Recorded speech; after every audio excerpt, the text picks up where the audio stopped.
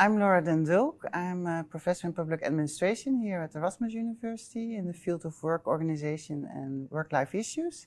And I'm also a diversity officer of my faculty. And so I'm also trying to encourage more diversity and inclusion.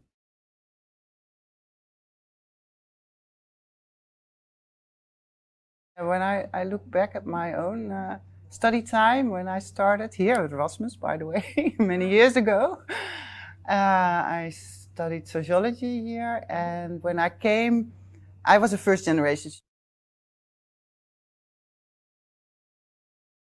Fortunately, many nephews and cousins followed, but nevertheless, was the first. And I was excited, but also a bit insecure whether I would fit in, whether I could do it, you know.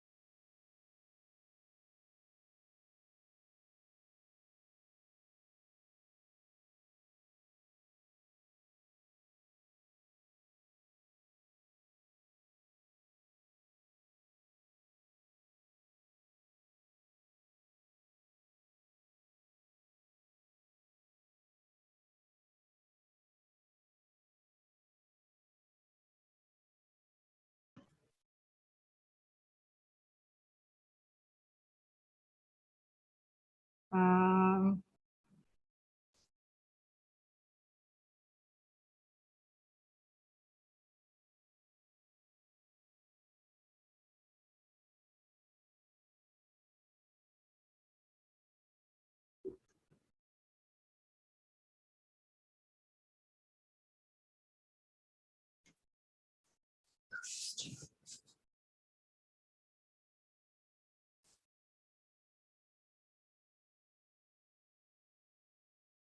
okay.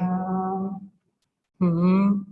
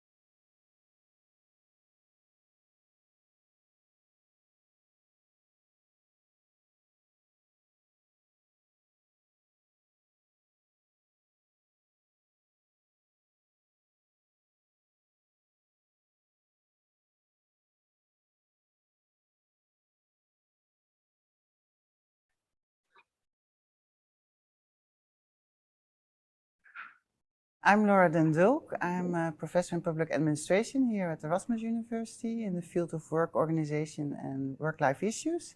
And I'm also a diversity officer of my faculty, and so I'm also trying to encourage more diversity and inclusion.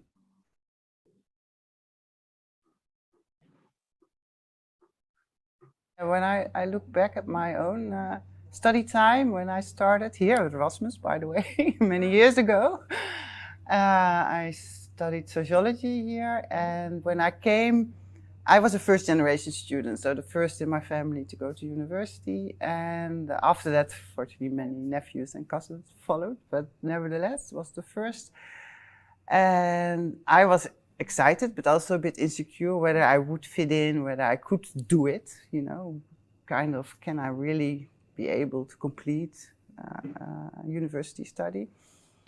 And so I worked very, very hard at the beginning. That was my main focus. I did not engage in any student associations. I didn't feel so much attracted to them. So if you talk about sense of belonging, I really enjoyed this studying and using my mind. And I was very, I loved sociology. It was the best choice ever for me. But for a long time to say I felt at home, no, it took me a really long time that I felt I really belong here in science. And also when I later did my PhD, I think it took me quite some time, and maybe because there were very few female role models. So I never envisioned a career in science. I just liked studying and liked doing research. I still do. And then I just kind of stayed within science. For me, it was the space in the academic space that took time. But the social space, when I was studying, was really, really, I had a great time as a student. But it's also partly related that sociology is was also a small, diverse group of students, so you get to know each other very easily. And I think that's also a big challenge if you start studying economics or a law, where you have these big groups. It's much more difficult to get this social belonging, I think, if you are first generation student. But yeah, the academic space took me longer. But I also went to Rotterdam together with other friends from the place that I grew up that were also first generation students. So we also had each other. So I had multiple social spaces, I would say. I try when I'm giving lectures to really address everybody, to come up with examples that reflect different backgrounds. So that's not only my own background, but try to be more diverse, to pay attention to the cases I discuss within the classroom, to make sure, or to create an atmosphere that everybody feel welcome to ask a question, that none of the questions, no, there's no stupid questions, so to speak. And also to create this warm and welcoming atmosphere, and then to try and interact with everybody. It's not always easy, because if you have a full lecture hall, it's very difficult, for instance, to get in touch with the students that's sitting in the back. But I try to walk around and try to engage everybody and give room to everybody.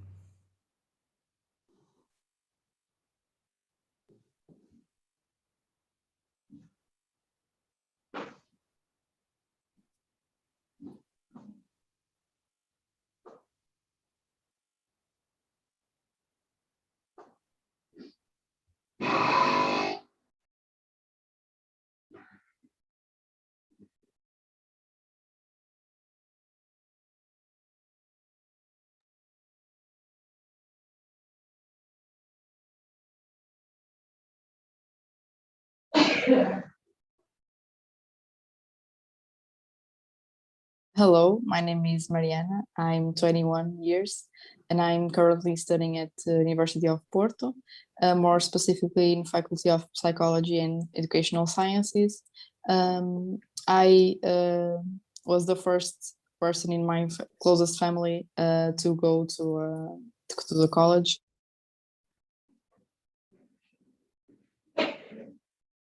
Why I become mentor? Because I was helped in my first year. So I think, and I wanted to help another people. So that's what the first, or the principal reason that I went for the program of mentoring.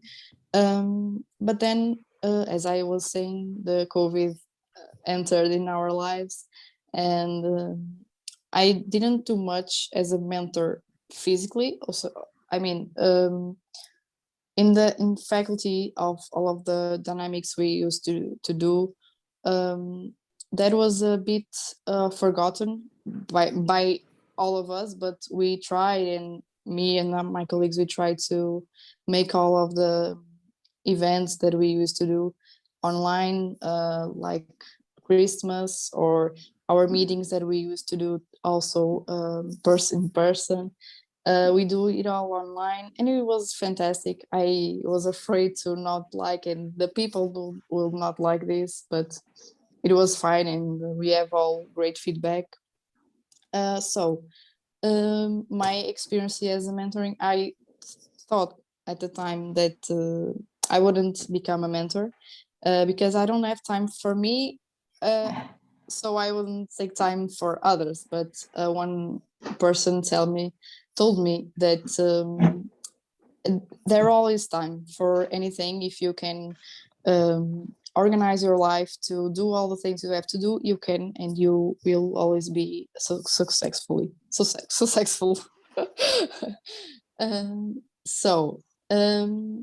that's why I became a mentor in all of that stuff, and I'm very proud of it because it helped me to um, have a more perspective from the people that enter on university.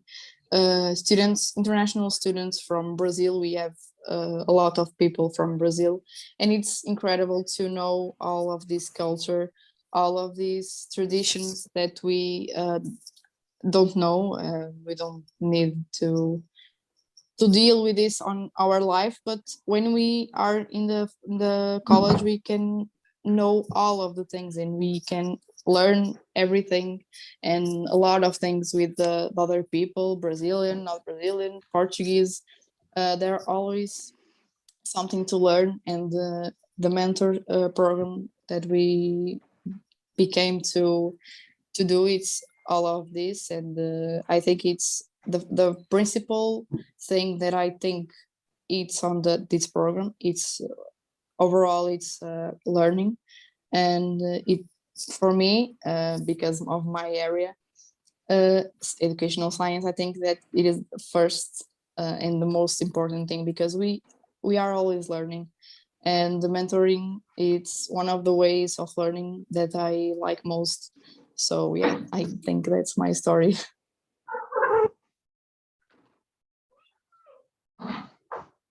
I think these programs are important because not just for the inclusion or integration in the first years of university, and maybe sometimes of university in another countries and so on, but also in the terms of development, social development, personal development, professional development. Um, for me, it helped so much because as we were talking, um, uh, mentoring can also help in work context. So if you have this on faculty or school, it's one way to prepare people for life, let's say, and for work, to interact with other people and be more able to know and communicate with persons in groups and so on.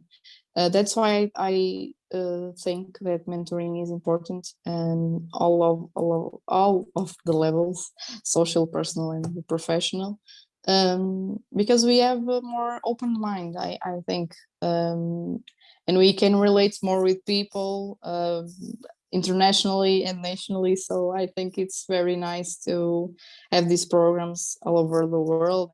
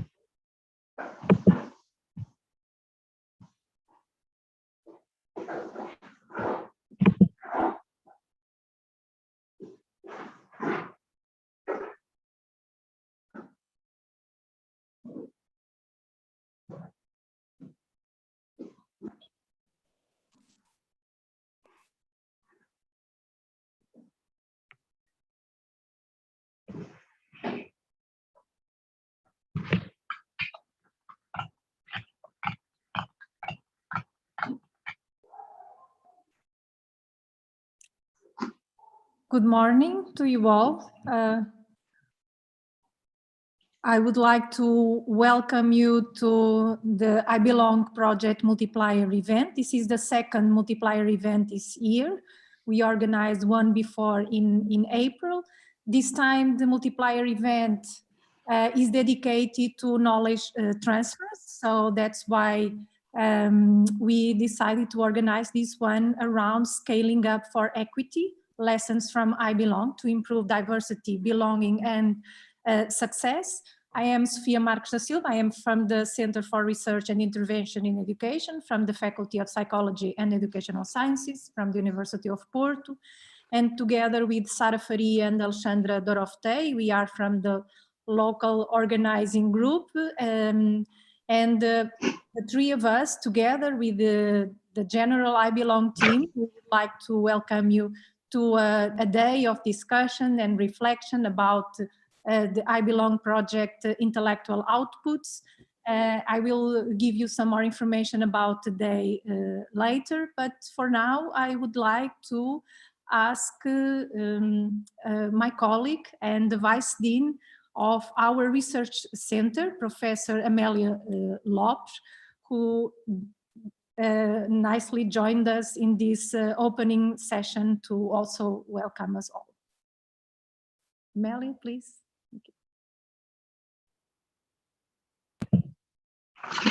Thank you, Sofia. I'm Amélia. As Sofia has said, I'm Amélia Lopes, and I'm the Deputy Director of the Center of Research and Intervention in Education, CIIE. And I would like to stress the utmost importance of this project and of this meeting in the general and main strategy of our research center. In fact, this project adds with some surplus to other projects that run in the center on diversity in higher education, and this is something that is really important and to the strategy of the center. This one focus on belonging and the relationships and environments, and this is something new and important. So in the second place, I would like to congratulate Marika Miwisi. I think I'm doing well. And as leader of the I Belong project, and Sofia Marques da Silva, Professor Sofia Marques da Silva, as team leader in Porto. As I think you are going to say a lot of times today, I Belong is a program of interventions to promote students in higher education sense of belonging. You have said already that.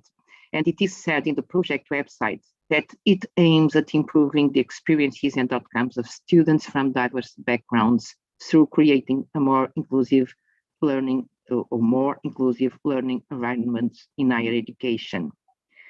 And to pursue these objectives, you selected 3 pillars, and again, I need to stress their importance: dialogue days, team-teacher reflections, and community mentoring. I think this is really amazing and an excellent program. And this meeting will focus on the knowledge transference of lifelong, of I Belong,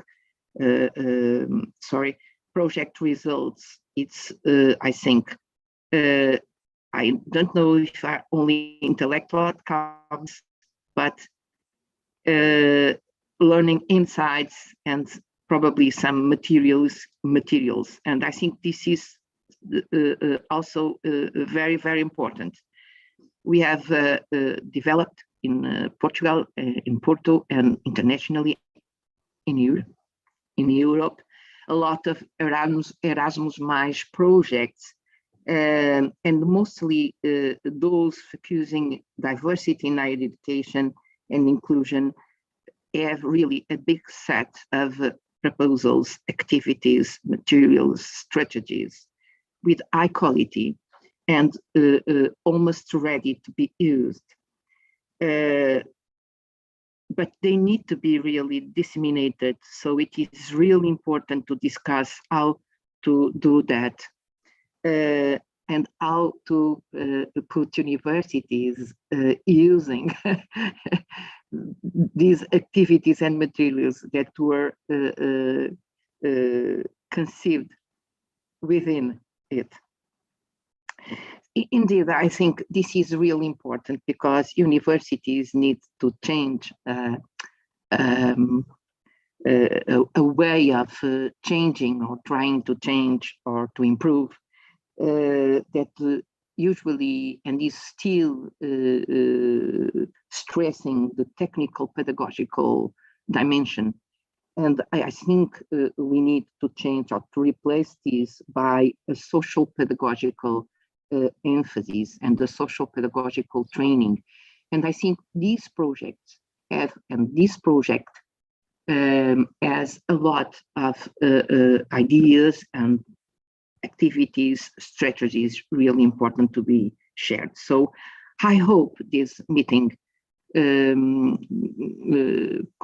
can really achieve their objectives about transference of knowledge produced, but I'm sure this will be, and with Sophia and with Marika and all of you, this will be a turning point in this changing, I hope.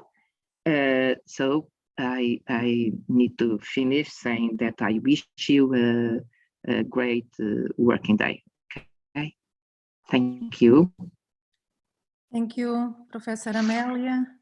You already gave us a lot of insightful ideas and a relevant aspect related to dissemination and integration of what we do in our research center, and particularly in this project, and how may our universities appropriate these and integrate these in their culture in a way. Thank you, Professor Amelia, for this. And following this first intervention, I would like also to invite my colleague from the project, Professor Marijke Meeuwis. She's the project leader, and she will provide us with information about the project in general. Thank you, Sophia. Thank you, Amelia. Good morning, everyone, and thank you for joining the third I Belong meetup today. And as Sophia already said, it's the second online event we organize as an I Belong team. My name is Marijke Meeuwis, and I'm an associate professor in educational sciences at Erasmus University in Rotterdam, which is a large research university in an urban area in the Netherlands. And I'm involved in this course program since 2012, and as of April 1st, I'm the director of the Bachelor Pedagogical Sciences. I am a psychologist and a sociologist by training, specialized in both organizational psychology and organizational sociology, with important themes such as organizational change and innovations. And my knowledge from these fields became unexpectedly relevant during the I Belong project that we started as a consortium in the autumn of 2018. So in 2018, we formed a so-called strategic partnership in higher education, consisting of 4 research universities in Europe, the Expert Center for Diversity Policy in the Netherlands, and the Knowledge Innovation Center, to promote students' sense of belonging and success in higher education. Sense of belonging is a fundamental human need, and if one does not feel a sense of belonging, it can negatively impact motivation and success. So belonging underpins student success. And during the 2019-20 academic year, we started implementing the I Belong activities in single course programs at the 4 universities involved. And during this academic year, global challenges, so the COVID-19 pandemic and the worldwide anti-racism protests, impacted the importance and the skill of our I Belong program and activities. And now, in the final stage of the I Belong project, our work is widely recognized on faculty and university-wide levels. Today, we will share our work as I Belong team, and we will particularly share our experiences in scaling up the I Belong interventions from the level of single course programs to the level of faculty, and in some cases, even to the university-wide level. The I Belong project is an innovative program of evidence-informed interventions to improve students' sense of belonging and success in higher education, with a focus on, but not limited to, ethnic minority students and first-generation entrants in higher education. And central in the I Belong program are interlinked interventions that operate at course program level, engaging first-year students, student peer mentors, and the staff team to promote diverse students' belonging and success. And activities include dialogue about diversity, belonging, and success, which we call the Dialogue Days, staff engagement with and reflection on diversity and changes to practice, and that we call the Team Teacher Reflections, and student peer mentors building a community, so the student community mentoring. And as an I Belong consortium, we have embraced a whole team approach, which entails students, student peer mentors, teachers, support staff, and managers. We started I Belong activities bottom up, together with our most important stakeholders, namely students and staff. However, to scale up interventions and sustain the program, we have learned that management support is critical. We've also learned that the timing of the interventions is critical.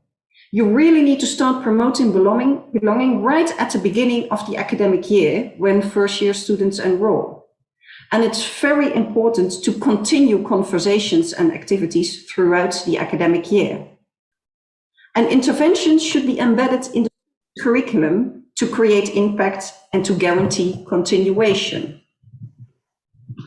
So today, we will be sharing details and experiences of I Belong interventions and activities that we developed and that were scaled up to faculty and university-wide levels during the last year.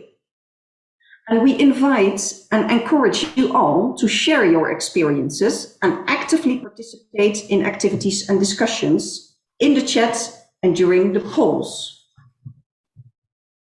I would like to thank Sofia Marques da Silva, Sarah Faria, and Alexander Doroftai from the Porto University for hosting this online event, and Amelia Lopes as Deputy Dean for her managerial support.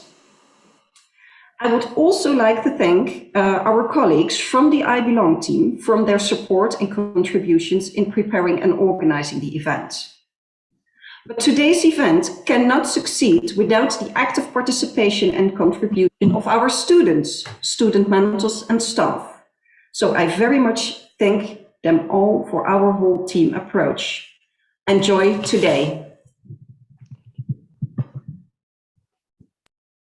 Thank you, Marique, for this introduction to our project and how we work. And you mentioned something very relevant, which is our main stakeholders, staff, and particularly students. So the following session, one of the first session in which we will be sharing our work, our reflections, it will be around students from secondary education and students' perspectives, and also from students from higher education that are involved in the mentoring programs. Our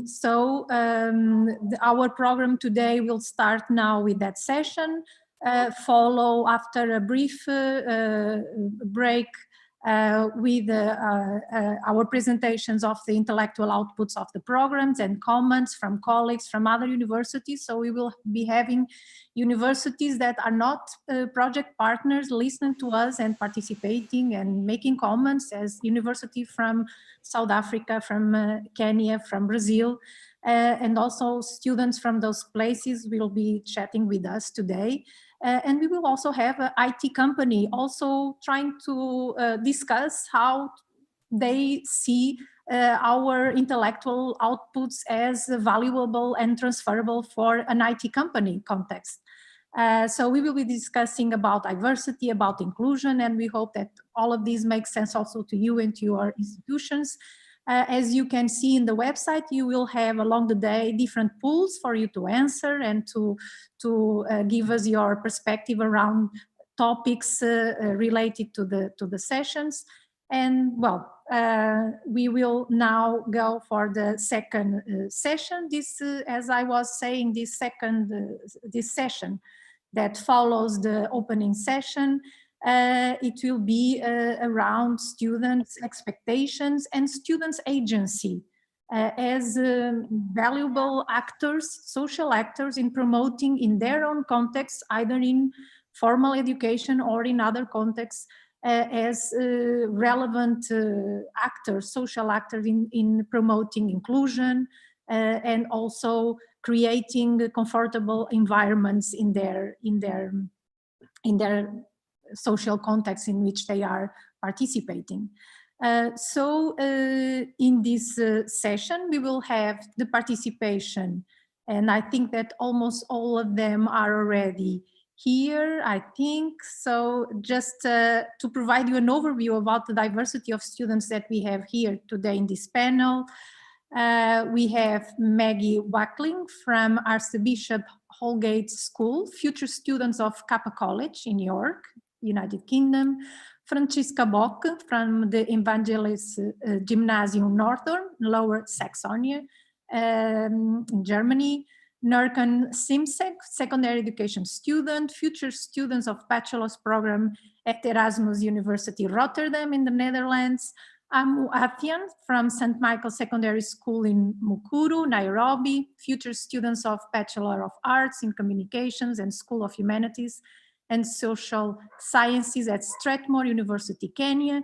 And as higher education students already and as mentors, we will have Branca Lopes, mentor from the mentoring program of the Faculty of Psychology and Educational Science from the University of Porto, and also co-founder of the National Students Association of Educational Sciences. We will have also Farina Migura, and she is also community mentor from Germany, and Amina Korik from Erasmus University Rotterdam and mentor also of the I Belong project. So I would like to welcome you all to this session, and also thank you for your availability in being with us. I Belong always involves students from higher education, and they were very relevant providers of situated perspectives about their experience, their identities. So I would start with the secondary education students, and to give us your perspectives about the expectations that you have regarding higher education. How do you see yourselves becoming enrolled in a program in a specific university institution, or in this transition to other institution that you are experimenting? How do you see themselves adjusting, becoming included in a course? How do you see your relationship with your colleagues in this process, with teachers? What role do you think they will play to make your life pleasant and to include you and to make you feel welcomed in these institutions? And also, what kind of fears do you have when you think about this transition moment in your educational pathway? I don't know who wants to start first, but maybe I would start with Maggie. Do you want to start with your experience? Yes, so at the minute I have just finished secondary school and I'm transitioning into going to a college which is in another city from where I am at the minute. So one of my biggest fears is having to travel there daily. I'll be catching the train, which is something completely new for me. And because I'm from a different city, I'm sort of one of my biggest fears is how I'm going to fit into these people that potentially already know each other or know the city. And one thing that I'm really looking forward to about it is that at the minute I was pushed into doing academics by the school that I'm in, whereas the school that I'm choosing to go to next year is a performing arts college. So it's one of my biggest passions, and I'm really excited to be able to try something that I wasn't necessarily pushed in the school that I'm at the minute, and to be able to get more one-on-one with the teachers and be sort of more immersed into the course. Mm-hmm. Thank you. Sorry. Francisca, what about you? How do you think that will be this transition to higher education institution? And how do you think that your peers will have an active role in promoting your inclusion and welcoming you? So I think that fears are like normal, that you are excited to meet so many new friends and faces that you never had the opportunity to meet. And I think that it is a lot of that you are nervous and yeah, just don't know what is going on now, and that that is a really big change in life. And I hope that maybe I find people that have the same fears, and that we can help each other and talk about that with some people that could maybe help us fit in and meet with friends and like form a group or something like that. Mm-hmm. Do you already have some information about the higher education institution that you are willing to attend? No, because I'm really early. In Germany, it is like later. Mm-hmm. Do you have any friends that are already in a higher education and then that give you some information about these kind of environments? No, unfortunately. You are fresh. Yes. Okay, thank you, Francisca. So maybe we'll go now to Nurkan, please. I will be going to the university in Rotterdam, and I am from Rotterdam, so that's not a fear for me. I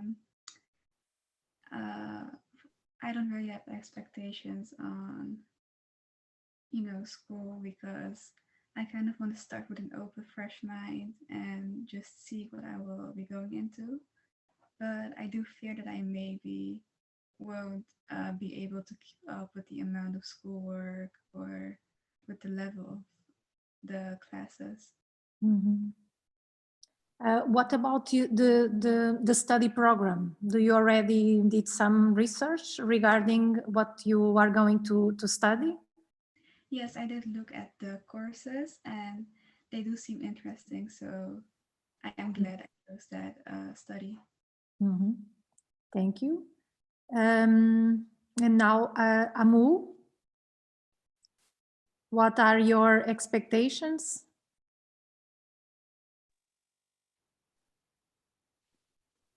I expect that the university will be exciting, and some of the fears that I have are, for example, the university that I'm going into has a variety of many people from different parts of the world. So it kind of sounds so fearful how you adapt to their culture, if you will have a good time with them. Then things to do with you're not just used to the environment, you see. I've been quite used to the high school life. My friends, we just had a small circle. We shared a variety of things. Now that I'm transitioning into university, it's quite difficult getting along with people you haven't gotten along with for some time. Then at the university, you'll find that some of the people are quite older. You'll find someone is doing this is their second degree. For example, now for my course, I'm doing a Bachelor of Arts in Communication. Then I find somebody that had done law and now had pursued their law degree, then now wants to do a second degree in communication. Now the person is around 33 and we're in the same class. The age difference kind of makes it us to get along. And basically, it's those kind of things. You see, the small things, how you'll approach the people, if if you'll be comfortable staying at the university with the people, getting along, and sometimes finances. And that is why, for my case, I applied for financial aid in my university because I couldn't afford to pay like all the school fees that were required in the university. So those are among the challenges that I experienced. But altogether, it is a quite exciting experience, and I would like to join university. Yes. Thank you, Amu. Students highlighted several fears that they have for the moment. Some related with commuting, traveling, some regarding other kind of difficulties, financing difficulties, generational gaps. I am wondering what mentors think about these kind of fears that these invited students just mentioned. Of course, there's some of the students are, you know, with an open mind, open heart, you know, expecting the novelty of this experience. So probably you as mentors, you receive a lot of different students with different expectations, with different fears.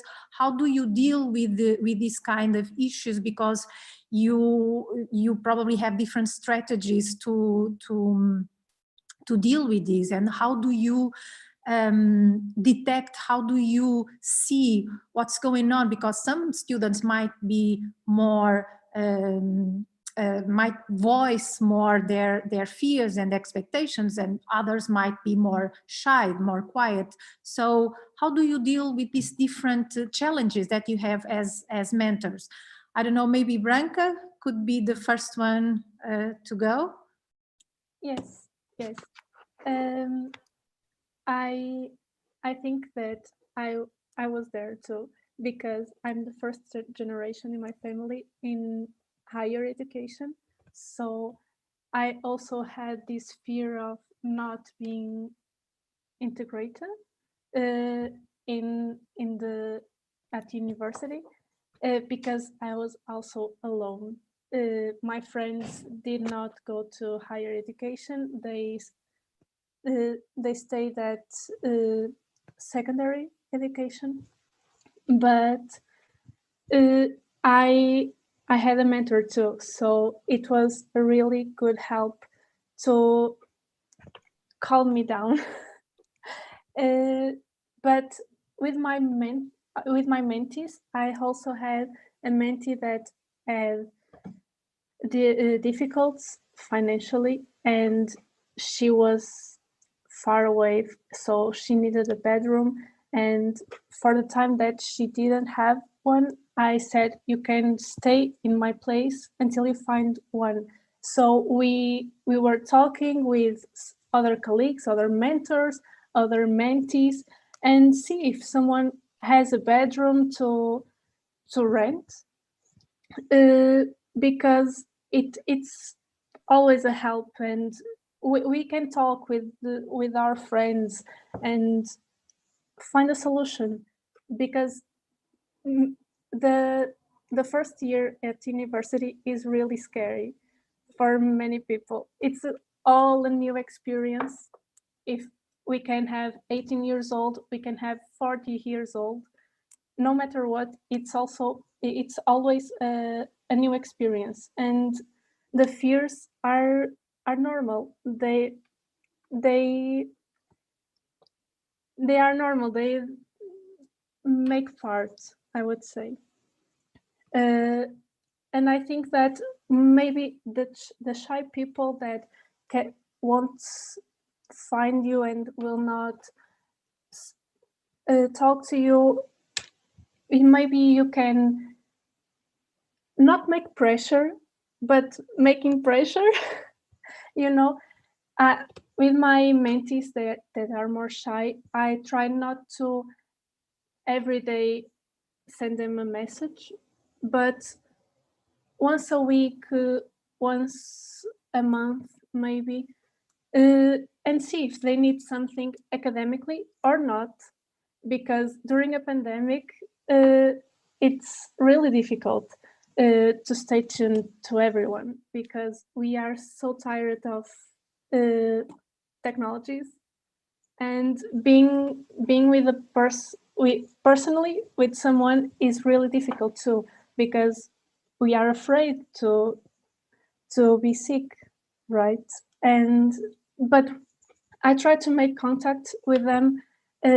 Some of them just not continued at a higher education because they were not prepared for that. And we have to understand too that sometimes people think they are prepared, but they are not.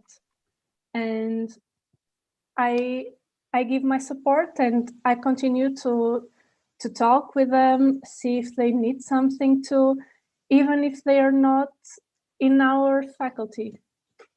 So I think that stay in contact with people is really important for that integration. And then things happen naturally. Naturally, they will make their friends. Naturally, they will see that teachers are not that bad as secondary teachers say to us that they are. I think that's it. Thank you, Branca. Well, you call our attention to something that, in my perspective, is very important. It's because as you are more close to newcomers, to first-year students, you feel more quickly difficulties that they are going through sometimes. And if, of course, it's a challenging transitional time, you know, when students are going from secondary education to higher education, all the adaptation, even if they are living in the same city as universities is located.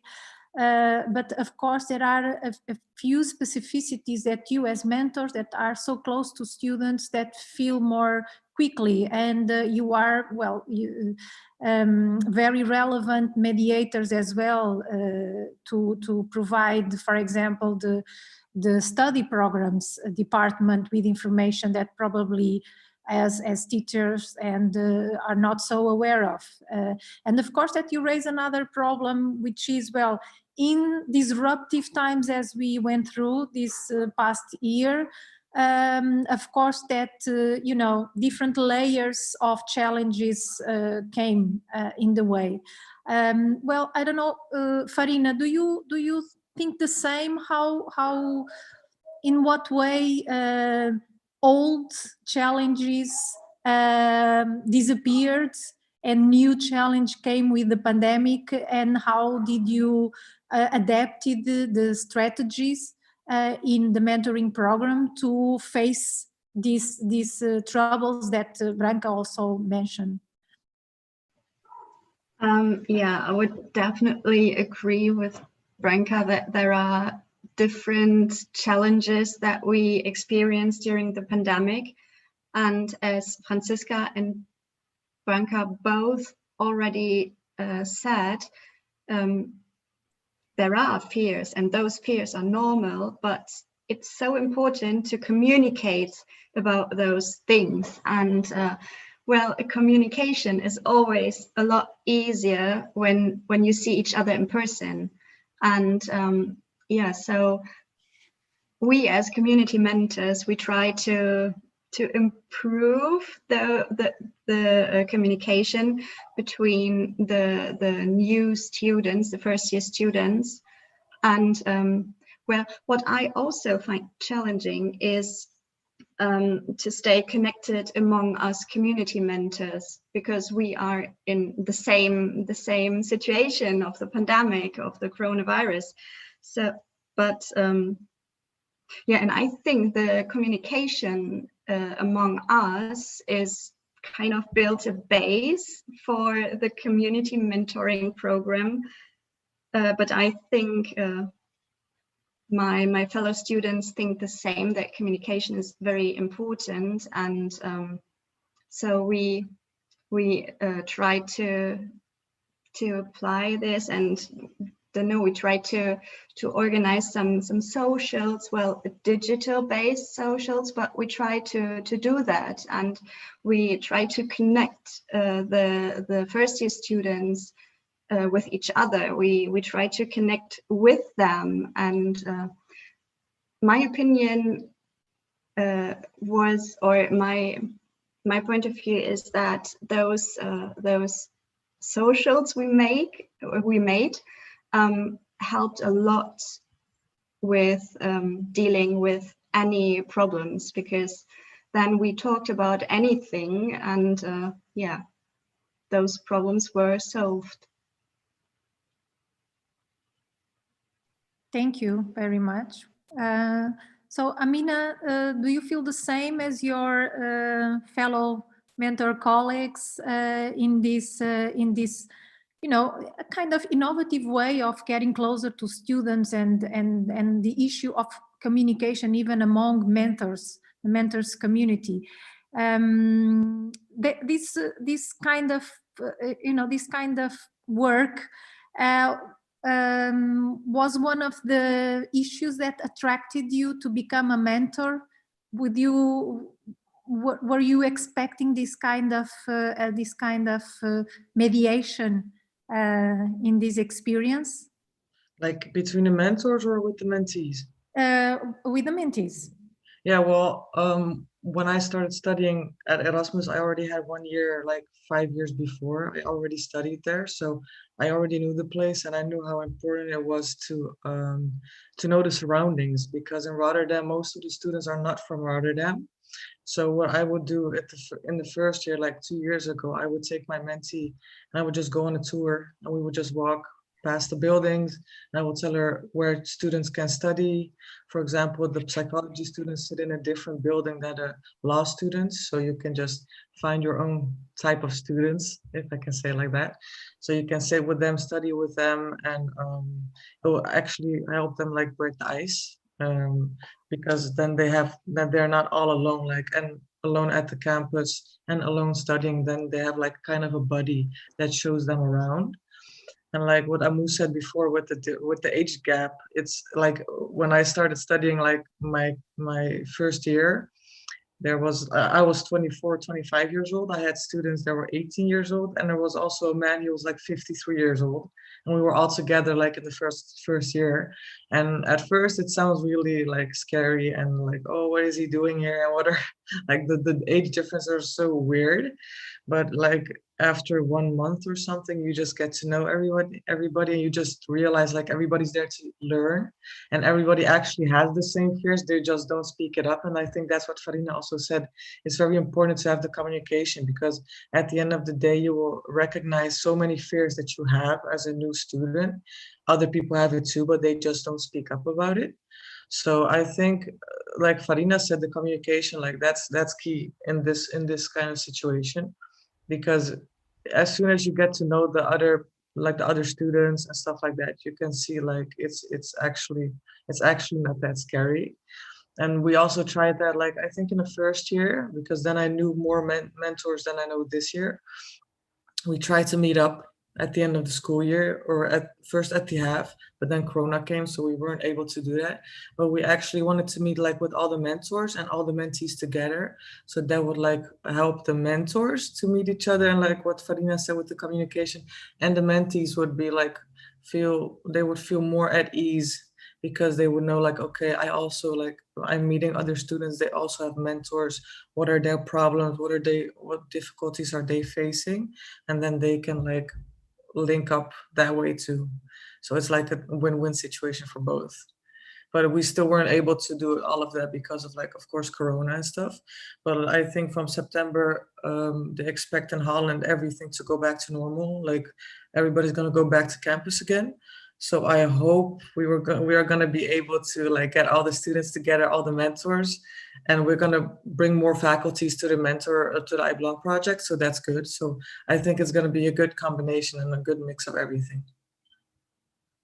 Thank you. Well, I had this question to ask you, and you already answered it, because my question would be, well, what are you planning to do as long as you return to a normal life? Because I think it's affected a lot, this kind of initiative, this kind of community, because, well, the online environments are okay, where we are in one, and we may communicate, but it's different, isn't it, for this kind of work that you do and this kind of help that you do.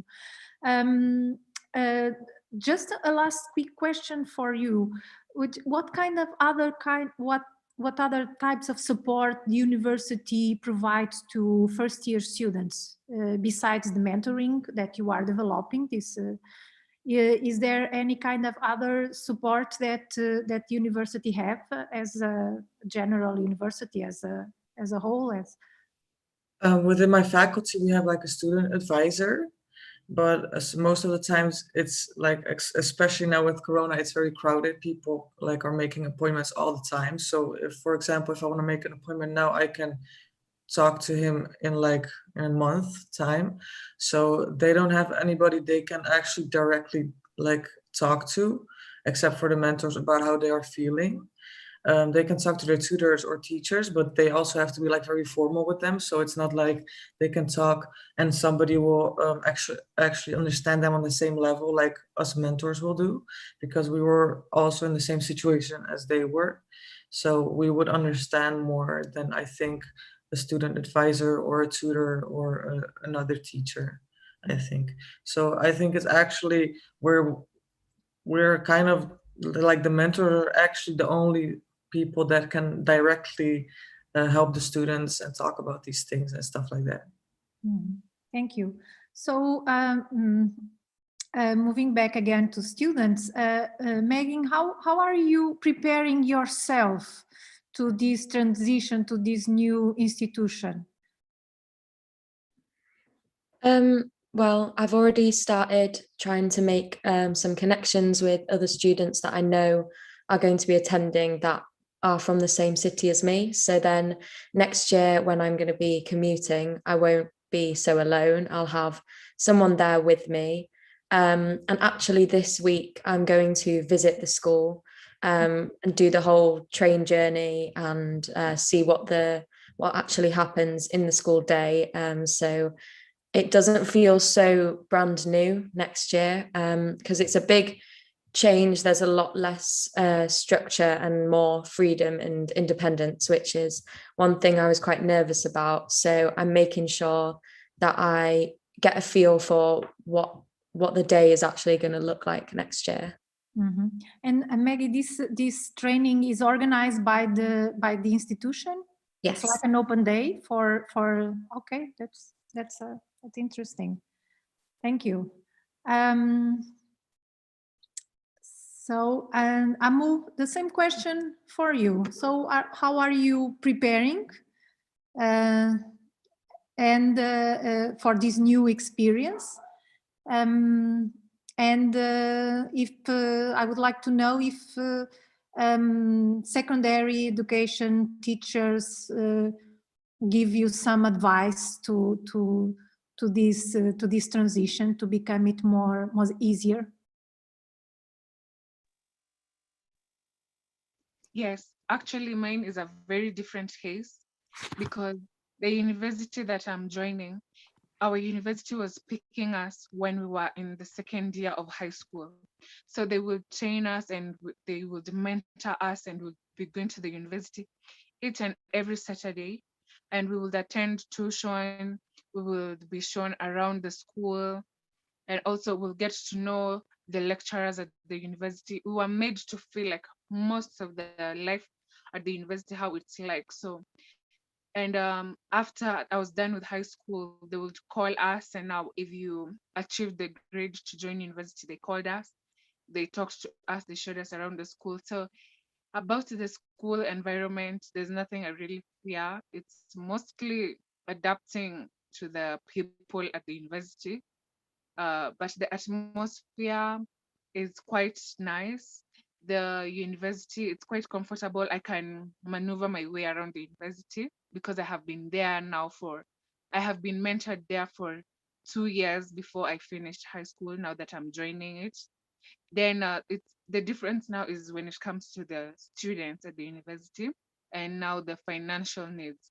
Because about commuting, it's not quite far off to go to the university. So everything is quite sorted on that aspect.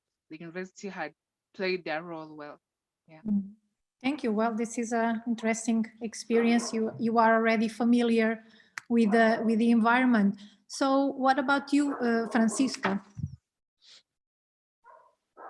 So in my school, they give us really much information and like magazines where you can read which universities you can join and what they offer you. And sometimes we also drive there so that we see the school and have the experience to walk through the rooms there and stuff like that. But they don't actually so it is more like for everyone and not just for you and what you like. So for example, we were visiting a university that shows like all the medical stuff, and that's something I don't really like. So yeah, that was not really helpful for me, but for other people. Thank you.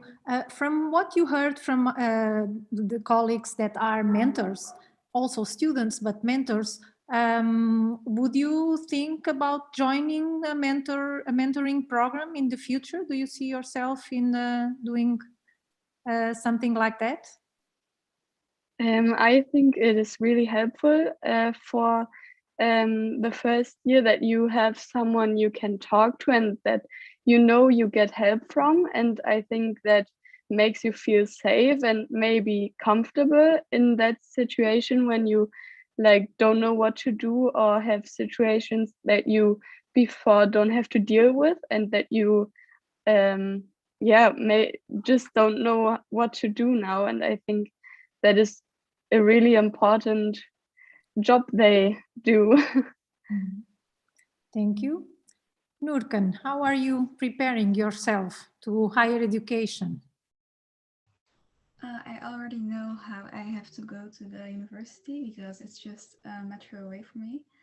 And we also went on a few open days to the universities close to us with school, but it was just like Francesca said, it's with the whole class and also for studies you may not want to do. And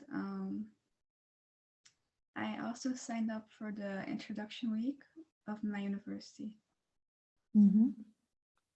And what this information, did you get this information from online search? The university send you this kind of information by email? How do you know about these initiatives? They emailed me after I signed up with the information about the introduction week. And also my teacher at school told me about it. Mm-hmm. Well, the same question, do you see yourself being part of a mentoring program team in the future? Yes, it does sound helpful for first-year students because it sounds like it will make the transition easier. So I would sign up. Mm-hmm. Mm-hmm. Well, thank you. I don't know if anyone wants to make a final remark Maybe I would ask mentors to make a last advice to these students that are now preparing themselves to higher education. What is the big advice that you might give to these students now that they are preparing themselves to this new experience? Maybe Branca? Yes, I would like to start because I would say to get involved in all activities that you see that you could like it. Because when I came to university, I thought that I was only going to study and go out with friends, but it was not true. As Professor Sophia said, I'm a co-foundress of the National Association of Educational Sciences students, and I'm also part of the Students Association of my faculty, and it's a really, and also a mentor in our mentoring program, and it's really good because you are not only studying, and you have these activities to help you see other perspectives, know other people, get involved in your community, and that's something that will be more important in my course than only the classes. The classes are the little part of university, but also important. Aha. Okay, thank you, Branca. So, Amina, what do you think? What is your biggest advice to these students? Well, I would say not to be nervous. Like, just keep in mind that there are all the other students around you. They actually feel the same as you do. You just have to talk to them. Like Branca said, get into activities, get to know them. And also at Erasmus, you have a lot of student associations. So for every student, there's a kind of association.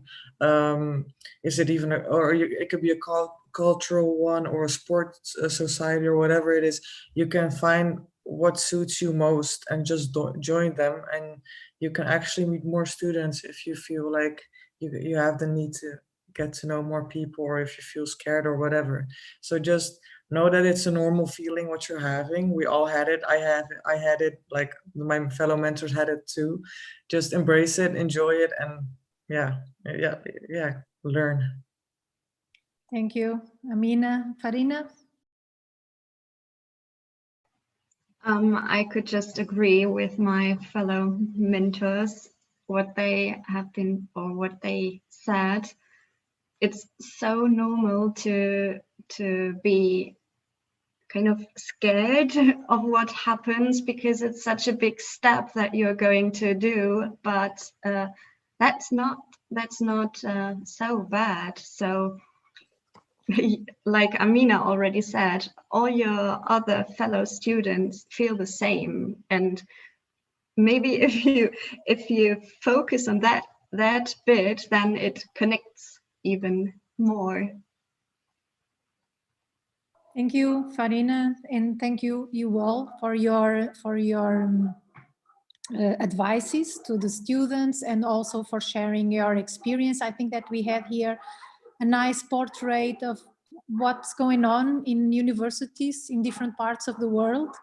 I was thinking that would be nice to have this, international network of mentors that are connected with the I Belong, and with these extensions to other places that we don't know so well. So, but you raised a lot of issues here regarding how we might be more inclusive in our institutions. And you mentioned aspects that sometimes from our own positionality we are not so aware of. So this is very important, this sharing moment. So to all of us as teachers involved together with you in this effort. And also you mentioned something that is important, which is classes are important, but you know, education, doesn't stop there. So there's a lot involved in education, not only in higher education, but that you may also, if you engage in several activities that are always available in higher education institutions, you might benefit as a student, and in your personal construction of yourself as your identity as a student. So well, as some of you said, get engaged. Okay, thank you to you all for participating once more and being here with us from different parts of the world, which is one of the benefits of you organizing these events online. Is much easier. And maybe now we could just go to the next session. Not the next session, so we have now a coffee break of 15 minutes. So, and we will return at 10:15 to continue our discussion and sharing what I Belong has been doing for the past 2-3 years. Okay, so see you all in a couple of minutes. Thank you.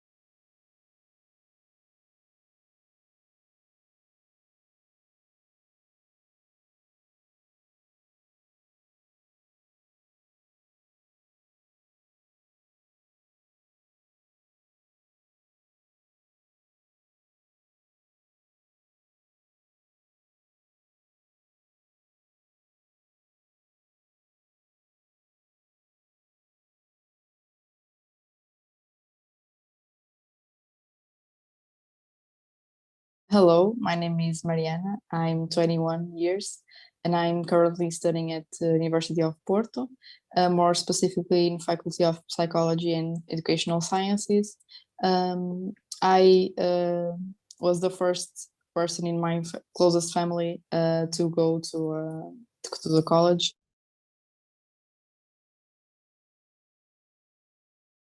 Why I become mentor? Because I was helped in my first year, so I think and I wanted to help another person, another people. So that's what the first or the principal reason that I went for the program of mentoring.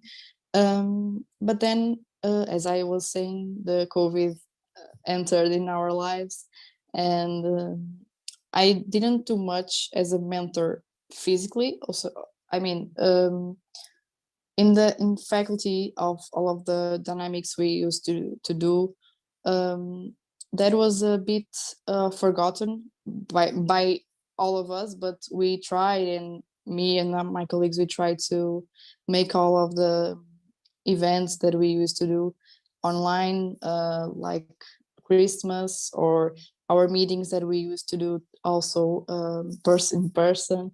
We do it all online, and it was fantastic. I was afraid to not like, and the people will not like this, but it was fine, and we have all great feedback. So my experience as a mentoring, I thought at the time that I wouldn't become a mentor because I don't have time for me. So I wouldn't take time for others. But one person told me that there always time for anything. If you can organize your life to do all the things you have to do, you can, and you will always be successful. So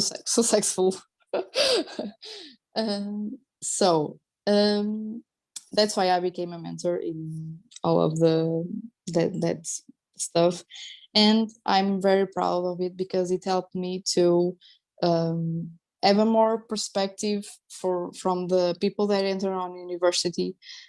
Students, international students from Brazil. We have a lot of people from Brazil, and it's incredible to know all of this culture, all of these traditions that we don't know. We don't need to deal with this on our life, but when we are in the college, we can know all of the things, and we can learn everything and a lot of things with the other people, Brazilian, not Brazilian, Portuguese.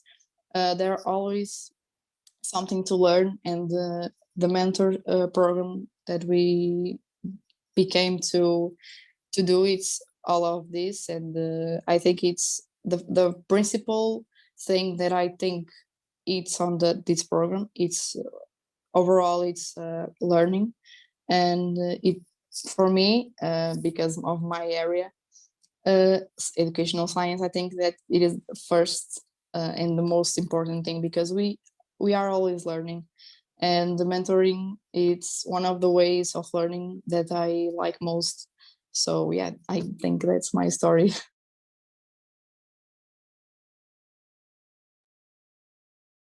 I think these programs are important because not just for the inclusion or integration in the first years of university, and maybe sometimes of university in another countries and so on, but also in the terms of development, social development, personal development, professional development.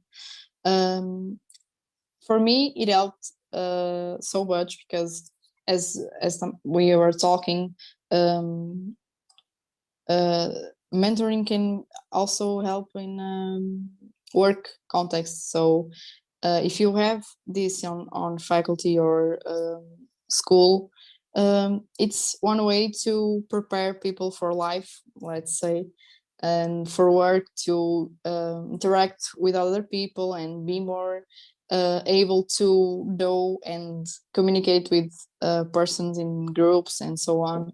That's why I think that mentoring is important, and all of the levels, social, personal, and professional, because we have a more open mind, I think, and we can relate more with people internationally and nationally. So I think it's very nice to have these programs all over the world.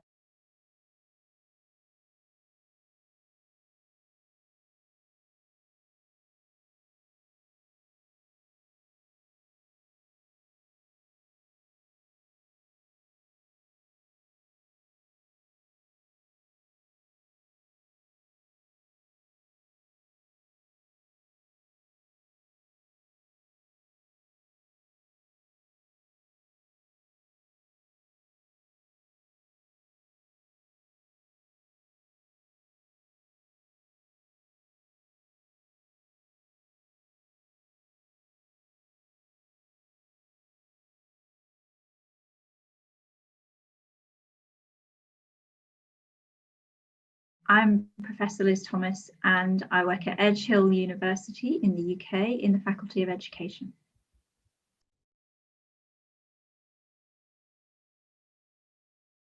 I think belonging is quite hard to define, but everybody seems to know when they belong and when they perhaps feel a bit on the outside or a little bit on the edge of a group of people.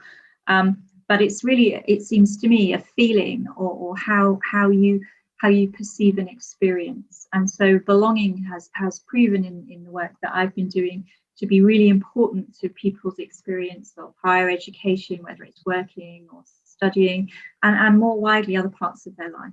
So I think it's hard to define, but we know when we belong and we know when we feel like outsiders. I think the question about what makes me belong to my university is a really good question. I've always been perhaps something of an outsider, but I haven't been living nearby and spending as much time on campus. So for me, the recent pandemic has actually worked to my advantage, that everything is now online. So I'm able to connect and belong with my university colleagues much more than perhaps I could before. So previously I'd ask people to join meetings electronically online, and I was always the anomaly. And now, of course, it's normal for everybody to do that. So what makes me feel like belonging is about working together with people, whether it's joint projects or sharing kind of ideas and discussing things together. But I found the connectivity that we've been able to have through the online platforms a really positive way of feeling like I belong at Edge Hill. I think belonging when you're a student probably connects to having friends, having sort of close friends that you can talk to and share problems with. Universities in England think a lot about student services, and they're clearly important. But when students get stuck, they tend to talk to each other. They also talk to members of staff that they have a relationship with. So feeling that they know staff, and more importantly, perhaps that staff know them, really helps people to feel like they belong. Also taking on roles and responsibilities, whether it's a work role or a voluntary role in the university, really helps them feel like they're part of the university and representing it. We found in some of our work that students' sense of belonging is much more to their course or discipline rather than necessarily to the whole university, but it can come through social activities, belonging to clubs and groups and those sorts of things. But again, it's that sense of really feeling comfortable and that there's a good positive fit. So one of the things that I've shared with my students is about confidence, that when I was an undergraduate student, I was really quite lacking self-confidence and quite nervous about speaking out in seminars and group situations. So I'd prepare my seminar paper and I'd kind of read it looking down and not making eye contact with people. And in discussions, I'd always think that everyone else seemed to be talking about stuff that I hadn't read about. It seemed to be going in different directions to the way that I'd thought. And I tended to think that I was wrong and that they were obviously right. And so for me, it took a long time, whereas today I spend a lot of time talking in front of large groups of students and academic colleagues and others, and perhaps don't think so much of it. So you don't necessarily start with that sense of who you're going to become, but through the process of higher education and life experiences, you grow into the person that perhaps you want to be, or certainly someone who's more able to do things that originally I thought I'd never be able to do.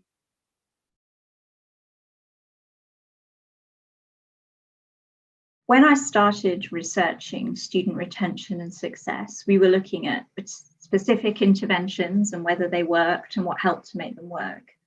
And what we started to discover was that there wasn't a single intervention that solved all the problems and helped students to be successful and to stay in higher education and complete their degrees. But what we started to see was that those interventions that were making a difference, that was demonstrated in the statistics at the end of the year, were those interventions that help students to engage in their learning experience and to talk, and the students talked about belonging. So they talked about feeling like they belong. So that the idea of belonging for us really came from the students rather than a concept that we sort of imposed onto students. So what we found was that students' engagement in their academic learning experience really helped them to belong, and that their belonging came through their relationships with academic staff, their relationships with peers, and a very explicit kind of commitment to enable students to develop an identity and confidence and a set of skills to be successful students. And the final thing we found to be important was around a relevant academic experience. So about looking at where students were now and where they wanted to be and helping them to connect their course to that.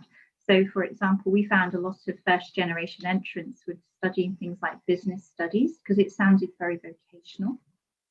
And when they started in their first year, the course contents wasn't necessarily as they'd imagined, didn't necessarily connect with where they perhaps imagined they could be in the future, even if that was a quite poorly defined vision of their future selves. So work about employability and helping to see the connection between the course that you're studying and the sort of goals and aspirations that you could have really helps students to develop their sense of belonging to their course of study. But also sort of changing the curriculum contents a little bit more to make them more relevant. So connecting to the real world examples and things that students were interested in were all part of that sense of belonging and helping students to see that they had a place within their course of study. Edgehill's been really committed to improving student retention. We have a very diverse student population, so improving student success and ensuring that students maximise their outcomes is a really important goal. So all students have a personal tutor. So we found that personal tutors were a really good way for students to connect with their institution. So it gives them a named person. They usually have the same personal tutor throughout their undergraduate experience, and they have both one-to-one and group meetings. And so the group meetings also provide the opportunity to create a sort of smaller cohort of students that you can become your sort of peer group for support as well. So that's one of the things which is really important, moving towards a much more proactive model of personal tutoring. So students are not expected to ask for help, but there's more an expectation that they engage with their tutors as a matter of course, and that sort of group identity is developed. So that's one of the things that we've been doing. A lot of emphasis as well on induction and helping students to really make an effective transition into higher education. And our student mentors have been a really important part of that process.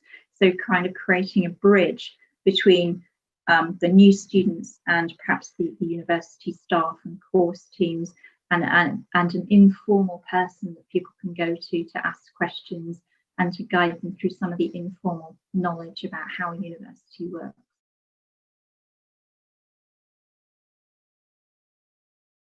I think one of the biggest concerns for students at the moment are the various consequences of the pandemic and studying online more, and not being perhaps able to do some of the placements and other more applied parts of their courses that they would have been doing normally. So things are much better this year than they were, but we're still concerned about the online engagement. So ensuring issues around digital poverty, things like students having quiet places to study at home, as well as internet connectivity, as well as the appropriate hardware and software to do the kind of courses that they're doing. So there's a lot of concern around those. There's been financial support for students to enable them to have the equipment and other things, but some things are more difficult. So if you're living in a house with your family and there's nowhere quiet to study, that's quite a hard problem to solve compared perhaps to providing a laptop and those sorts of things. So really helping students to engage online is a big topic at the moment. We had a colloquium just before Easter, and one of the things we were starting to explore is about the postgraduate experience. So a lot of the work in the UK and at Edgehill has really focused on the undergraduate student experience and about belonging and success. And we were thinking about, for example, students, postgraduate students doing a taught master's degree. So they arrive sometimes from overseas or sometimes from other places within the UK, and they have to very quickly adapt and hit the ground running and do their taught elements and then move on to their research. And so how do we ensure that they're successful? Is belonging equally important to postgraduate students, or are they juggling other things like work commitments and family commitments and things like that? So what is it that helps them to be successful, and how can a university take responsibility and really promote the kind of learning environment that maximises postgraduate student success? So that's something else we've been discussing over the last couple of weeks.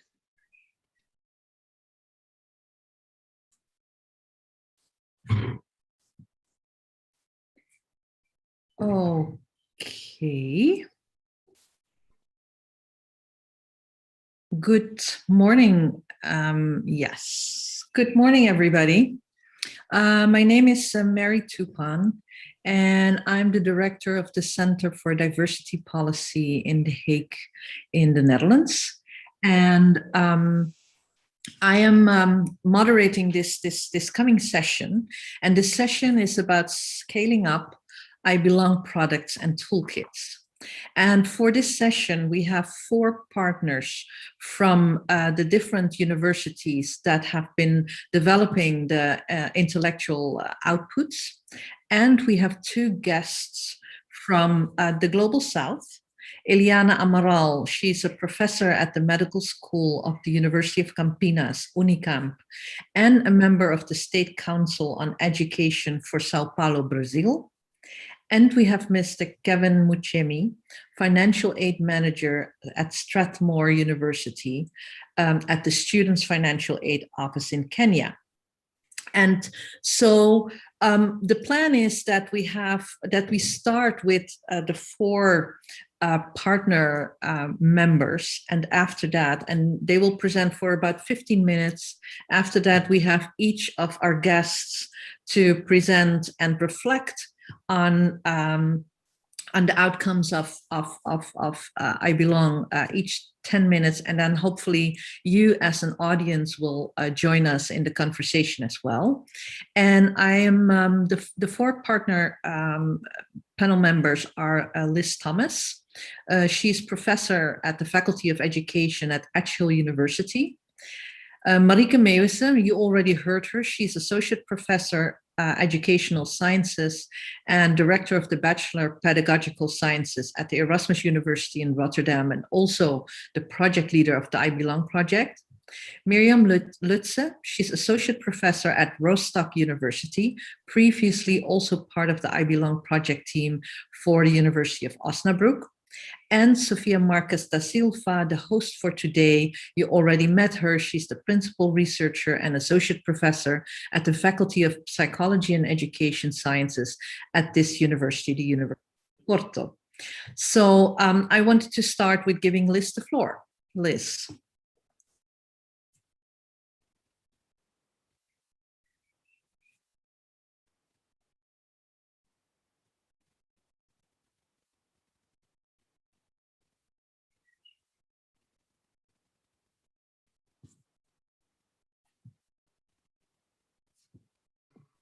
Thank you so much, and thank you for the welcome. And I'm really happy to be joined by Kevin and Ilana.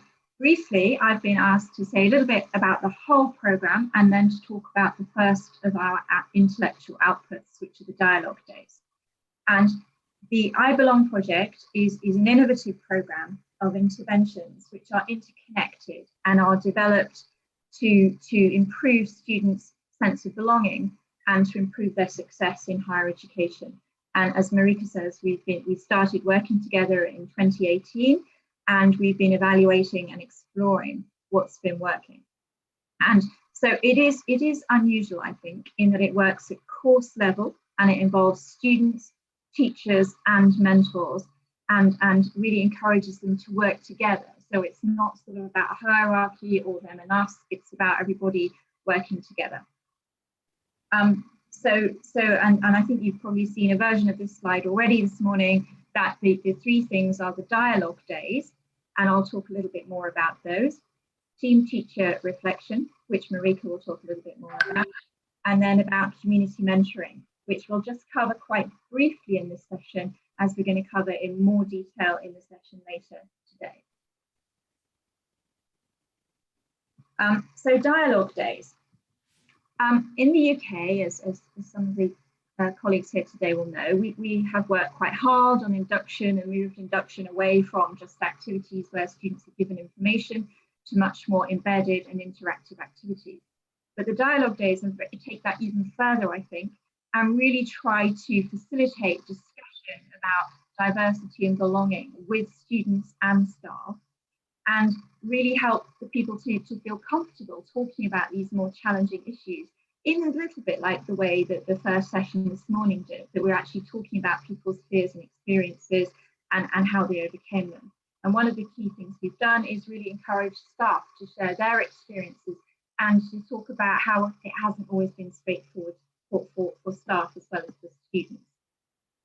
And the idea is that the students perhaps feel reassured and understand the institutional commitment to diversity, but also that the staff understand that their students, who may or may not look similar or homogenous, are kind of more complex in the diversity needs that they have. And then we work through those activities in the team teacher reflection to actually help staff to learn from that and implement change through a more inclusive learning and teaching environment.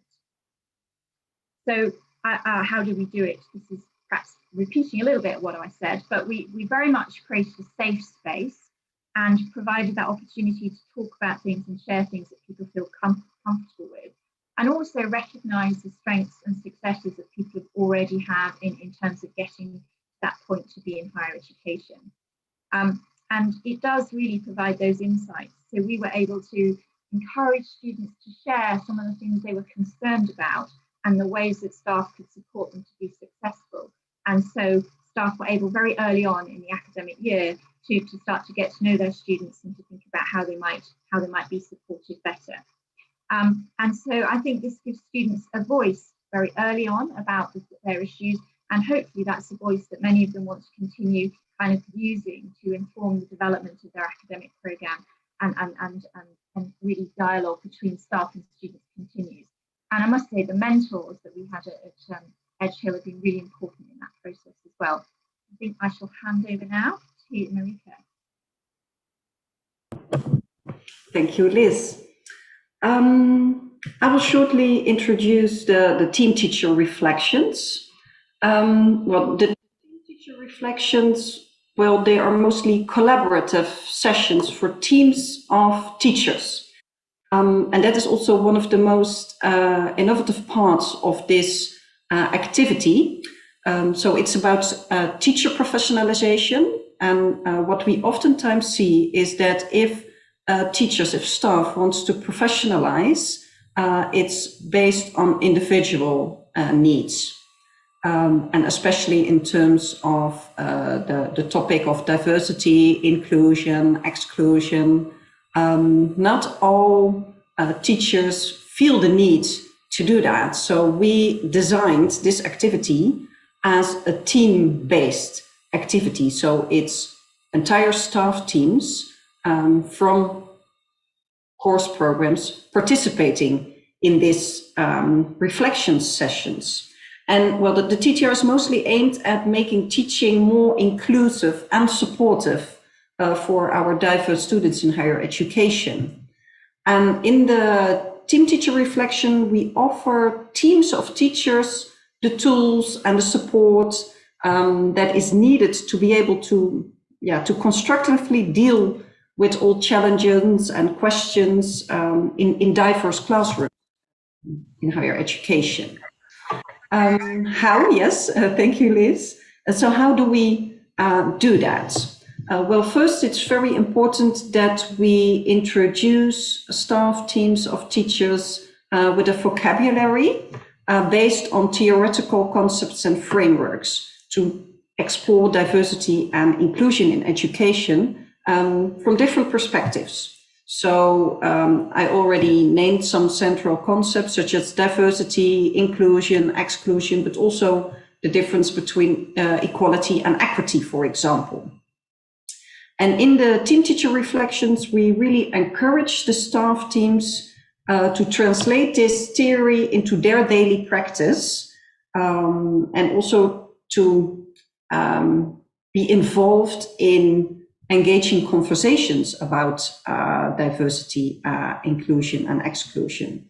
And it's really important that the team teacher reflections are embedded in the curriculum and also in the staff meetings, because if you organize them once in a while, we have noticed, then, well, it will get lost, the conversations and the discussions in the daily practice of teaching or research, for example. So we have moved towards a model in which we implement the TTR in reoccurring staff meetings.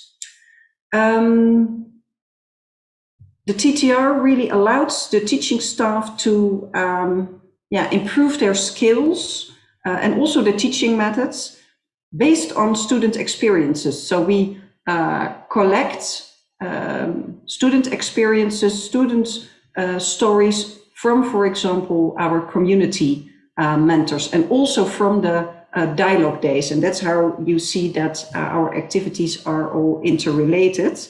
So in that way, we can contribute to positively impacting the sense of belonging of diverse students in higher education.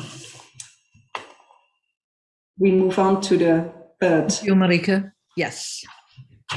Miriam is now. Yes, thank you.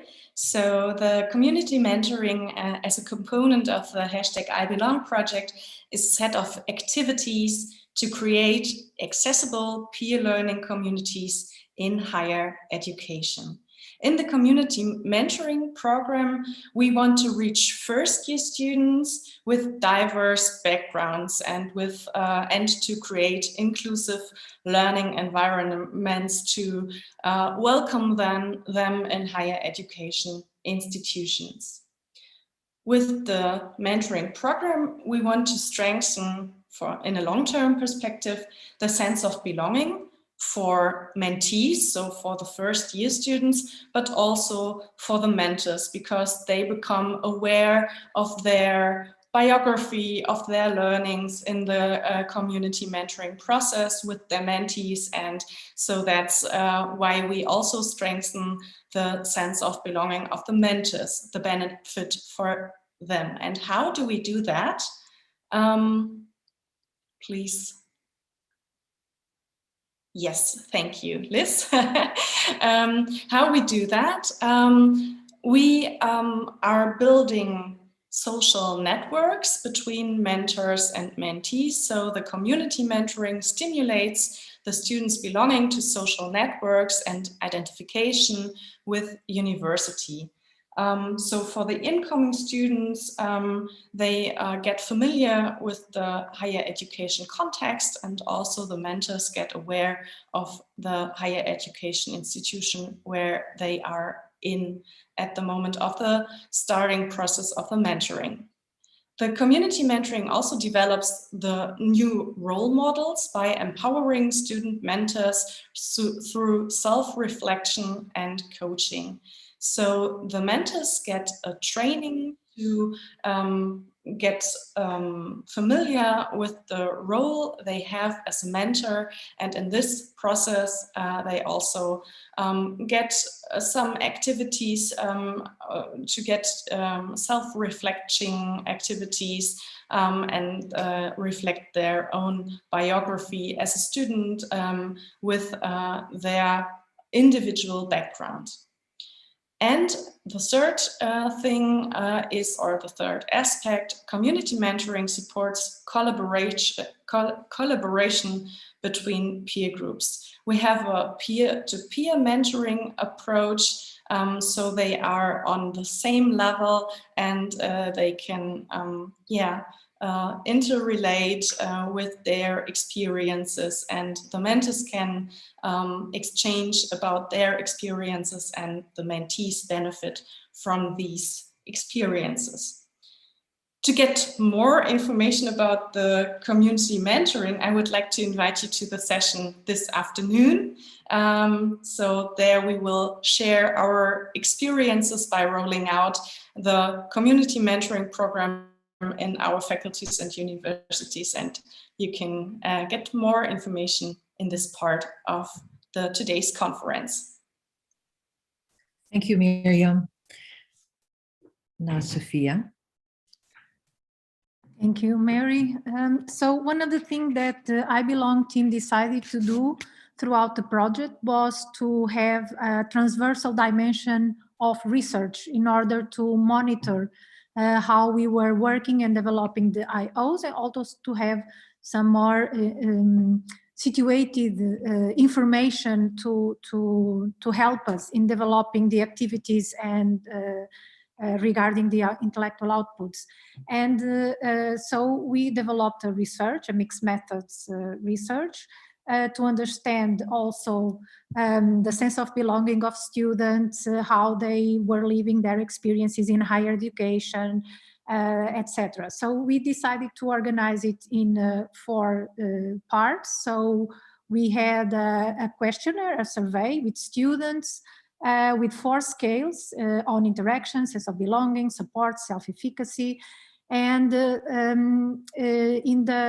some point, we included some items on mentoring, on the mentoring experience.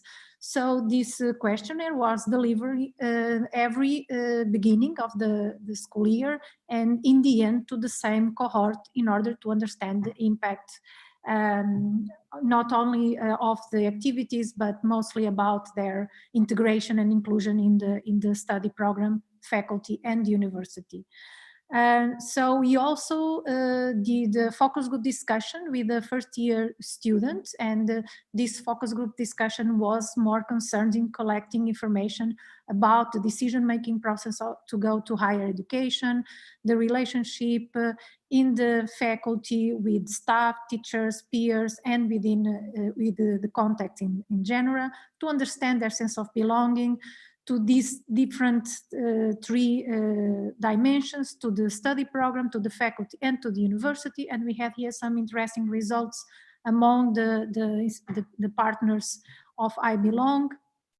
And also at some point we integrated a new topic which was suggested by a student during one focus group discussion, which was tips for first year students.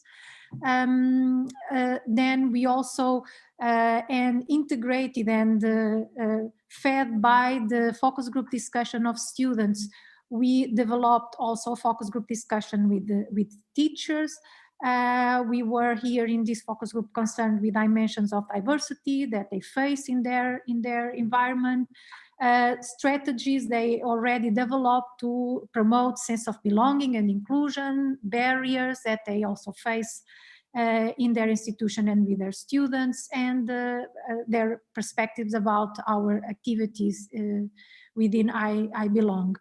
Last year, we decided also to organize a focus group discussion specifically focus on COVID challenges. We were very much concerned about how the mentoring activities were affected and how institutions and this mentoring program developed new strategies to face challenges that came specifically from the pandemic situation. And you already heard before some testimonies on that from the students that we invited.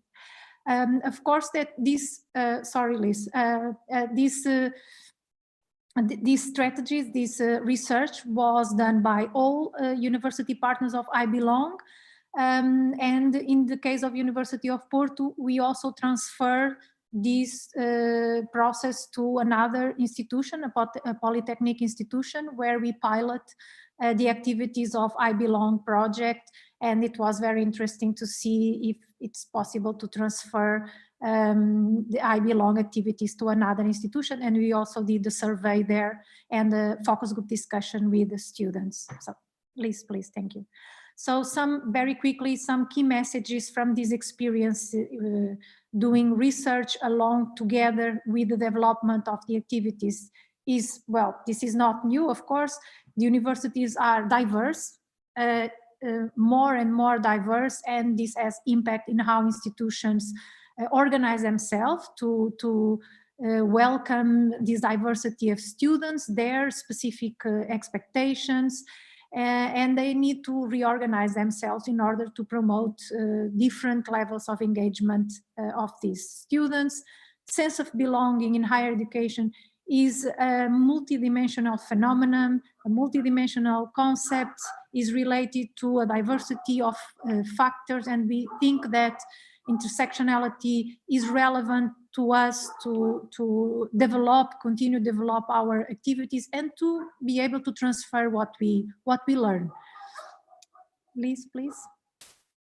Also, something that another key message is the fact that teachers and staff in general are key players in the process of integrating, including, and engaging students in academic life. Students refer in almost all of our university partners the relevance of inclusive pedagogic strategies at classroom level to develop their sense of belonging. And they also mentioned the importance of social bonds and social networks. And this is very close to what we heard this morning from the students from the mentors that we invite. So another key message that was for us very interesting is while we were developing the focus group discussion, The focus group discussion specifically with students and staff was a moment of awareness, of raising awareness. So the research is not always just research, is intervention, or at least is an opportunity while we are discussing and collecting data. We are truly, raising awareness and reflecting together. So this was really an interesting moment. The transfer of I Belong IOs to other institutions and programs is possible and relevant. The experience of piloting this showed that. However, we also think that the transference depends on the institutional ethos of each place. So, and those were the main key messages from this experience of developing a small research along the main activities of the I Belong project. Thank you. Thank you, Sophia. Okay, good. Now I would like to ask Eliana to start. And Eliana, maybe you can start also saying, reflecting a little bit on what sense of belonging and inclusion means in the context of Brazil, and ask you to reflect on the different presentations that you've heard so far. Thank you. Hi, so thank you for the invitation. I think it's a great opportunity. Well, I have to first to say that in Brazil, different from other parts of the world, the public higher education, students don't pay for that, but there is a mismatch between let's say the people who come from the higher strata of the society used to be the ones reaching these public institutions that are the research institutions, well known and well respected. On the other side, the labor class, the people who are in lower strata of the society, use it to try to get higher education as much as possible. But in fact, only 1/5 of the Brazilians go to higher education. So this is, there are two important issues that have to be remembered. So talking about the sense of belonging, and from the perspective of these research institutions, where one of them is Unicamp, where I work, and is considered kind of the top 3 institutions in country. For this group of people who use it to fight to get some higher education in private, low, how can I say, fees that were not very expensive, that they could afford, and etc. Now, 50% of our students do come from this strata of the society. So I think this is an important perspective to understand that the sense of belonging is first. You don't believe that you belong because you come from another social class. And coming to another social class, your cultural background sometimes gives much more difficulty to understand even the vocabulary. The vocabulary is very special. And as a big example, we at Unicamp, in the last 2 years, we do have, in the 3 years, we do have a special selection process for indigenous people. And indigenous, they don't have even Portuguese as a first language, okay? So not only the vocabulary in academic environment, but also when we make the words short, so it's impossible. You do need a kind of a dictionary of all the abbreviations that are used at the university. So giving an example of something that makes you totally out of the institution, people talk about as it is very familiar, and it's not. So I want to give a start on this perspective.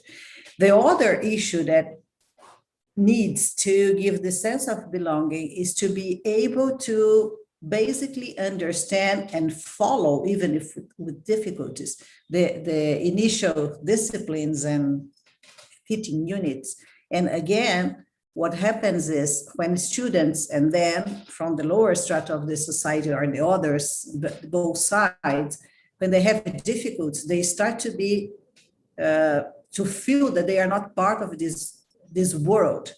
I'm not able, it's impossible, and etc. So this phase of low performance is one of the biggest issues in institutions like ours, where we know that the level of that is expected from students, it's a high level, and people are not even familiar with the kind of knowledge or the kind of thinking that is necessary, because that then comes one issue, that is our high school education, the secondary education, doesn't give the competences, the general competences that are necessary for students to move to this kind of institutions that have more on critical thinking as the basis of the program. So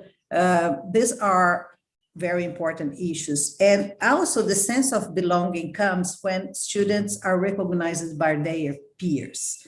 This is another point, because due to the social differences, maybe color, maybe your sexual options, and etc., they may find not recognized by the peers themselves. And again, I will give you the example of the indigenous population that came to our university, because they tell us that their peers in the classroom or in the cohort, they do not mix as it was expected.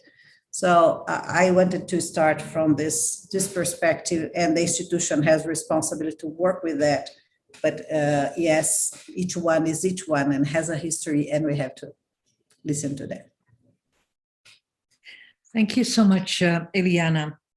And maybe to follow up on, I mean, I do understand what you're saying. I mean, having an increasing movement to improve access to higher education for a broader parts of the country, that comes with its own challenges. And one of the things is a sense of belonging, and not just to enter the university, but also to make sure that students finish the university successfully. And I think it's very much comparable with the kind of interventions that have been developed that within I Belong, that there's a focus on, making sure that students can settle within the institutions, but also the peer-to-peer relations that you were referring to, and also to make sure that faculty is aware of what it takes to have such a diverse community. So maybe later we can come back also to see if one of the interventions, like the dialogue days, like the team teacher reflections, if that would also be interesting also for your context. Now I would like to ask Kevin to start and to share some reflections. Okay, thank you very much, Mary. My name is Kevin from Strathmore University. Strathmore University is a private university in Kenya, and it's a leading university in many aspects. But just to dive into what I've been asked to do, I'd like to give you a bit of a context of our country, Kenya, so and our university in that context. So when you talk about sense of belongingness, in our country, this is actually enshrined in our national values, and our national values are captured in Article 10 of our 2010 Constitution. And we have 14 values, and of the 14, it's very interesting to realize that 6 of these values speak very much to a sense of belonging. And I'd like to just quickly mention some of them here. One is on human dignity, that's the number 6 value. Another is on equity, equality, social justice, inclusiveness, which is our 10th value, human rights, And then the 12th one is actually very specific. It says non-discrimination and protection of marginalized groups. So coming from that context, and given that this is actually enshrined in our national values, as a university established in 1961 in the pre-independent Kenya, Strathmore was the first institution to have 3 races studying the same institution. So before independence, we had whites in a different school, then Asians in a different schooling system, and Africans in a different one. But Strathmore was established as the first institution to have all these 3 races study together just a few years, 3 years into our independence. How have we, what are the challenges we've had as an institution in terms of a sense of belongingness? Given it's a private institution without government funding, it means that our tuition is relatively expensive compared to our other institutions of higher education. We have 75 of them in the country, most of them public and a few other, and the rest private. So the challenges we've seen range from financial challenges. So you'd have students who would have loved to come and get this high quality education at Strathmore University, but then may not be able to access that opportunity. And if they do, then they will require quite a bit of financial aid to get them to feel, to enjoy that sense of belongingness. And so one of our responses has been that we have one of the strongest financial aid offices in all the universities, relatively compared, in our country. And we try to give quite a number of products to address that. So we have, scholarships, student loans, work study, grad prep, and all sorts of things, bursaries. So we really try to give them a good cocktail of the same. Another challenge that we faced has been a cultural one, given that we are doing very well as an institution and with many partnerships across the world. We've then been able to attract students from other parts of Africa. So we have our nationality at the moment, we have a diversity in the sense that we have about 32. In some years, we've gone all the way to 42 nationalities represented in our university. And that means a very high level of diversity culturally. So you have students from Francophone regions who then sometimes have a challenge adopting to the, our English teaching environment. And this actually I tied to the team teacher reflection. I see it as a tool that could actually, from the I Belong project, this could be a very interesting tool that we could try to apply to our context, because often then you'd find some of the students suffer quite a bit in class because either of their accent or to follow things, because they've just learned English. And they're actually learning, as they study. And some of our programs can be quite intensive. So, just mixing the jargon and the language and the cultural difference also can be a challenge. And so I see a big, I could borrow a lot from the team teacher reflection too. Another challenge has been mental health. And this many times comes with,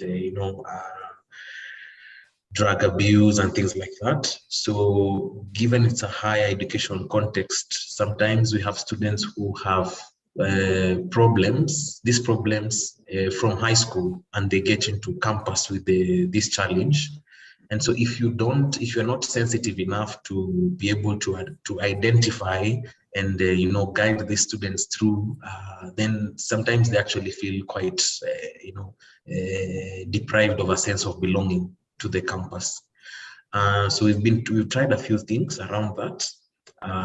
Some of them include a robust student activity. So, in terms of student clubs and sports, to more or less get as many of these people to participate and, use their talents and, feel that they belong not only from a class perspective, but also from a universal feel like sports. And then also our clinic, we have a health center, and the medical team there also tries quite a bit to have psychosocial counselors on standby in case of, and open to support our students in that regard. We also do have a mentoring system at the university, but the mentoring happens between staff and students. So you have mentors assigned students, and the way we do it, of course, would be so male mentors, for male students, female students, female mentors. But I see also the idea of a community mentoring, again, as a tool from this project could be something that we could consider. We've tried to do it informally. It's not in an arranged format as has been prescribed by the presentations from Professor Thomas earlier, but it's something we could actually do. It's the challenge of our context would be, I'm not very sure how that would work, because sometimes the feeling has been that we feel that all these students actually require someone, who's who's working already, who's a bit elderly, more experienced, to sort of guide them. And there's a bit of an apprehension around whether a student who may be lost in their ways or who may be struggling with one challenge or another could then be expected to guide the other. But I see the merits as shared in this presentation. I'd like to stop there, and thank you very much. Thank you very much, Kevin, as well. And before we continue our conversation, I would also like to invite the audience, if there are questions, please raise questions in the chat or on the website chat. And I think it's both of your reflections are very interesting, because, sense of belonging is everything around. It starts when students enter the university, and your concerns are in fact also very much before they enter university. I mean, it's about affordability. It's about making sure that you can enter, in Eliana's context, enter a public university and be prepared to enter a public university. And their cultural issues or different, cultural heritages and backgrounds. And those are the kinds of concerns that you give value to. And I think that is definitely something that we can learn from in Europe, to acknowledge those differences, cultural values, because of being part of a different social group or a different cultural group. So that's really interesting, and I don't see questions here. So can I ask, maybe Eliana, you would like to say something about to what extent some of the interventions are interesting also for the Brazilian context? Yes, for sure they are, and for sure I would love to have Unicamp as a partner in this project as well. But let me tell you what we have been doing during this time that goes in the same direction, can have another name, but it's kind of very similar.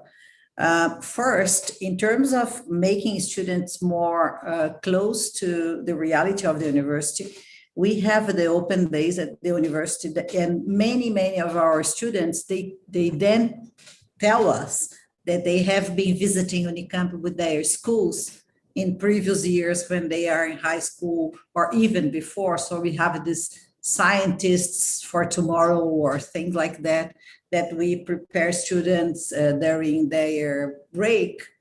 When they are in high school, they come to Unicamp in projects, and they spend like a week or 2 weeks or things like that. So having opportunities to bring particularly the students from this lower strata of the society into the university to know and to understand. But not only from the lower strata of the society, even the higher strata of the society, because Unicamp is not in the capital city. We are 100 kilometers apart from São Paulo, and many good students from São Paulo would benefit of studying at Unicamp, and they have no idea about. As you see in the picture, when it comes is kind of in the middle of a farm. So lots of greens and trees. So it's a totally different environment than the urban university that you have in Sao Paulo city, what's the big capital for us.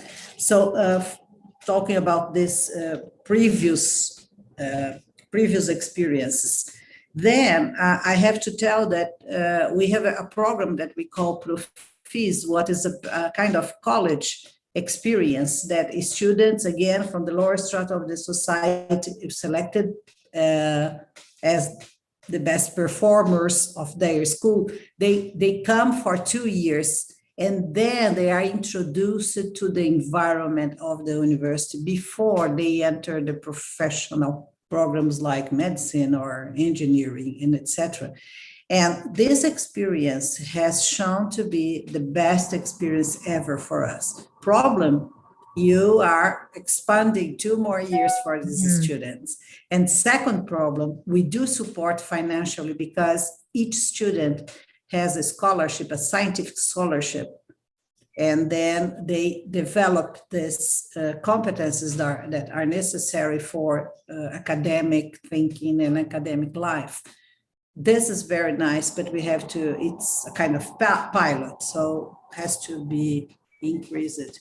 We also have all this, the mentoring program started 2 years ago, and it's very similar to the way you do. We have peer mentors, and then we have faculty members that we call tutors for the mentors, Kevin. So we have a kind of scale where someone is responsible for a small group, the other is responsible for the mentors.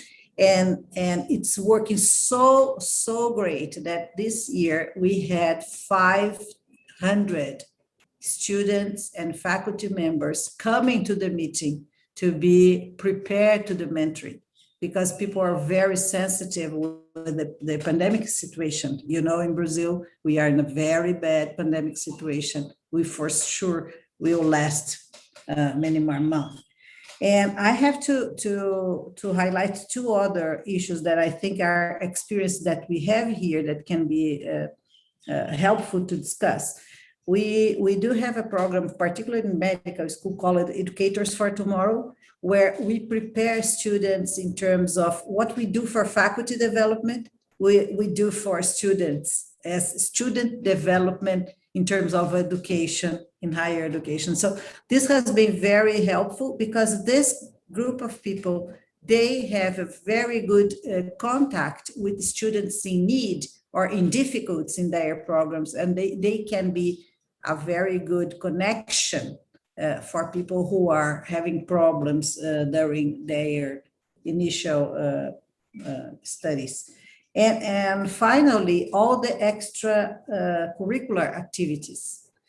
Our students, they do find a space that they feel safe, and they get mentoring, and they develop many competencies in what we call extracurricular activities, what are complementary activities. So I think this is another important role. Someone mentioned that the university is not only about the classes and the teachers. And yes, and so sports, cultural activities, and also activities with the community. Our students go to the community to help others to enter. I mean, they have a kind of program to prepare them for the selection process. And more students are really into this connections and extension to the community activities. So I think there are a lot to do. Thank you. Yes, just finished saying that, yes, dialogue days, team teachers, reflections, and mentoring are really useful, and we have in some kind of here. Thank you so much. And also thank you so much for reminding that learning is not just happening within the institution, but also a lot outside of institution in informal engagement. And that's where sense of belonging is also, benefits from. Unfortunately, we Please, Kevin, you will have the last say, because after this, the next speaker is already waiting. And before I give you the floor, I wanted to thank all the four our colleagues from the project for presenting. And I wanted to thank Ilyana and Kevin very much on behalf of the project for your participation and sharing, and hope to extend our collaboration, definitely. Please, Kevin, you have 2 minutes. Thank you very much, and I do hope not to use all the 2 minutes. I just wanted to highlight, number one, that very much what we spoke about community mentoring, something we'd really want to consider, but it's just a question for the participants in this project on what they're going to do to ensure that you have desirable conversations and some peer learning, a desirable peer learning around the students when you're doing community mentoring. So it's something because I'm talking about this because I also wanted to share an idea that we've implemented at the university, which is we are now thinking about belongingness not just at the university but beyond.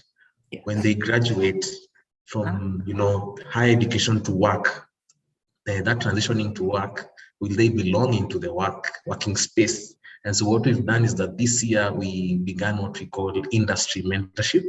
So now we have people, our alumni and the volunteers working in different fields that then make some time to mentor our students, especially those who are in their final years, and sort of give them a job shadow experience as a transition into the working environment. That's all I wanted to share, and to really appreciate all the work that has gone into preparing this. Thank you. Thank you so much, Kevin. And I think that that's a great addition to, the chain of activities that we can. So the transition to the labor market is definitely a next step, especially for students who are not familiar with the working environments and the codes of certain industries. So thank you. And now I am giving the floor back to the next speaker and the next moderator. But thank you all so much for joining this part.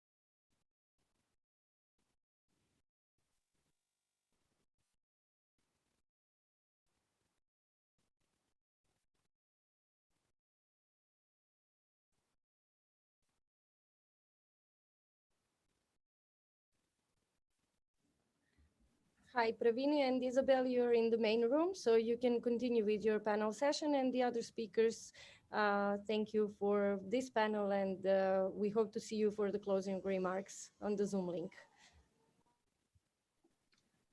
Thank you, Ivana. If I'm not mistaken, I can take the floor for our next segment. Good afternoon or good morning to everyone watching. My name is Pravini Baburam. I am a program manager at ECHO, Expertise Center for Diversity Policy, and it is my honor and pleasure to moderate this coming panel with Professor Isabel Menezes. We have about 30 minutes for Professor Menezes' keynote, and then afterwards we have about 30 minutes for a Q&A.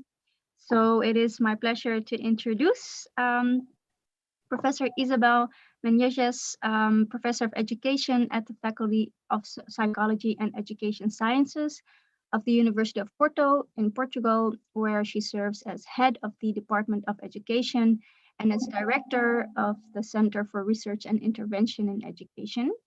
And Professor Menezes will discuss welcoming place, epistemic, and relational diversity universities as pluriversities. So Professor Menezes, welcome again, and we look forward to your keynote. The floor is yours. Okay, thank you so much, Pravini, and thanks the organization of the I Belong project for the invitation to be here, and particularly, of course, the Porto team, the University of Porto team, and my colleague, Sofia Marques da Silva. I'm sharing the screen for a presentation that I will hopefully try to do this on the 30 minutes that we have proposed. So let me just start by saying one thing. When I speak of university, and I will speak of universities indiscriminately as something that is a synonym to higher education institutions. So I'm not taking into account in a talk about diversity of the diversities of organizations of higher education institutions. So please take it as the same thing. And I will try to do basically three things, or four if you want, in this talk. The first is to start to discuss the role of universities as communities within communities. I will do this based on an ecological situated perspective of universities and trying to argue that this matters because it's helped us see universities as grounded and placed, a discussion that follows, I think, the argument that was being put forward in the previous symposium. I also want to emphasize the obvious growth in diversity in universities. In the last 50 years, it is undisputable that there's been an increase in diversity, but this has also generated a growing inclusion and a growing exclusion inside universities. And we must obviously discuss this also. And finally, I will try to, based on research that we have done with students in some European countries, we are going to present some data, and based on this, argue for the need for a whole school, whole society approach towards diversity that really embraces pluralism and diversity as a plus, not as a minus, as an advantage for us all in universities, not as a benefit for the few. And with this, I will try to argue following Achille Mbembe's discussion for the need for a critical cosmopolitan pluriversity as the future of universities. So let me start by the basic question, what is a university? I will ask this question more than once.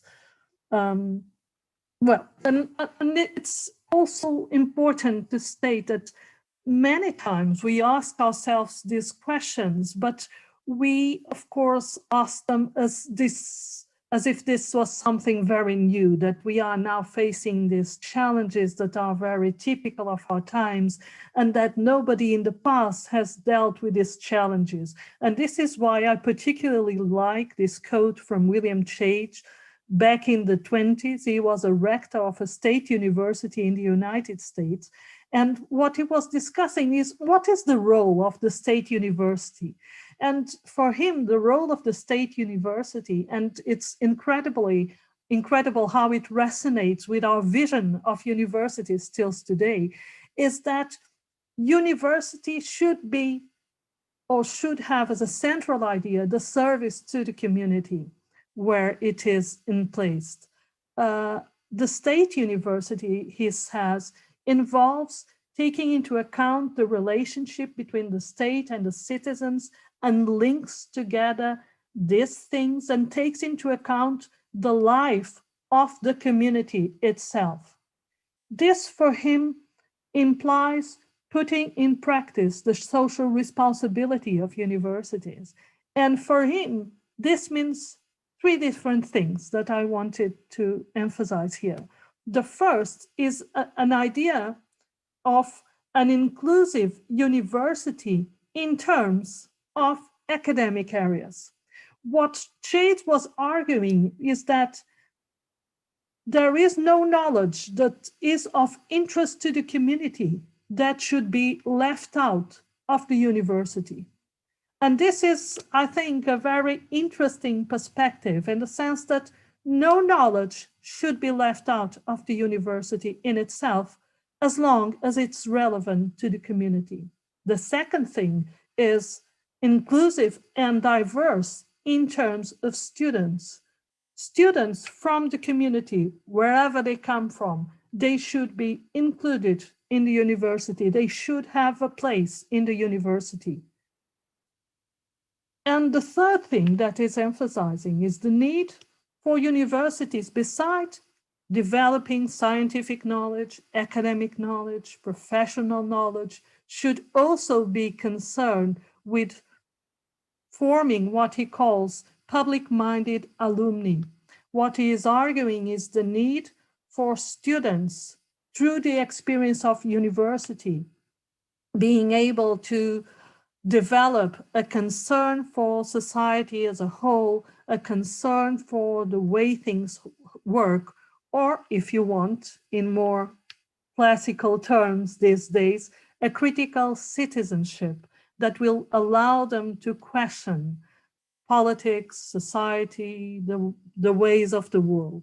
And I really think that this resonates, of course, very well with this idea of a socially responsive university. And we have witnessed in the last decades almost like a recreation of this notion that universities must be socially responsible, emphasizing exactly inclusion, social justice, and citizenship. And you have a lot of topics that come on attached to this discussion: diversity, the environment, community development, fighting racism, promoting gender equality, emphasizing transparency.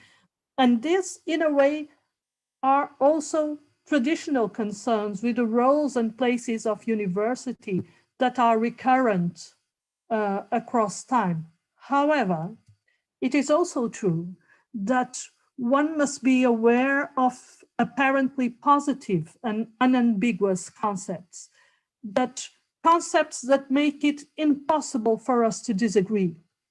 Can anyone be against social responsibility or inclusion or citizenship?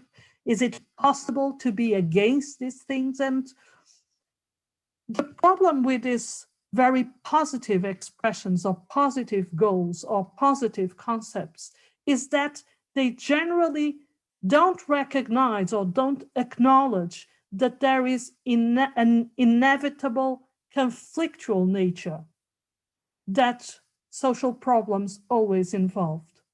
The problems that we are facing here are problems of severe inequality, discrimination, injustice, and sometimes oppression. And these problems are not solved by the remedial approaches that some argue as the best towards university social responsibility. In fact, these problems imply advocating for a real social change. And this is, I think, where universities as powerful institutions should be looking, both internally and externally. And finally, of course, this illusion of a consensus also implies that many times there is a lack of a political reading that obviously calls our attention to the fact, I'm resting here on Ignacio Martín Baró, that if we are disregarding the well-being of the most in favor of the well-being of the less, if we are overvaluing the interest of the few, then we are contributing to the dehumanization of us all. And it is the quality of the democratic life of universities and societies that is at stake here. So let me go further. Why is an ecological situated view of higher education institutions important in this? Why does it matter? And in my view, it matters because it sees people and contexts as indissociable. It emphasizes the importance of networks between human and non-human entities. It emphasizes that meaning making is a contextual phenomena, that you can only understand knowledge because it is situated in these networks of human and non-human entities where you interact on a daily basis. And this implies that in order for change to occur, you must have into account local definitions of problems, local resources, but also local hopes for change. And this implies developing collaborative and empowering relationships across the university. So let me try to make this a little bit more clearer in our vision of universities. And what I'm trying to depict here is the history of a single university, like this light pink here, where you have a specific university. It has students, it has staff, it has professors, it has departments, eventually schools, it has a curricula, it has degrees. And this particular university exists in this network of more proximal influences with the families of students, with the schools the students come from, with the local government, with other national higher education institutions, with the companies and non-governmental organizations and the unions. And these interactions help frame the life, the climate within the university.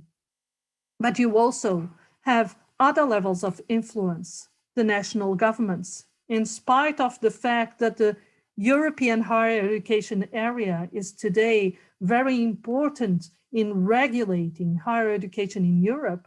It's also true that the national government continues to issue important regulations on the way things work inside universities. So the life of universities, the life of students here is also strongly influenced by regulations issued by the national governments. The higher education international associations, such as, for instance, the European University Association, that discuss the roles universities should have in terms of inclusions. But you also have international organizations such as the UNESCO or the Council of Europe that sometimes discuss what the role of universities should be. And of course, you have other higher education institutions. And in relation to this, you have here relations that are of competition sometimes for a position in the rankings, or in other cases, a cooperation between these organizations.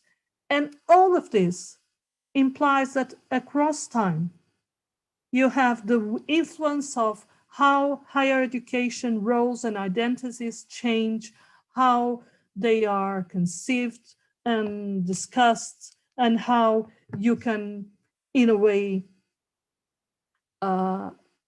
configure what higher education means. If we want, and these are the flags that I'm very bad at making designs, I'm sorry for this, but these flags try to depict what Foucault would call the mathesis, where all of this happens. So you have the myth of excellence. No university in this planet now says anything else but that they are striving for excellence. They want to be excellent. What excellent means is, of course, another discussion, a discussion that, in fact, nobody wants to start or to begin, because, of course, as we all know, the devil is in the details, always. But you also have regulations, for instance, on what is this idea of research, teaching, and the third mission.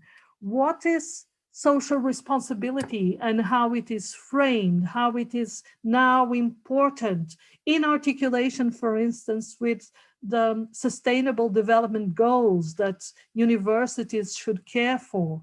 But this also happens in a context of a growing individualization and hyperconsumption of contemporary societies, with an emphasis on transparency and accountability that comes together with a strong sense of distrust, risk, insecurity. And all of these are in fact things that were in a way even made clearer by the pandemic, how all of this have challenged universities, but also contribute to the need for dealing with risk and questioning whether or not universities are prepared, or if we need to look for other institutions that should take care of knowledge. Anyway, so what I'm arguing here is that you cannot discuss life here at this light pink circle without taking into account these various levels of influence that help frame how life in this pink circle occurs. And again, what is a university? And I particularly like this photo of a demonstration in Marseille, where the students are saying "La fac est à nous, université pour tous." And what they are saying, of course, is the faculty is ours, university for all. And they are reminding us that universities are many things and are from many people. Universities are a place to live, to teach and learn, of course, but also a social community where we develop, as your project surely underlies, a strong sense of belonging. But it's also an economic community where you deal daily with inequalities, with the access to scholarships or lack of funds. It's also a political community where you have opportunities to participate, opportunities to voice, to representation, a part of the city, of a geographical location that is of importance, and of course, a personal place to which you develop attachment and memories that will accompany you throughout your entire life. However, as always, please beware of the we myth, in the sense that communities are not homogeneous beings. Communities involve diversity, conflict, and dissent. And in just one university, there are many universities. So, what does diversity mean in higher education?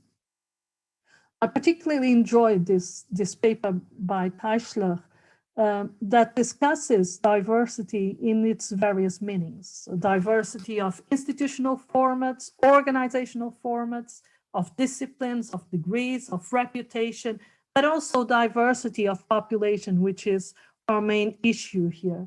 And it concludes that it is true that not only the number of students in higher education has raised very significant in the last 50 years, but in Europe, and particularly in Europe, in the last 8 years, and he was writing this in 2015, the number of students coming from outside of Europe in higher education institutions doubled. So there's a significantly increase of diversity, particularly at the master level, at post-graduation. Here, what I was trying to understand is, okay, but what is the actual diversity and how does it concern institutions? And so I'm resting here on 2 European projects. That the first was a survey of 159 higher education institutions across Europe, not across the European Union, across Europe. And they try to understand if several dimensions of diversity were addressed in relation to students, to academic staff and non-academic staff. and whether universities had some kind of regulations or concerns or policies in relation to this. And you have here disability and gender almost at the top. Then you have ethnic, cultural, migration background and socioeconomic background at the second place. Then you have sexual identity, educational background. For slightly more than half, you have caring responsibilities and religious backgrounds or belief. And age, curiously, is at the lower side of the list. The Euro student is a regular survey of students, in this case, 28 European countries, again, not European Union countries, European countries. And it has performed a survey with more than 1,300,000 students. And interesting results, I think. Half of the students are younger than 25. The female students tend to be the majority in most countries, but there is a strong imbalance in ICT. Only 20% of the students have small children. In 40% of the countries, more than 20% of the students have a migration background. There's a huge variation in terms of access to disabled students that range from 7 to 39%. Most students depend on public students' support or self-earned income. Between 1/4 and 3/4 of students are the first generation in higher education, and most students come from averagely well-off families. What this is telling you is it's like a bottle that you look at the middle. You can look at this saying, okay, there's quite a huge diversity, but this also tells you that there's a lot to be done for this to be representative of the communities where these universities are located. And what we tried to do in a previous project was to understand the literature in relation to this issue of diversity and dealing with diversity in higher education. And we try to understand a little bit how this works, how research tells you that this works. And what basically we identified is that you must look at structural conditions. And it's interesting because I think this connects quite well with some of the proposals for action that the I Belong project is making and presenting in this symposium, in this webinar. The structural conditions have to do with things that are related to entrance at the university and are determinant for access to university, but have to do with personal experience, like, for instance, socio-demographic characteristics or the quality of secondary schools an individual attended. And these are important factors. And in some cases, you can intervene at this level. Then you have a lot of educational and social policies, higher education policies, entrance prerequisites that could be more inclusive or more exclusive in terms of access to diverse students. But you also have general policies regarding diversity in the community that might support or not students from this background.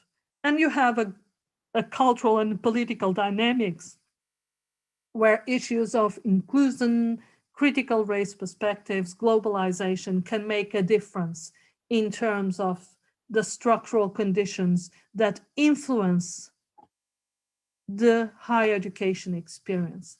And as someone was saying just now in the previous discussion, the higher education experience of students involves educational experiences, but also involves the organizational context and policies. So universities have specific structures, policies, and practices that might support or not the experience of diverse students. And also the values, the mission, and the culture of the university can be more supportive, more embracing, more valuing of diversity and pluralism, or in some cases could be, even if not in an open manner, could be discussing this and could be undermining opportunities for diversity.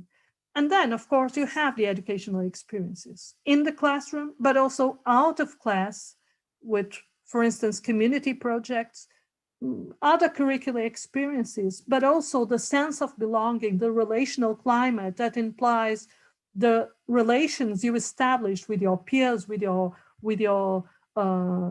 colleagues, but also with the staff. All of this can be of importance to the experience of higher education. And the higher the diversity of this experience, there are also individual and societal outcomes that are very important and that result, for instance, in higher levels of academic and professional success, emphasis on social inclusion, but also the quality of democracy itself. And this is why not only the structural conditions contribute to the higher education experience and to individual and societal outcomes, but structural conditions contribute to individual and societal outcomes. And this, in fact, can influence the structural conditions to begin with. So if you want, this could be a virtuous cycle of higher education inclusion that cannot but include a strong need for redistribution, recognition, and representation. And I'm resting here, of course, on Nancy Fraser's discussion in relation to this. So it's not only a question of recognizing the needs, but also of redistributing policies that will help redistributing access to higher education in fairer ways, and also guaranteeing that there are opportunities for voice, for having a say in the experience of the university itself. And I'm coming to the conclusion of what I wanted to share. I'm resting here on students' visions from interviews that we have done. And one strong tendency is the balance that goes from a mission to a single negative story that students are many times confronted. I'm not represented in any place, this student says. I feel like the lecturers keep talking about the third world, as every disaster or disasters seem to be coming from there, or merely because I come from the X place. People allow themselves to assume they know who I am. And this tendency, for instance, that people are constantly highlighting, in this case, it was the ethnic background, the diversity, the being exotic, the feeling that you really do not belong there. And this is expressed in sometimes subtle and sometimes very overt ways. This other study is a study with adult, mature students in higher education.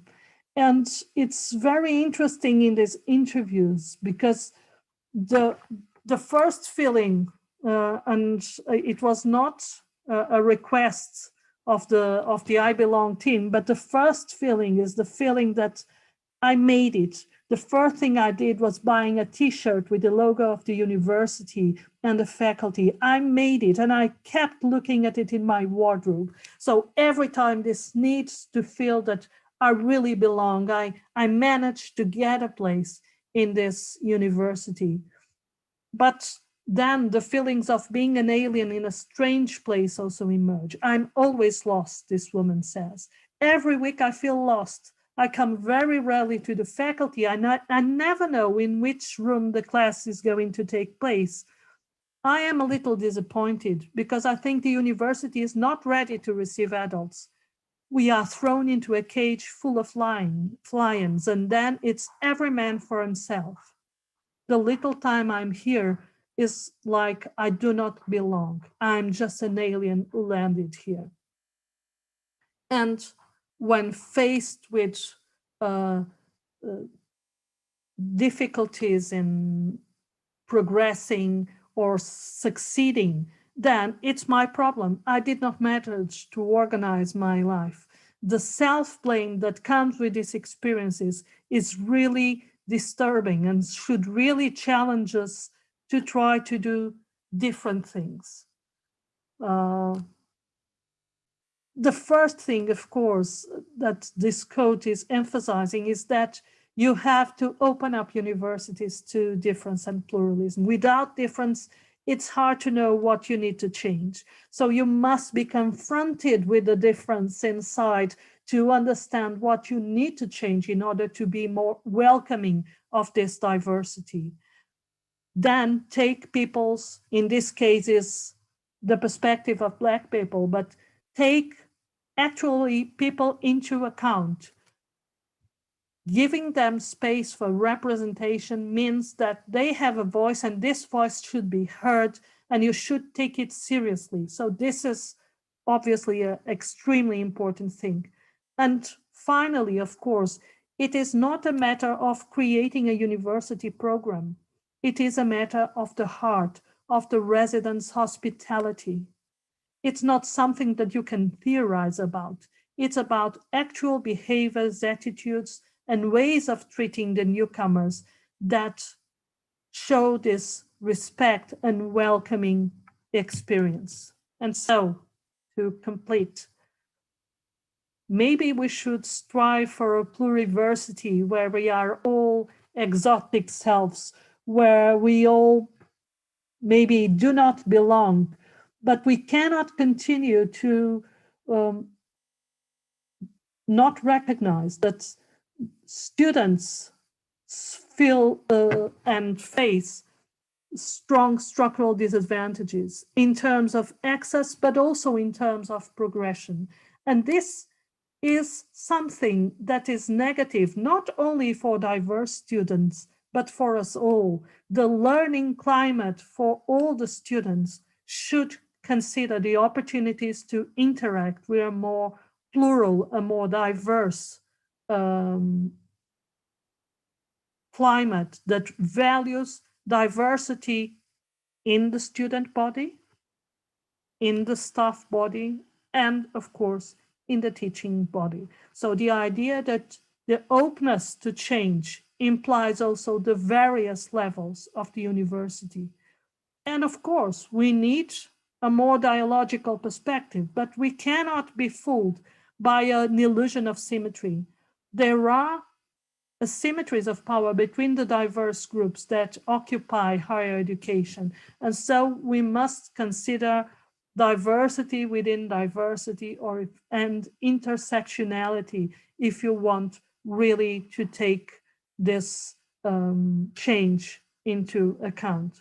And finally, the idea or the call that I'm using here, Achille Membes, to conclude, the need to decolonize the university, that really implies taking into account knowledge production as something that is more situated, more articulated with the communities that come to the university, and more open to this critical cosmopolitan vision, that instead of thinking that we are dealing with a university, is in fact, we are creating this pluriversity.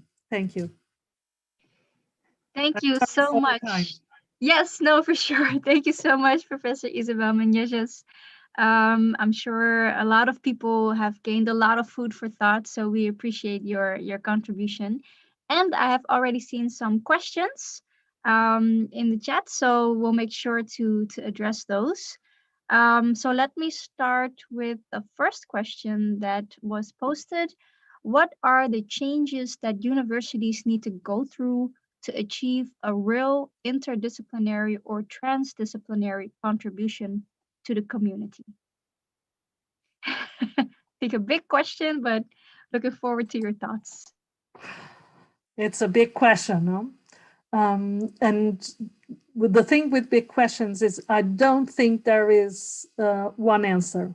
This is something that each university must address in its own community. So one consequence of stating that we are dealing with an ecological and situated view, it's that each university should discuss this and should discuss this in interaction with the actors and participants of its own community.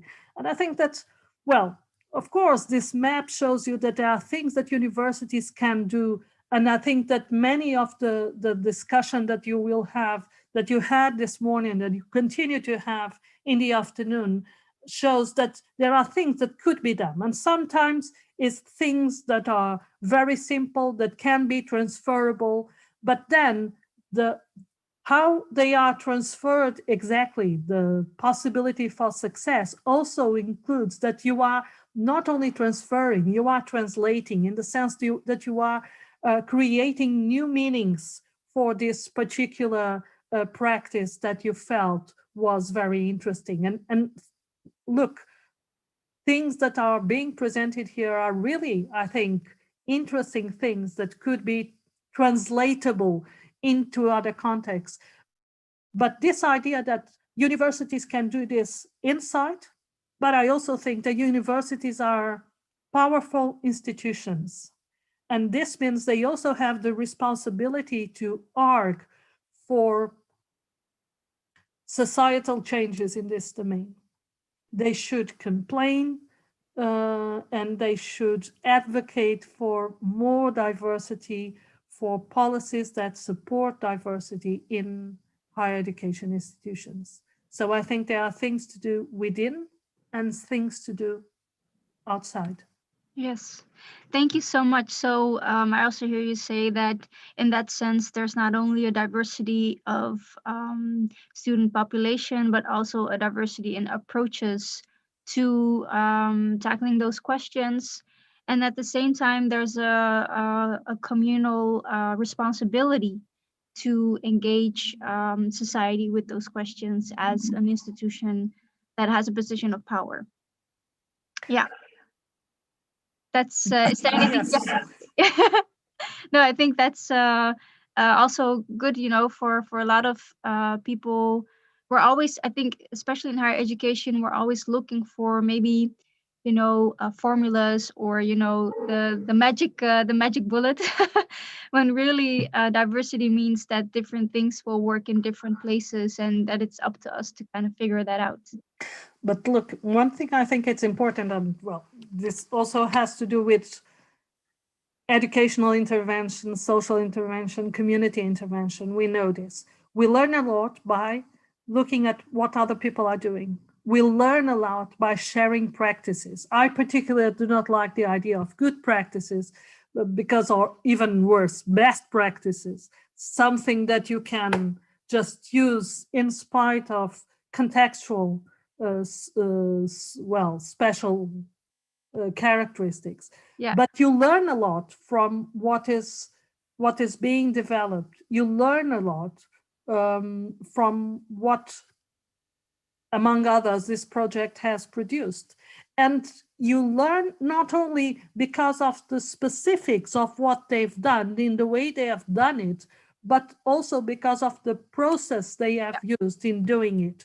And I think that this transference, this translation is even more important sometimes. So this idea that it's not that I'm arguing that people, what can be done in one university cannot be done in the other university. On the contrary, but it's important that we also take into account the specifics of the context, the communities, the people that are involved there. So it's a balance between being inspired by the practices and being able also to adapt, to be flexible, to co-create. It's really a process of co-creation where you get inspired, you learn from the experience of other colleagues, but you also try to reinvent in a way what it was being done, and the most important elements of what is being done. The core is, I think, more transferable than sometimes the other elements of this. Yeah. So it's not so much about what they're doing, but how, and how that relates to your context. Yes, absolutely. And how they do it and who are they involving? What processes did they manage to guarantee the involvement of people? What were the elements that were really important for this to become a successful or empowering experience for the students involved? Yeah, thank you. I see a question in the chat. I'm not sure if it's by now already explained. The one question is, can you explain your objection to the term good practice again, please? This term is used a lot in my context, so perhaps you want to clarify that? I know. To be honest, I tend to use interesting practice, which is a very I know it's interesting, but the thing of interesting is that it's sometimes difficult for people to understand what I'm trying to say. My problem with good practice is that and please note, I've been involved in many projects when the result is producing good practices. The problem with good practices is that many times you decontextualize this idea of what is good. What is good in one context can be really not adequate in another context. So this idea that you can make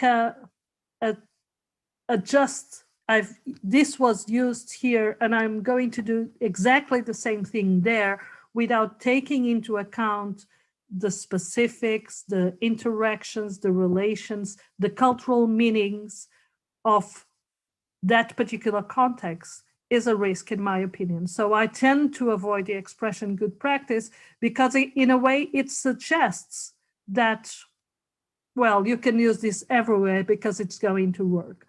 And I think that everyone works in educational, social, and community intervention knows as well as I that you always have to translate, you always have to transfer what is transferable, and this implies in some cases major adaptation. Again, you transfer or you translate the core, but not what is in the periphery of the project, because that's many times specific to the context.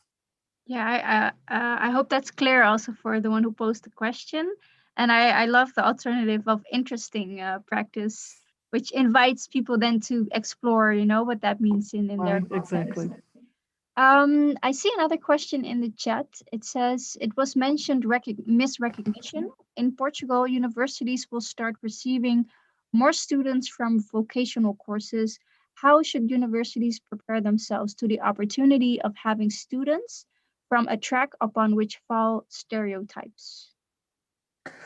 Thank you for that question.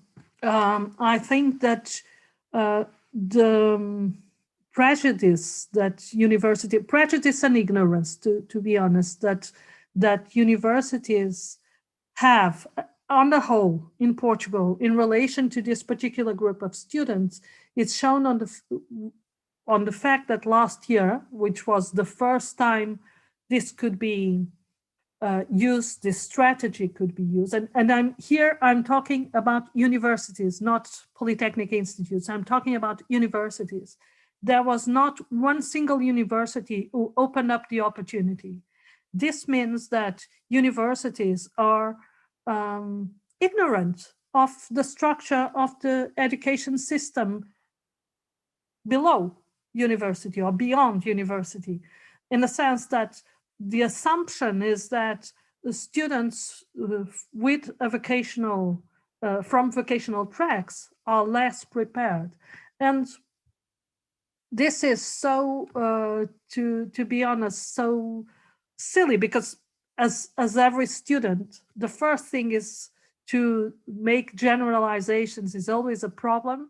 And the second problem is to assume that this is a format that is applied to all, a single formula that explains everything. It's never the case. So it, as always, it depends, in the sense that it might be that some of the more theoretical contents that are more emphasized in more academic tracks are less present. And this means that you will need to adapt.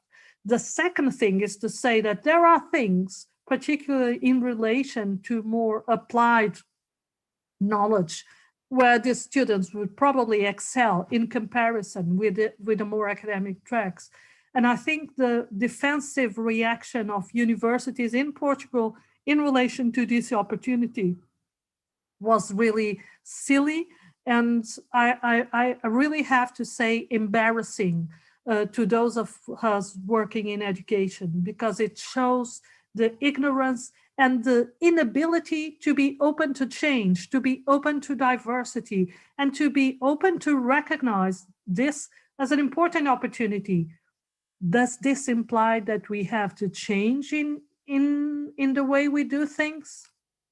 Yes, but that's life, and we change every time. So the thing that, of course, we have to be attentive to the experience of the students. We have to understand whether or not the way we are doing things is adequate towards the students. But I think, to be honest, that this is also an opportunity for us to start looking a lot in Portuguese universities. I'm talking here of Portuguese universities where you have high rates of dropouts in the first year in various courses. So in various degrees, in various areas. So maybe we are not looking well to incoming students. And if the fact that we are now opening up to students from vocational courses also calls our attention to the need to look more closely to the experience of new incoming students, maybe this is a good thing for all. Again, a good thing for all, a good thing where we will learn from all. Because it's true that in some cases you have a high rate of dropout, and you have to look more closely why this is happening. And I think this is also a very important contribution that opening up to vocational courses might bring. Thank you, Professor Menezes. We have 6 minutes left before we have to wrap up, and there are a few more questions. So what I'm going to do is I think a lot of overlap. So what I'll do is, I think there are 3 remaining questions. I'll share those questions, and then I'll leave it up to you to see how you can respond. So one of the question is, what may higher education institutions do to actually include the diversities of students that are nowadays attending higher education? How can students be retained and dropout prevented? That's one question. The second question is, should we and how do we bring civic education to higher education? In most EU countries, civic education subject ends in high school and is not a separate topic at higher education. And then finally, the final question that I can share is, what key dimensions of excellence would address a sense of belongingness in higher education, which is in relation to understanding or lack thereof of the myth of excellence in higher education institutions. So these are the questions, and I'll leave it up to you for your final reflections for this session. Okay.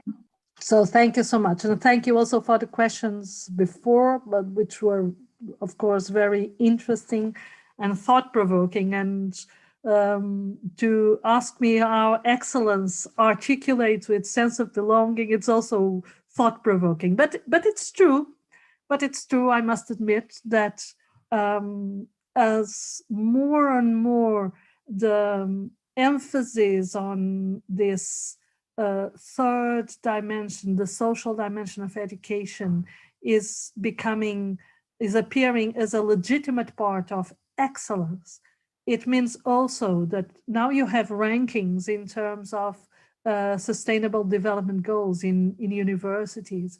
And this also shows how excellence, the myth of excellence, is incorporating elements that, of course, we might use.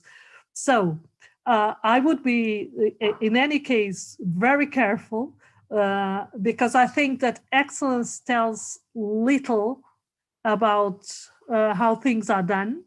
And it relates more sometimes to a marketing perspective than real change in universities.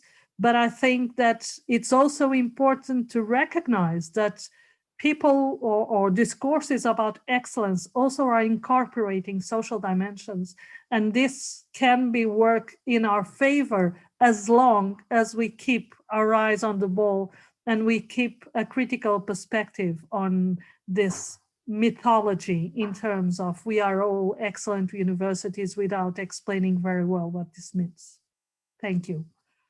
Second thing, the thing of how can we prevent, how can we ensure that representation implies and even recognition involves an acceptance and a support of students inside universities. I feel actually that this is a very important thing, and maybe I would go back to one of the speeches where one of the students says that you must involve students themselves in discussing how this can be done. The thing is, in universities,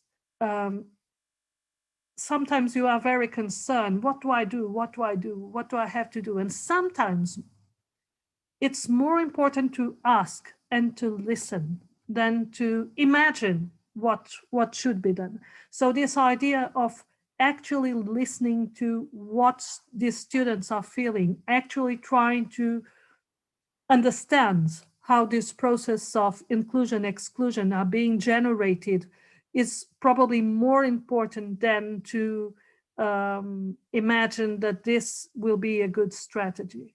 I think that we must go back to the people, to the students themselves, to understand a little bit more their experience, how they change from buying the t-shirt to feeling that they are doing all wrong and they must leave it to another time. And this, because this also implies a lot of suffering, and I think that we must still and be open to the expression of this suffering, and so that we can be better in addressing and preventing this process. But for me, the answer would be ask them, listen to what they're saying. And I think this is the main thing. Finally, the civic education. As you know, many times now we talk about citizenship, and there's a lot of discussion nowadays about global citizenship in higher education, whether or not it should be a specific subject, and it is also a discussion in basic and secondary education. In fact, it's always a problem.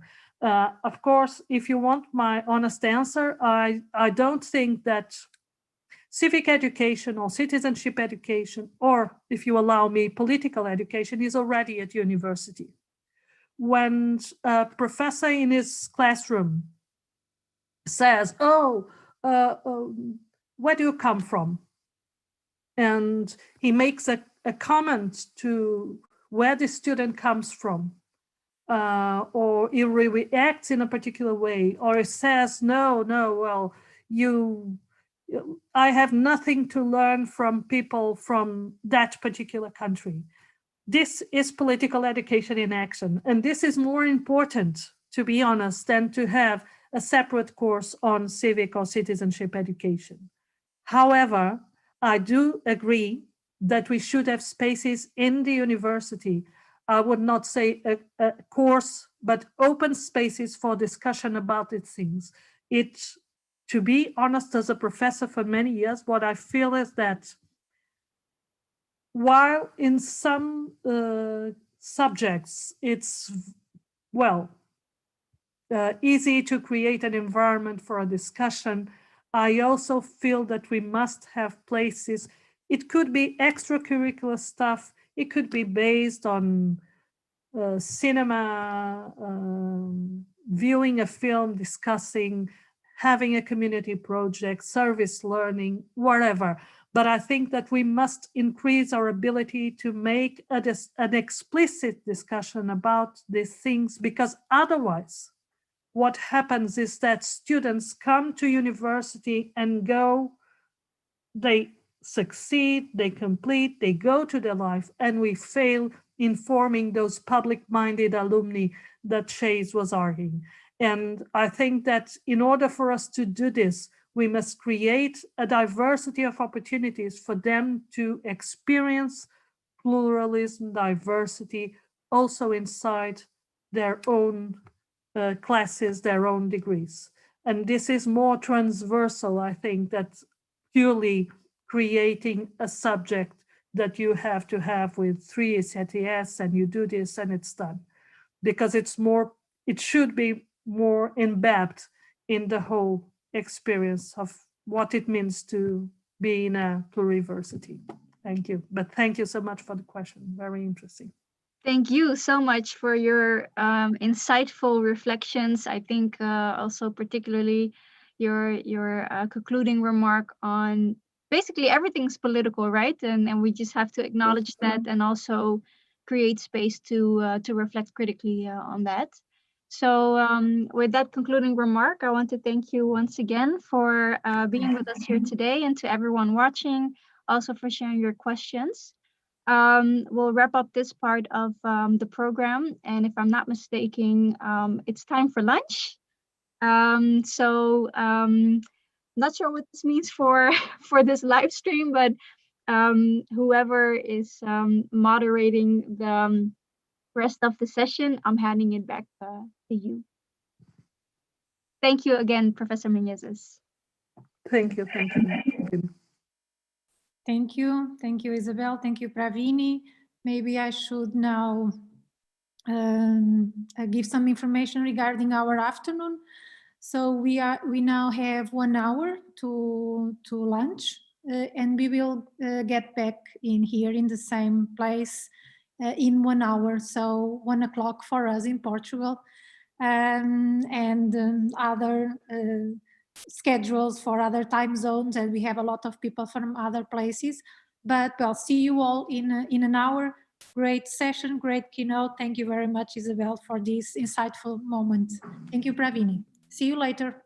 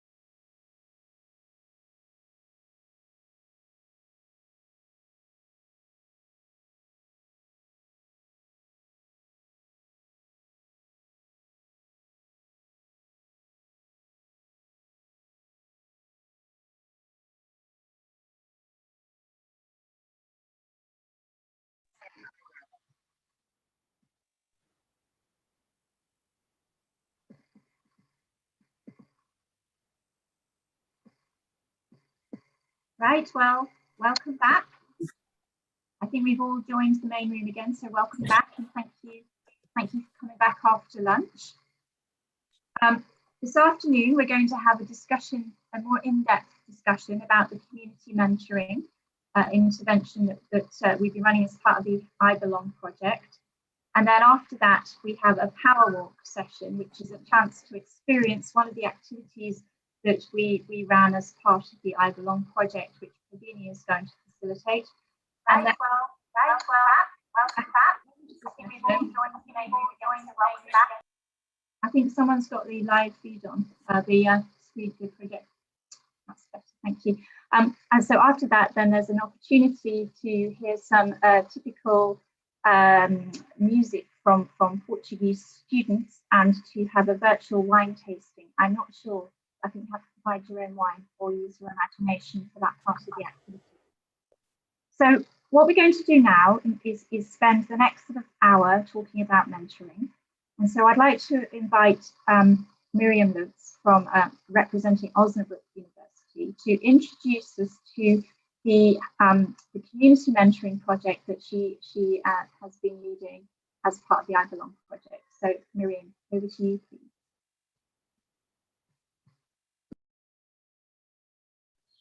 Yes, thank you very much, Liz, for introducing me. As Liz mentioned, the student community mentoring will be the focus of this session this afternoon.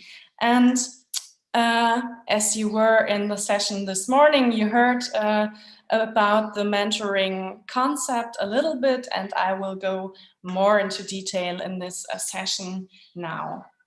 I will again use the key message for introducing you to the I Belong mentoring approach. And the key message is that we that we created the community mentoring program as a set of activities aimed at creating accessible, inviting peer learning communities in higher education. So we created this community mentoring program especially for those students who have no experiences with higher education in their families, or for students of underrepresented groups, maybe some where there's also a connection between these groups of students. And so the main goals of our community mentoring project is that we want to support first-year students and students with diverse backgrounds and experiences by offering an experienced mentor from the second year onwards. And with this concept, we want to reduce threshold fears and uncertainties for these students. By creating a social network, we want to prevent also dropouts, and in a long-term perspective, we want to strengthen the sense of belonging of these students. We have created a toolkit, which you also can download on the website now, with tips and tricks to implement such a mentoring approach in your institution. And some of these tips and tricks I would like to give to you now. So, which is important to implement such a mentoring program in the institution is to get collaboration in your institution with colleagues. So get help from your colleagues, get into dialogue with your colleagues about this mentoring idea and get help from them. Then you can also get into the process of creating a mentoring training for the mentors, because they have to be trained being a mentor.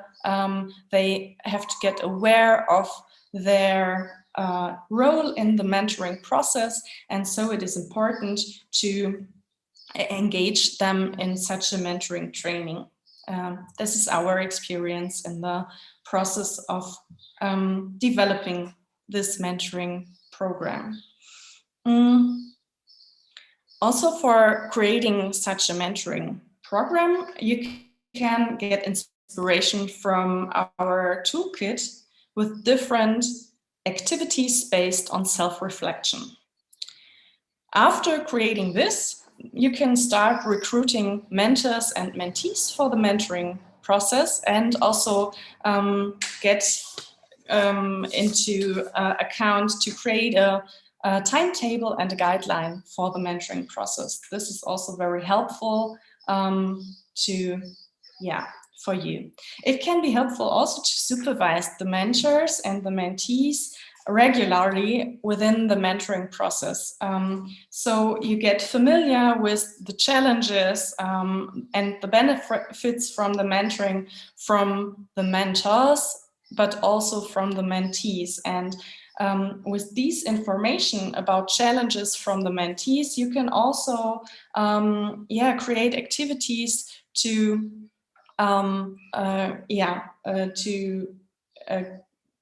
create some activities for the students and to intervene these challenges. In this morning's session, I saw that some of you also have running mentoring processes. So we are happy when you would like to share your experiences by implementing your mentoring process. You can use the question and answer for commenting on that. I would like to introduce you a little bit more in detail about our mentoring approach in the I Belong project.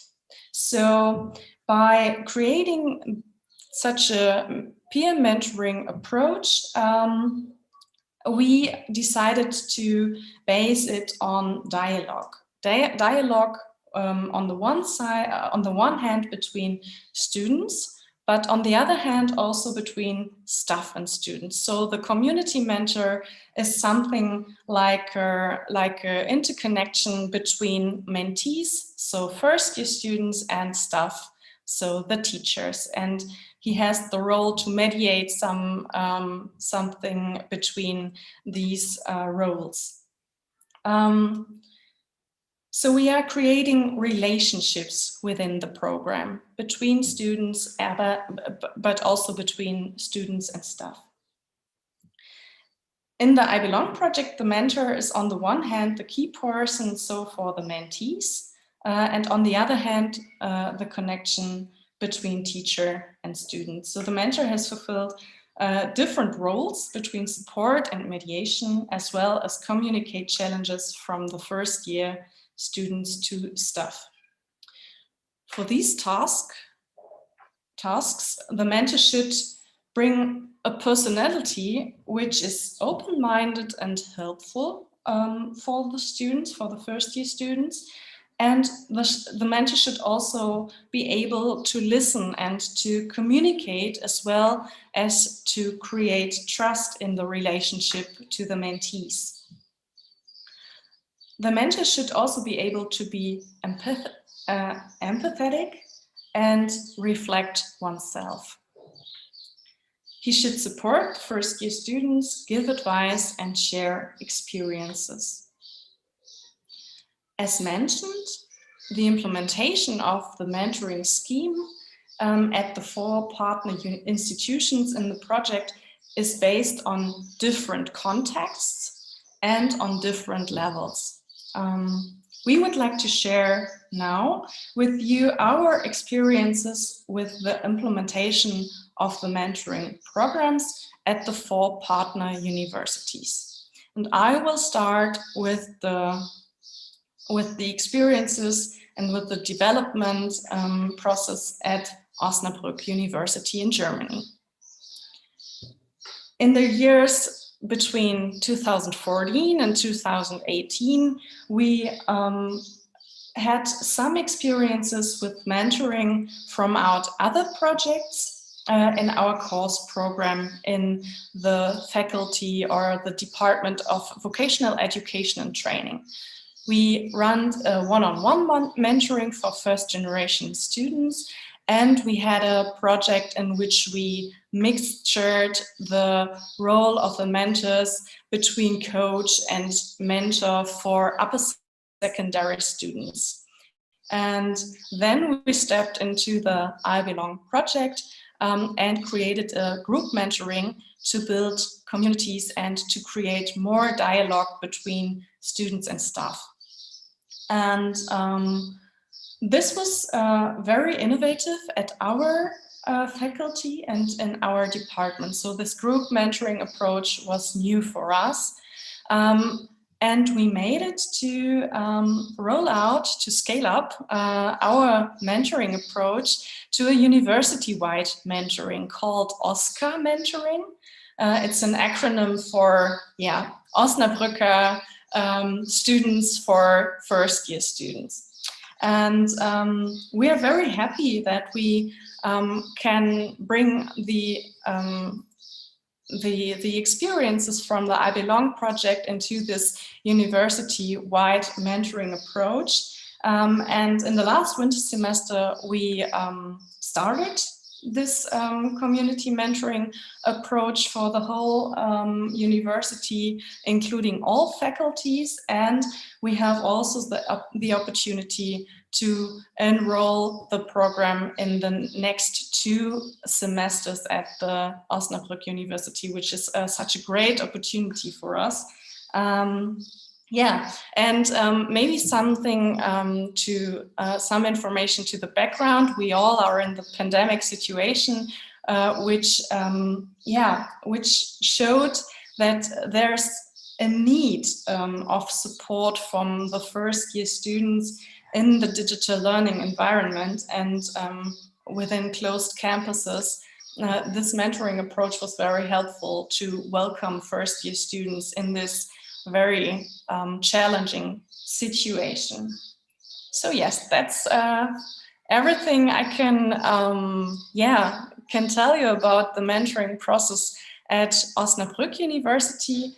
And now I will hand over to Marieke Meuvse, who will talk about the experiences at Erasmus University in Rotterdam, the Netherlands.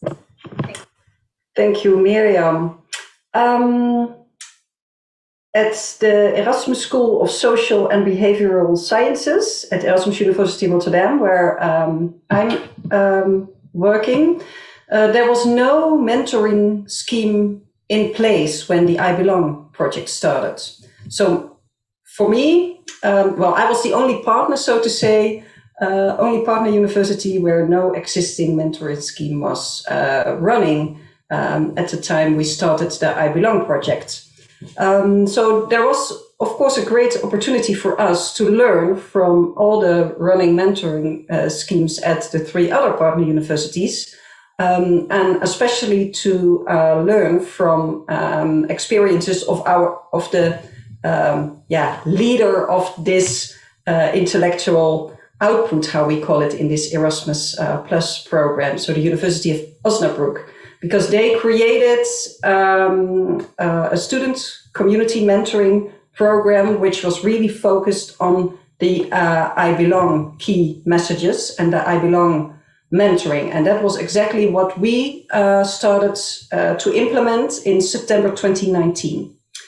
And although it was designed and developed as a group mentoring program, we started with one-to-one mentoring. We implemented this mentoring scheme as a voluntary mentoring scheme. And we noticed that not so many students applied for a mentor. So we started with one-on-one mentoring. But then, of course, as you all know, in this academic year, we were hit by COVID-19 and also the anti-racism demonstrations on global level. And suddenly student voices became louder in our university and especially in our faculty. And more students were in need of mentoring. And that resulted in 3 other programs within my faculty wanting to implement a mentoring scheme. there was a need for I Belong mentoring, but there was also a need from students on more study skill related mentoring. So in 2 programs, apart from my program in pedagogical sciences, we implemented I Belong mentoring plus social skills of study skills mentoring. And in the 4th program, there was a completely different mentoring program implemented. We moved to group mentoring, and now we are in a stage that our Vice Dean of Education in the faculty recognizes the importance of a faculty-wide mentoring scheme. So we are now in the phase that we have agreed on the goals of our mentoring scheme, and also the students who we would like to reach with our mentoring scheme. And this means that we will continue the I Belong student community mentoring program, but we add the so-called building blocks, which were developed by our learning and innovation team from my faculty. And those building blocks are really focused on supporting students on the topic of their of study skills. So more study skills related mentoring. So this package of mentoring will be implemented faculty-wide from September onwards. So we are now hiring a project leader for the mentoring program of our faculty. And within the 4 programs, we are hiring mentor coordinators. And that very much relates to what Professor Meneses shared with us before lunch, that it's really important to look at the context. So we have the mentoring scheme organization, so to say, but to make sure that it's sustained in different programs and it's effective, you need to be very much aware of the needs in those different contexts. So that's why we are also hiring 4 different mentor coordinators within the different programs. So what started as a mentoring scheme in just 1 program within my faculty now scaled to the faculty-wide mentoring, which will start in September. So I think that's a very good accomplishment that we had as an I Belong team to create awareness of the importance of mentoring, of course, with the help of the most important stakeholders in this, and those are our students. So first-year students, but also the mentors, of course, who are involved in our mentoring. Liz, I think it's up to you now for Edge Hill University. Thank you very much. I think there's a slide which has got Edge Hill on as well. Can you put that on for me, Miriam? Okay. Thank you very much. Yes, well, Edge Hill University was one of the universities that had already mentoring systems in place. And we were working with primary education, and which is a very large program. And they had a pre-existing, and not only pre-existing, but an award-winning peer mentoring scheme. So we weren't able to sort of introduce the student community mentoring in the way that perhaps would have been ideal, or not ideal, but that might have been intended in the original thinking about all of this. So we had to look at what we had, and so again, looking at our context and really work with it. So so I started by meeting with some of the existing mentors on the program that we were working with, and they were and they're 2nd and 3rd year students, and they're trained and they work. Sorry, the way it works there, I should say, is that they're 2nd and 3rd year students who mentor 1st year students, and they work with the tutor groups, and that's been quite an effective way of making them accessible. So they'll often sit in on a tutor group and then be sort of there at the end, so students can come to them and ask questions. And I think that was found to be a much more effective way of of mentees kind of connecting with the mentors, particularly in a large program. So the tutor groups break them down into smaller kind of cohorts. And so two mentors, they always work in pairs, work through the tutor groups. But then we sat down with our mentors and discussed with them what we were trying to do through the I Belong project. And I have to say the mentors were brilliant. They helped us co-design the first dialogue day that we've delivered. And they were there and an integral part of delivering it, because the way we delivered the dialogue day was we had 300 students in a tiered lecture theatre, and we wanted to create a safe space and talk about diversity and belonging. And so the mentors were absolutely crucial to that. And they designed several of the activities, the most important of which I think is the one where we ask students to share with us some of the things they're concerned about and how they can be helped to succeed. And that was really a co-designed activity that the mentors played. They also kind of facilitated the day, and they took students out around campus and took them around and helped with the photographs about belonging and those various activities. And then the mentors were able to go over to Osnabrück, that must have been in 2019, and share their sort of experiences of developing and contributing to the dialogue day. What was really interesting was when we worked with the student mentors and asked them to think about diversity, their first reaction was to kind of talk about the fact they didn't really have any diversity, that they didn't see themselves as different. And I think in some ways that was really positive. But what we encouraged them to do is to share their individual stories and talk about the things that they found challenging, sort of break down the barriers and help other students feel confident to talk about issues that they were concerned about on their transition into higher education. So the first thing that really came out of it from the mentors' point of view was perhaps a greater awareness of diversity. And subsequently, in light of things like the Black Lives Matter, there's been a greater interest, including more explicit discussion about race and discrimination into the role and training for mentors. The other thing which has really come out more explicitly from the I Belong kind of focus is to think about how we recruit more diverse mentors, so that we make a more conscious effort to ensure that we're not just having perhaps students from the more dominant social groups who feel more confident to put themselves forward as mentors. And certainly the mentors who've been involved with us have been really open, talking about those kinds of issues and really encouraging others to step forward, because as I think Miriam was saying, that the role of the mentoring program itself actually has huge benefits for the mentors as well as the mentees. And we were still struggling a little bit about how we might add value to the mentoring at Edge Hill by drawing on the I Belong project.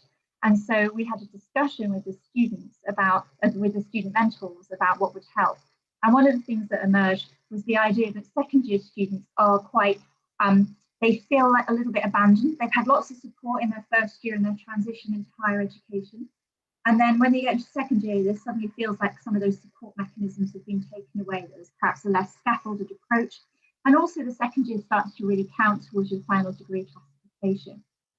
So what we'd be looking at is how we might roll that model out to second year students.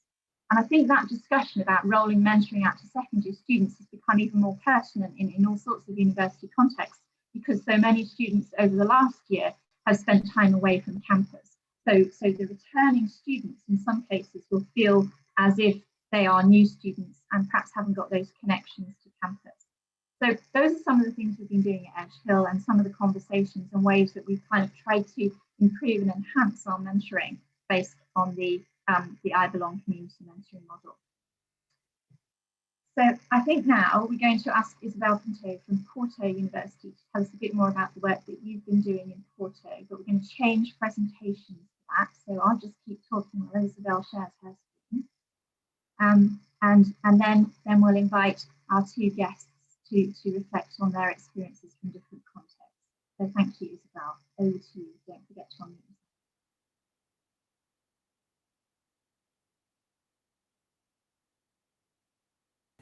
Thank you, Liz, and thank you for the invitation. I'm delighted to share our experience in our mentoring program that is established already since 2000. 2011. So the CEOP mentoring program supports new students that arrive to the Faculty of Psychology and Education Sciences of the University of Porto towards a positive integration into academic life experience. The students' well-being in academic, personal, social, and cultural dimensions are this program's main focuses. In other words, the CEOP mentoring program is concerned with encouraging students' academic success and reducing risk of dropout, as well as ensuring that the experience in higher education is lived in a space of freedom that encourages autonomy with less perceived insecurity and anxiety, and full of new experiences that provided by a social support network that embraces diversity and positive intercultural exchange values. The CEOP mentoring programs is sustained in some structural dimensions. First, institutional responsibility. This is a program developed by the Faculty of Psychology and Education Sciences of the University of Porto that takes the responsibility for welcoming and onboarding new students. Given the increased diversity of national and international new students arriving to higher education, institutions have been gaining more and more awareness of their responsibility on the planning and implementation of integration processes to new students. Peer relationships. This mentoring program is supported on peer relationships as the most fundamental mechanism to ensure a sound integration process. These peer relationships provide new students, the mentees, the opportunity to be supported by more experienced older students, mentors, that participate on a voluntary basis to support mentees' academic path. Early this morning, you were two of our mentors, and they were very nice, sharing their experience, so probably you remember them. These relations are symmetrical and hierarchy-free, sustaining democratic, solidarity, and social equality values, consistently reinforced and embraced by all involved in this program. The main goal is to foster good practices and reinforce construction of a positive and democratic academic community belongingness. The mentor support to mentees ranges from basic issues such as registration, classes, teachers, and so on, to more complex topics, as is the case of emotional support. With the pandemic, new forms of relationships, privileging physical distance, but also simultaneously social proximity, emerged among our mentors and mentees. And finally, the pedagogical dimension. This program is coordinated by teachers that support, monitor, and supervise it with an intentional marked pedagogical dimension that benefits both mentors and mentees. This program has great impact on development of students' transversal and social skills. They become to assume an active role in contributing to the integration process of new students and to a new identity about being a student. This new role implies the learning and assimilation of new skills such as empathy development, solidarity, social and civic responsibility. The pedagogic methodology of this program is student-centered, encouraging mentors to assume an active participative learning process throughout the experience, based on both formal and especially informal learning practices. In addition, the program also offers the opportunity to develop collective activities that constitute collaborative and supportive training processes towards global personal and social development, and that emerge as opportunities for valuing diversity and cultural interchangeability. There are some formal training sessions at the beginning of the academic year to inform about logistical issues regarding students' registration, the university and faculty services available to students, the role of other institutional groups such as academic associations and so on. Although formal training sessions occur in the beginning of each academic year, this program is very active throughout the year. The peer relationships obviously occur permanently, and this program plans and implements collective events. Some examples of these activities are hosting sessions for new students, welcoming sessions for international students, workshops promoted by mentors, social events, and online social events, especially in this pandemic time. The PSYOP mentoring program covers the 3 levels of existing study cycles, graduation, master, and PhD, although it is more present in the first one. The PSYOP mentorship has grown not only internally, but also externally. We present the main milestones achieved by this program. For time concerns, it is impossible to approach all milestones, but so we brought the most relevant. In 2013, participation in this program as mentors became recognized by the Rectorate of the University of Porto, which authorized this participation inclusion in the students' diploma supplement. The PSYOP mentoring program gained a physical space, a room in the faculty, which changed the recognition that this program had in the faculty. And it also allowed to experience new types of activities, meetings, social events, study, etc. In 2018, the PSYOP mentoring program proposed the creation of the Portuguese network of peer mentoring tutoring programs, together with a letter of peer mentoring tutoring programs based on the structural dimensions I presented earlier. This network is currently establishing and contributing to share good practices between several mentoring programs across Portugal. In 2019, PSYOP mentoring program assumes a relevant role in the conceptualization and development of the Porto Peer Mentoring Program, a mentoring program that is implemented in the majority of the faculties within the University of Porto and as well in the Porto residences. This program, although still very young, is gaining more and more adherence from teachers and students in each faculty.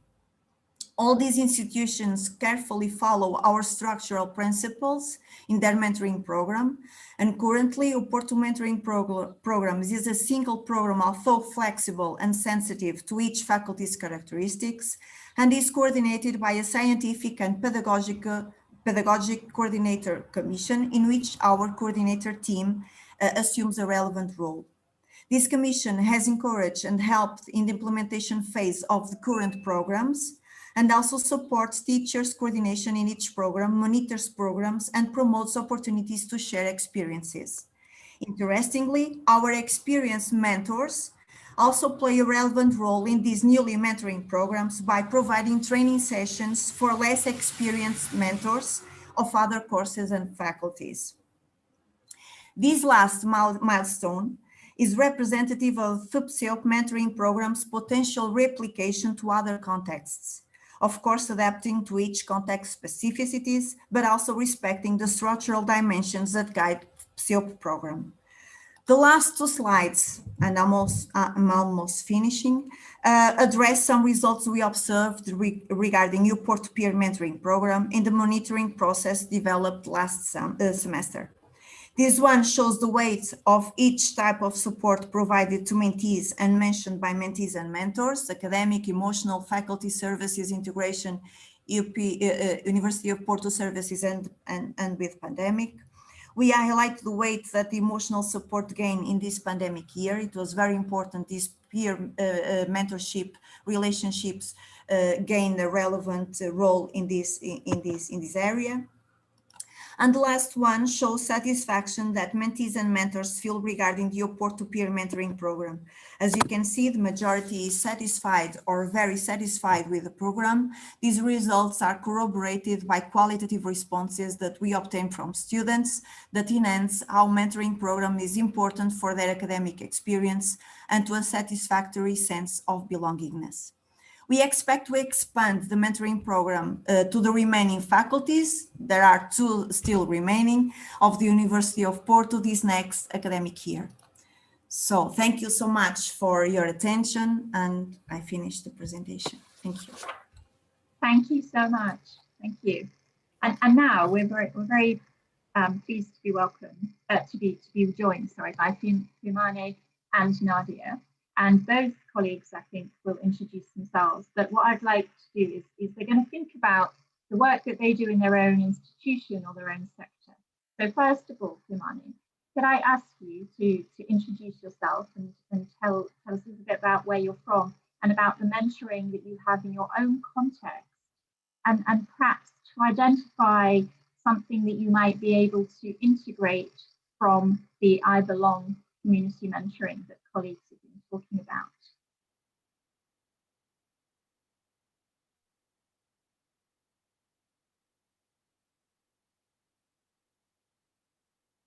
Romani? I was on mute, sorry. So I was saying hello, everybody. And first of all, thank you so much for this amazing opportunity, for listening to these amazing achievements from these 3 mentoring projects presented.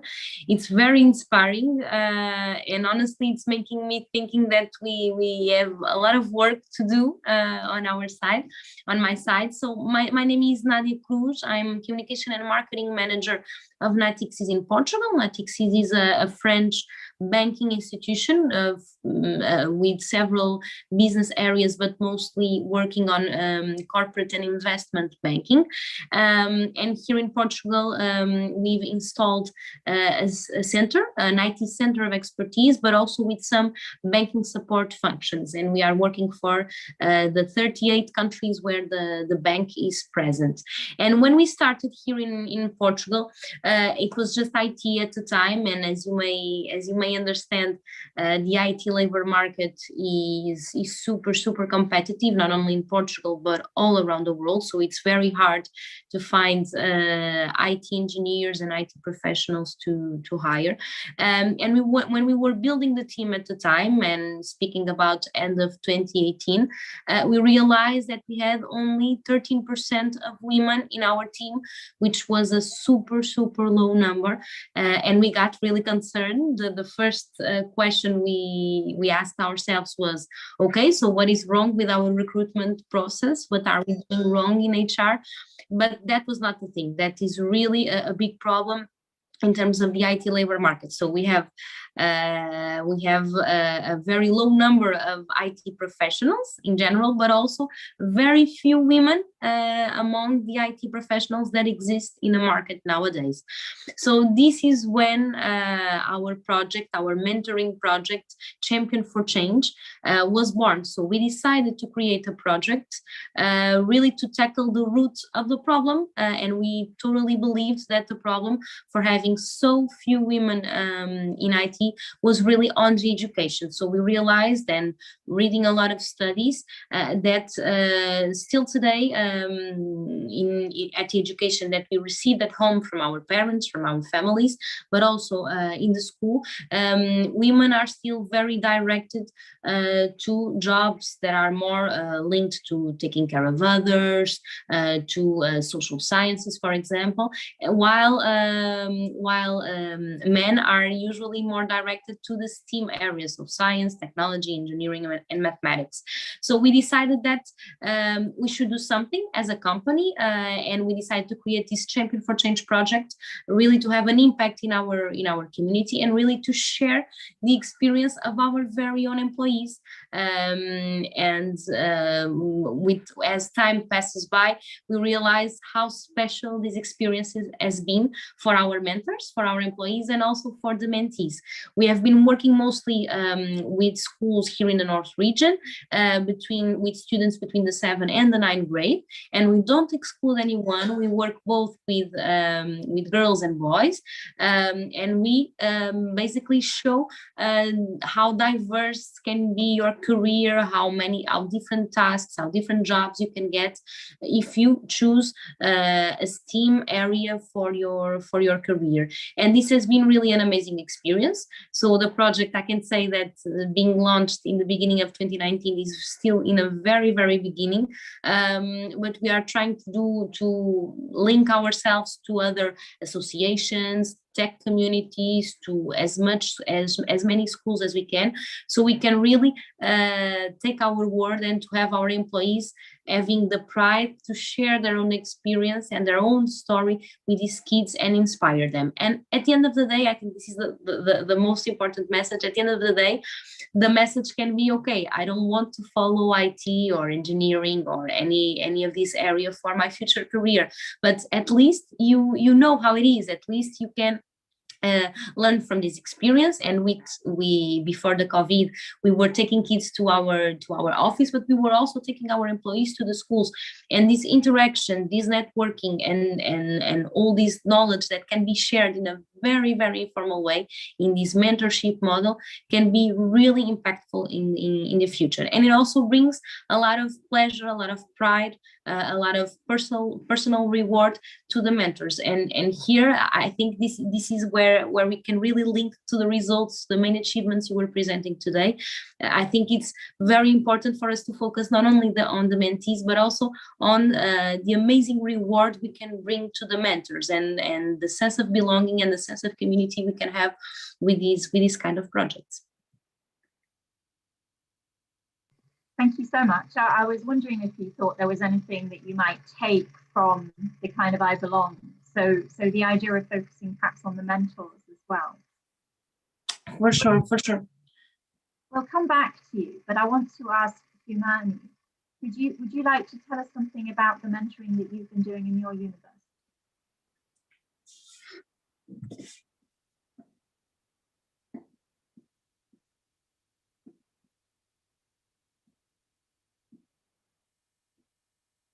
You need to unmute yourself.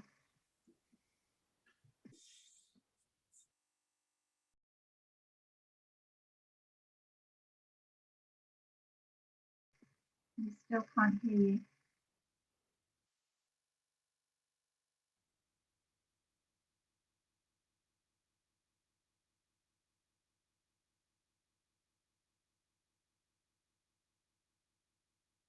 You're still on mute, I'm afraid.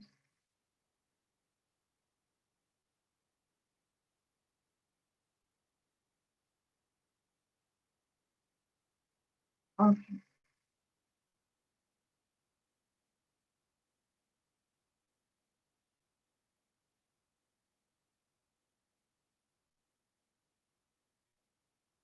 Okay. Humani, we can't hear you because I'm not sure what's going on. So I'm going to have to come back and ask Nadia if you can tell us a little bit more about things like how you train your mentors and how you support them with their role that they do. So on the side of our mentors, so this project is mostly developed and animated, let's say it like that, by the communication team, which is my team. But what we do is try to build inside the company, and we do this with a lot of other topics, is really to build a community. So what we do a lot of times is really to work with the mentors and organize a lot of brainstormings and debrief sessions, and to put them in contact between each other, because we are a big company. We have more than 1,200 employees already. So we are a big company, and a lot of them don't interact with each other on a daily basis. So what we do a lot is really to organize these brainstorming sessions, these networking sessions, like they are really a community, because we call them like that. They are our champion for change volunteers community, and we put them in contact with each other, really for them to exchange their experiences. And I find it very important for them, when they have any difficulty spending a day with a student or accompanying a student in a specific process.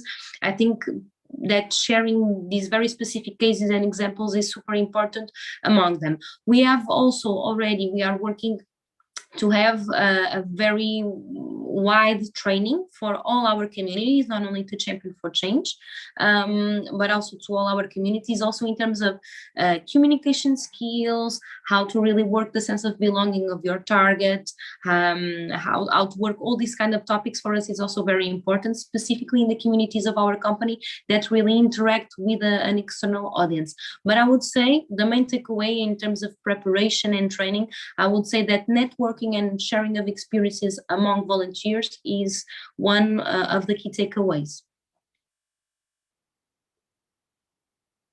I'm on mute now. So thank you for sharing that.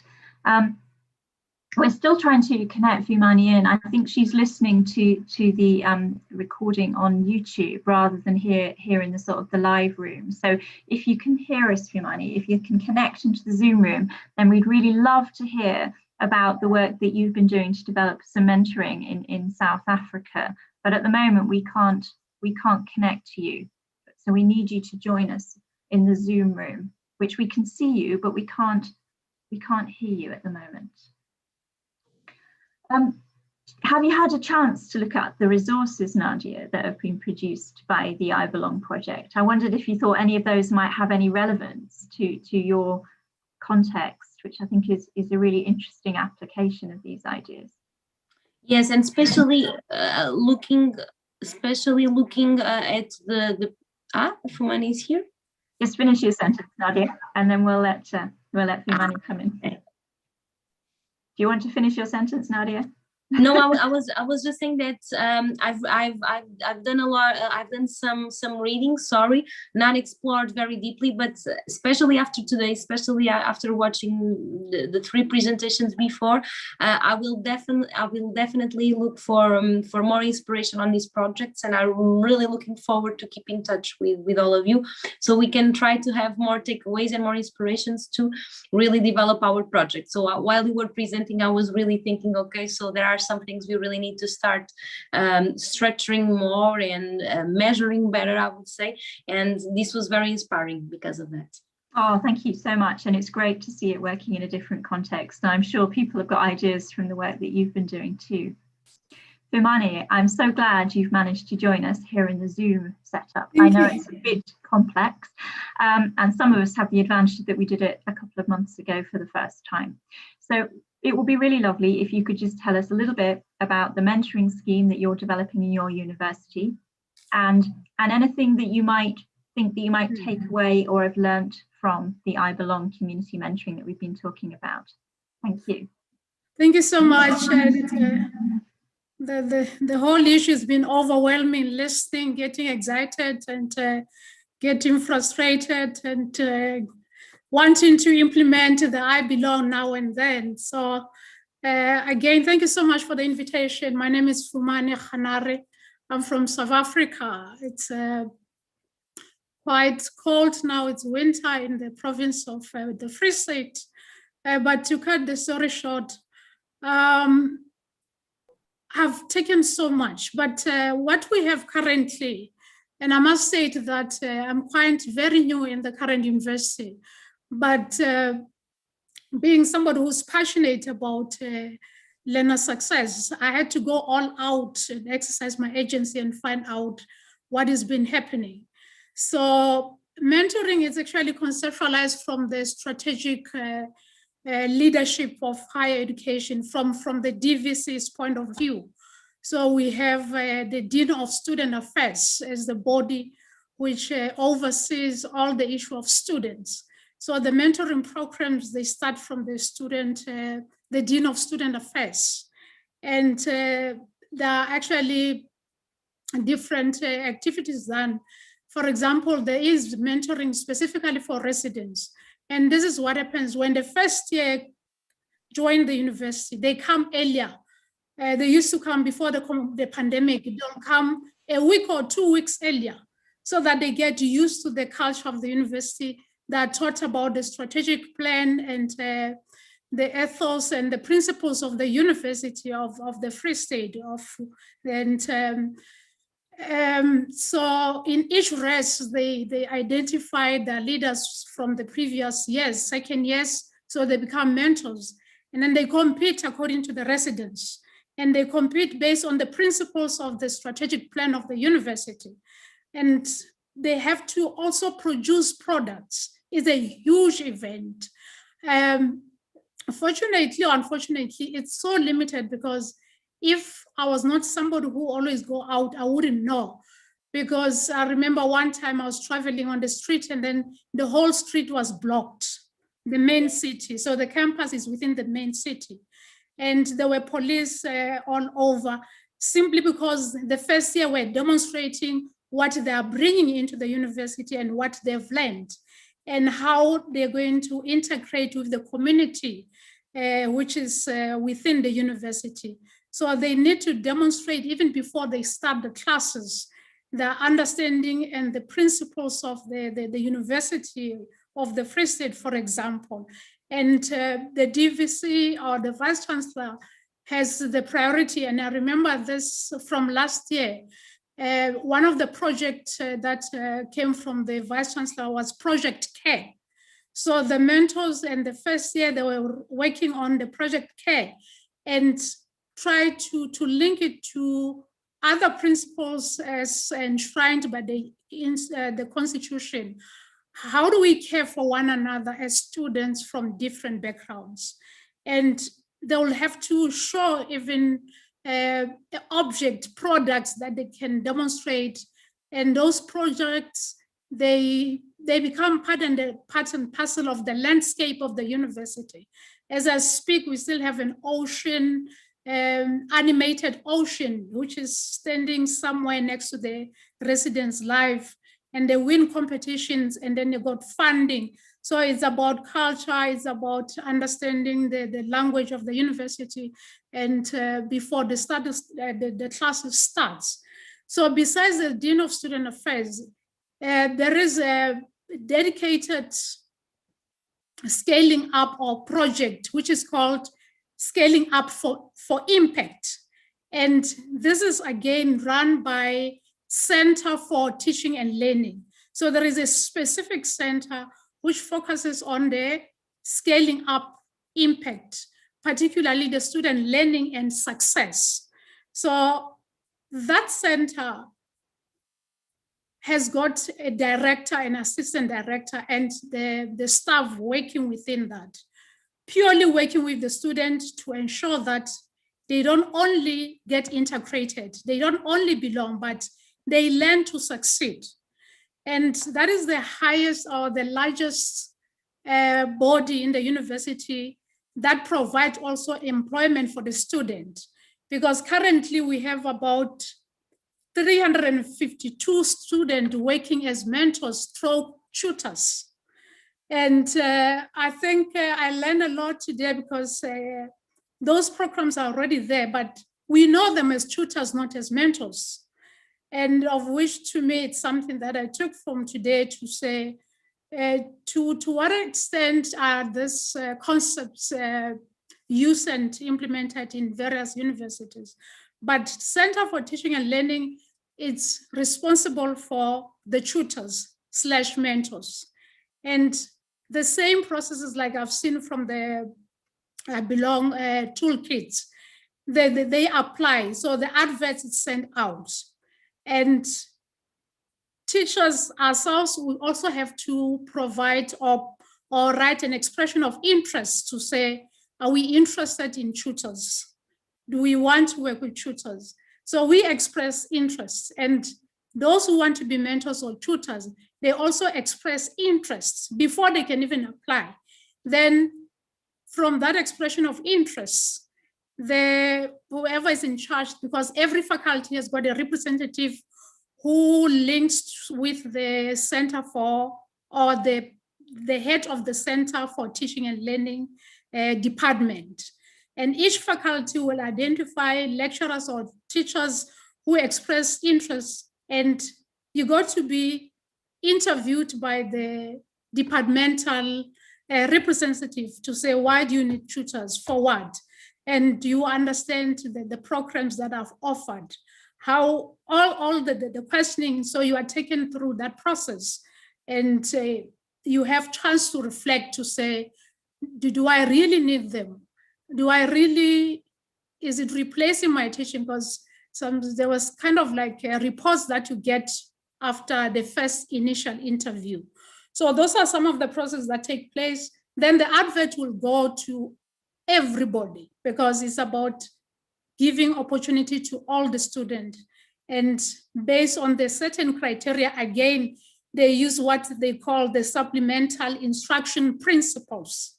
So based on those criteria, then the tutors / mentors are evaluated by both the faculty rep and the head of the Center for Teaching and Learning. And based on that, and depending on the availability and the criteria, those who meet criteria, then you'll be allocated the tutors per module. I must indicate that currently they're targeting what they refer to high-risk module. And I like the way they changed the word, because in another university, they used to call them student and risk, only to find it's not only student who are at risk. It might be the structures, it might be us not being able to create opportunity. So they focus on high-risk modules versus student and risk. Simply means those modules which have a high rate of failing. So those are the mentors which are going to assist and then assist the teacher and integrate and interrelate with the students. And it used to be face-to-face, but now because of COVID again, the online programs are there. The university provides things like Global Protect, and then they link with the private centers like Nadia's case, IT specialists, where they give zero-rated bundles. But the challenge again that exposed our mentoring programs is the existing inequalities because of the history. So there wouldn't be mentoring without going back to the history, because having access to data bundles did not translate to belonging. It actually created more exclusion, because other students are located in the geographical areas whereby even if you have a laptop, if you don't have electricity, so it went back to the real issues, the structural issues that are brought by things like apartheid. And the feedback that you got from ourselves as lecturers and our mentors have been our vulnerabilities. So we meet as lecturers, we share our experiences, what it's called best practice. Today I learned about interesting practices. And it was easy for me coming from a rural area to understand what is it like to be in the deep, deep rural area. And this ties back to the keynote speaker to say, mentoring is about the heart and the head, you know, because for some colleagues who were not from a deep, deep rural area, they couldn't understand. So the issue of resistance to change, they couldn't understand why the students were not submitting assignment. They were still stuck with some types of assessment. They couldn't be creative to say, instead of writing an essay, can you sing a song and send it through WhatsApp? So we had also those challenges, but it was again an eye-opener. And this link, and you'll excuse me because I'm trying to link what is happening and also what I've learned. So the issue of team, what I love about the I Belong, which I think to me stood out, is this issue of team teaching reflection.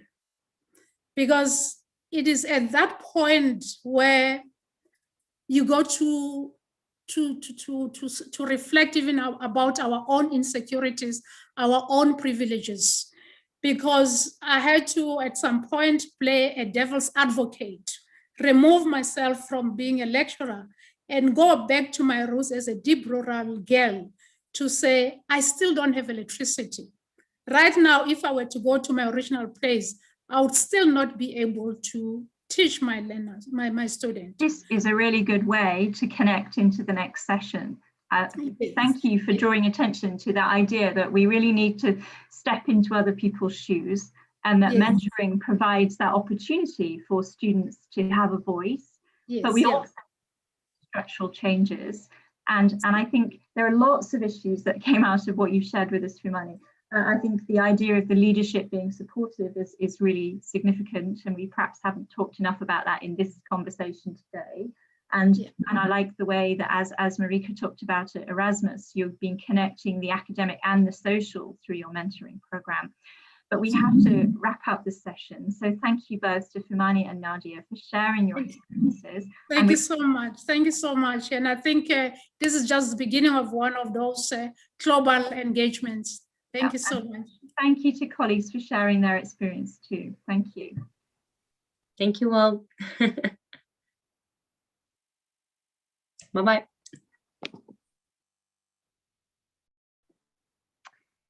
All right, if I'm not mistaken, it's up to me to continue the session. It's over to you, Fini. Thank you. Yes, thanks so much, Liz. And hello again to everyone watching. For those who are tuning in just now, my name is Pravini Baburam, and I'm a program manager at ECHO. And for the coming 45 minutes, I will invite you to join the Power Walk. This is an exercise to engage people in stepping into someone else's shoes and trying to imagine what it's like to navigate the world, and more specifically an academic environment, in someone else's shoes, and someone who is underrepresented, perhaps someone who deviates from your own identity and experience. And we have a couple of volunteer participants with us today. So I'm going to introduce them to you. We have Angelica Monteiro from the University of Porto. Thank you so much for being here today, Angelica. We have Annabelle Yale from Edgehill University. So glad you could join us today, Annabelle. Glad to be here, thank you. Nick Herens with the Knowledge Innovation Center, my colleague from the Netherlands. Good to have you here. And we have Daniela Jaramillo Dent from the University of Huelva in Spain. I have practiced this, people. So again, I'm really happy that you can join us to participate in this exercise. And Nick, Angelica, Daniela, and Annabelle will also share their reflections with us after the exercise. What I'm going to do now is I'm going to share my screen. And invite you to join. So what are we going to do? First, we have to set the stage a little bit. As I mentioned, we're going to step into someone else's shoes. So what I'm going to ask everyone within this session, and also you watching at home, to take pen and paper, or if you're watching on your device, use your device, and come up with an identity that is different from your own. And I'll help you to create that identity. You can think of specific identity markers that are different from your own. And you can think of at least 3 dimensions and choose 2 of those dimensions that deviate from your own. So you can think of gender. So think about either male, female, non-binary, or otherwise. You can think in terms of ethnicity, white, black, Asian, or otherwise. You can think of sexual identity or orientation, heterosexual, gay, bisexual, or otherwise. Or you can think in terms of academic background. So no family experience in higher education, no recent educational experience, or an alternative entry qualification or otherwise. So if I were to come up with an identity for this specific exercise, I could, for instance, come up with an identity that is male because I identify as female, an identity that is white because I identify as Asian, more specifically Indo-Caribbean, and an identity based on a heterosexual identity, which aligns with how I identify. I identify as heterosexual. So this means that 2 of my identity markers are different from my own. Now, the people in this, our volunteer participants, are now also invited to come up with an identity. And also you at home, I invite you to join this exercise and come up with your own identity. So I'll give you a moment to write it down.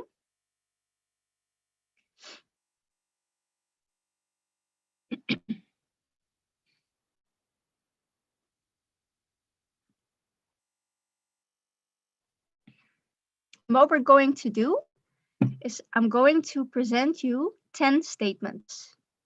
And I'm going to ask you to answer these statements from your specific perspective related to this identity that you just came up with.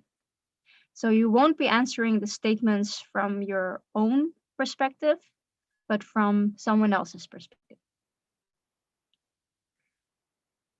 With each statement, you can write down scores or points, depending on how you answer. And at the end of the statements, I'm going to ask you to calculate your score, your total score, And then I'm going to ask the volunteer participants here today to share their scores and then reflect on those scores. What does it mean if you have a high or low score? And what does that say about your position of power in the academia and more broadly in society?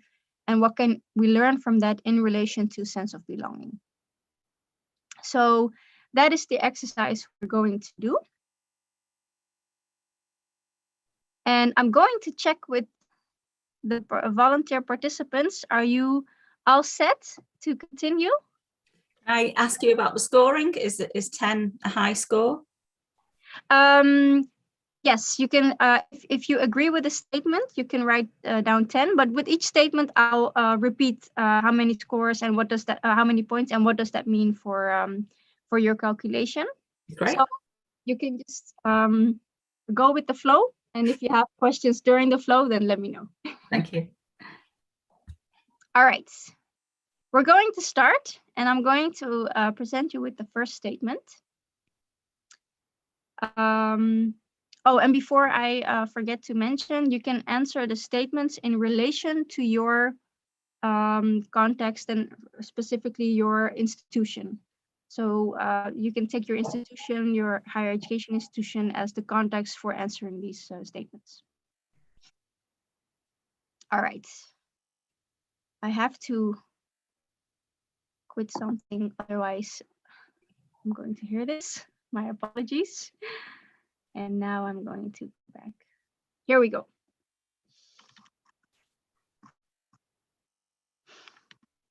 First statement. I can ask my parents for help in navigating the university. If you agree with the statement from your new identity, you can write down 10 points. If you disagree, write down 0. And if you are in doubt or partially agree, you can write down 5. I can ask my parents for help in navigating the university.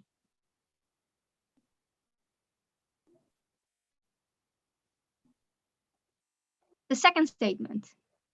I recognize the history of my ancestors in my curriculum. So if you agree with this statement from your new identity, you can write down 10 points. If you disagree, write down 0. And if you're in doubt, partially agree, 5. I recognize the history of my ancestors in my curriculum.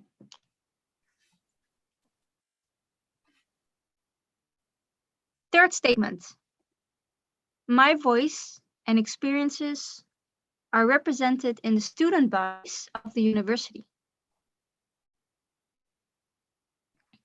My voice and experiences are represented in the student bodies of the university.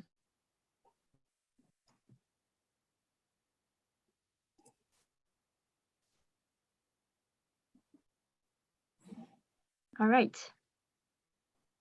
Statement 4. I recognize myself in the teaching staff.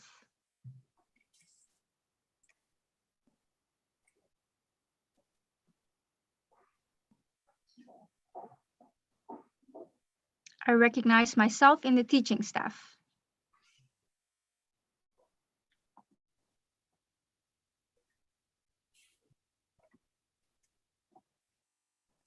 Heading to statement 5. I can participate in my classes without encountering any challenges. And just like the statements before, if you agree, write down 10 points. Disagree, 0. And if you're in doubt or partially agree, 5.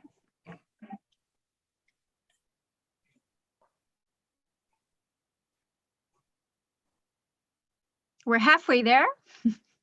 Next statement. I see myself reflected in communication materials published by the university.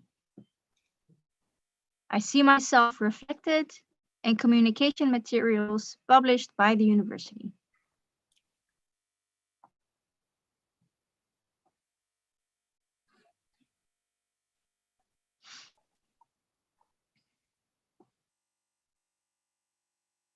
Going to statement 7.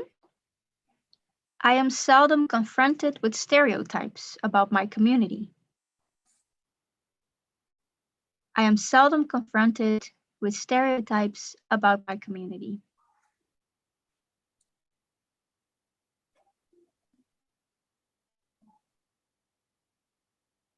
Statement 8. If I address something I consider inappropriate, I'm not worried people would think I'm oversensitive.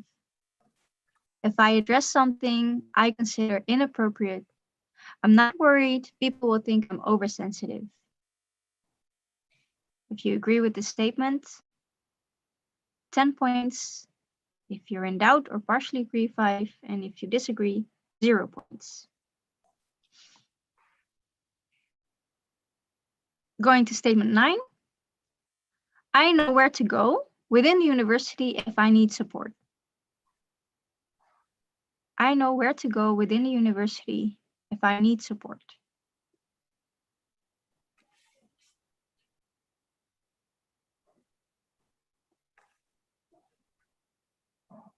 And then the last statement, my experience at the university is empowering and has strengthened my confidence. My experience at the university is empowering and has strengthened my confidence. If you agree, 10 points, partially agree or doubt, 5, and disagree, 0.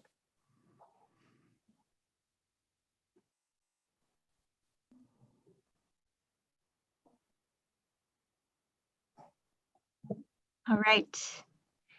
So I hope you all have been able to respond and noted your scores. So now is the time to calculate your total score.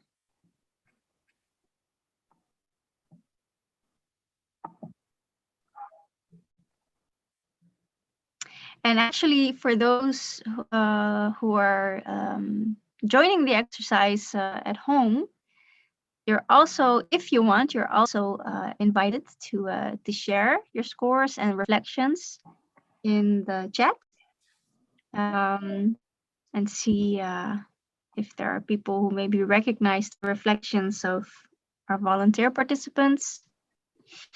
I see Angelica has already submitted your scores, and I see you have noted 20 points, Angelica. So yeah. I'm going to stop sharing my screen for now and start inviting you for your reflection. So first, let me ask you, how did you experience this exercise? How was it for you? It was very interesting because we always think about other people and in other cultures, but it's different to think that I am this person, to put myself to walk in someone else's shoes. So it's very, very interesting. It's very reflexive too. It's a nice exercise. I think we should do that more often because it's really, really very interesting. And I really think that at my university, we have lots of opportunities and not that much trouble, but I can tell I was a man, refugee, bisexual. So there are lots of things because actually I live in Portugal, but I'm from Brazil and I have lots of students from Brazil. But I thought that this would be very easy because I'm also from another country. So I have to find something else. And then that's why I tried to be a man, to think about all these issues, being a man, Black, refugee, and bisexual. These 20 points, actually, there are lots of things that I really haven't think about that. So I choose to put no points, to put 0, when I think that this must be very difficult. But I also think that we nowadays have a very supportive structure here in our university. So the only 10 points was for how to find support. I think even our university have lots of structure to support students. I think that. And also, I think that when I talk to the students, the experience of being here, being abroad, is very powerful experience. They learn a lot. So the last one, I always think that it's very difficult.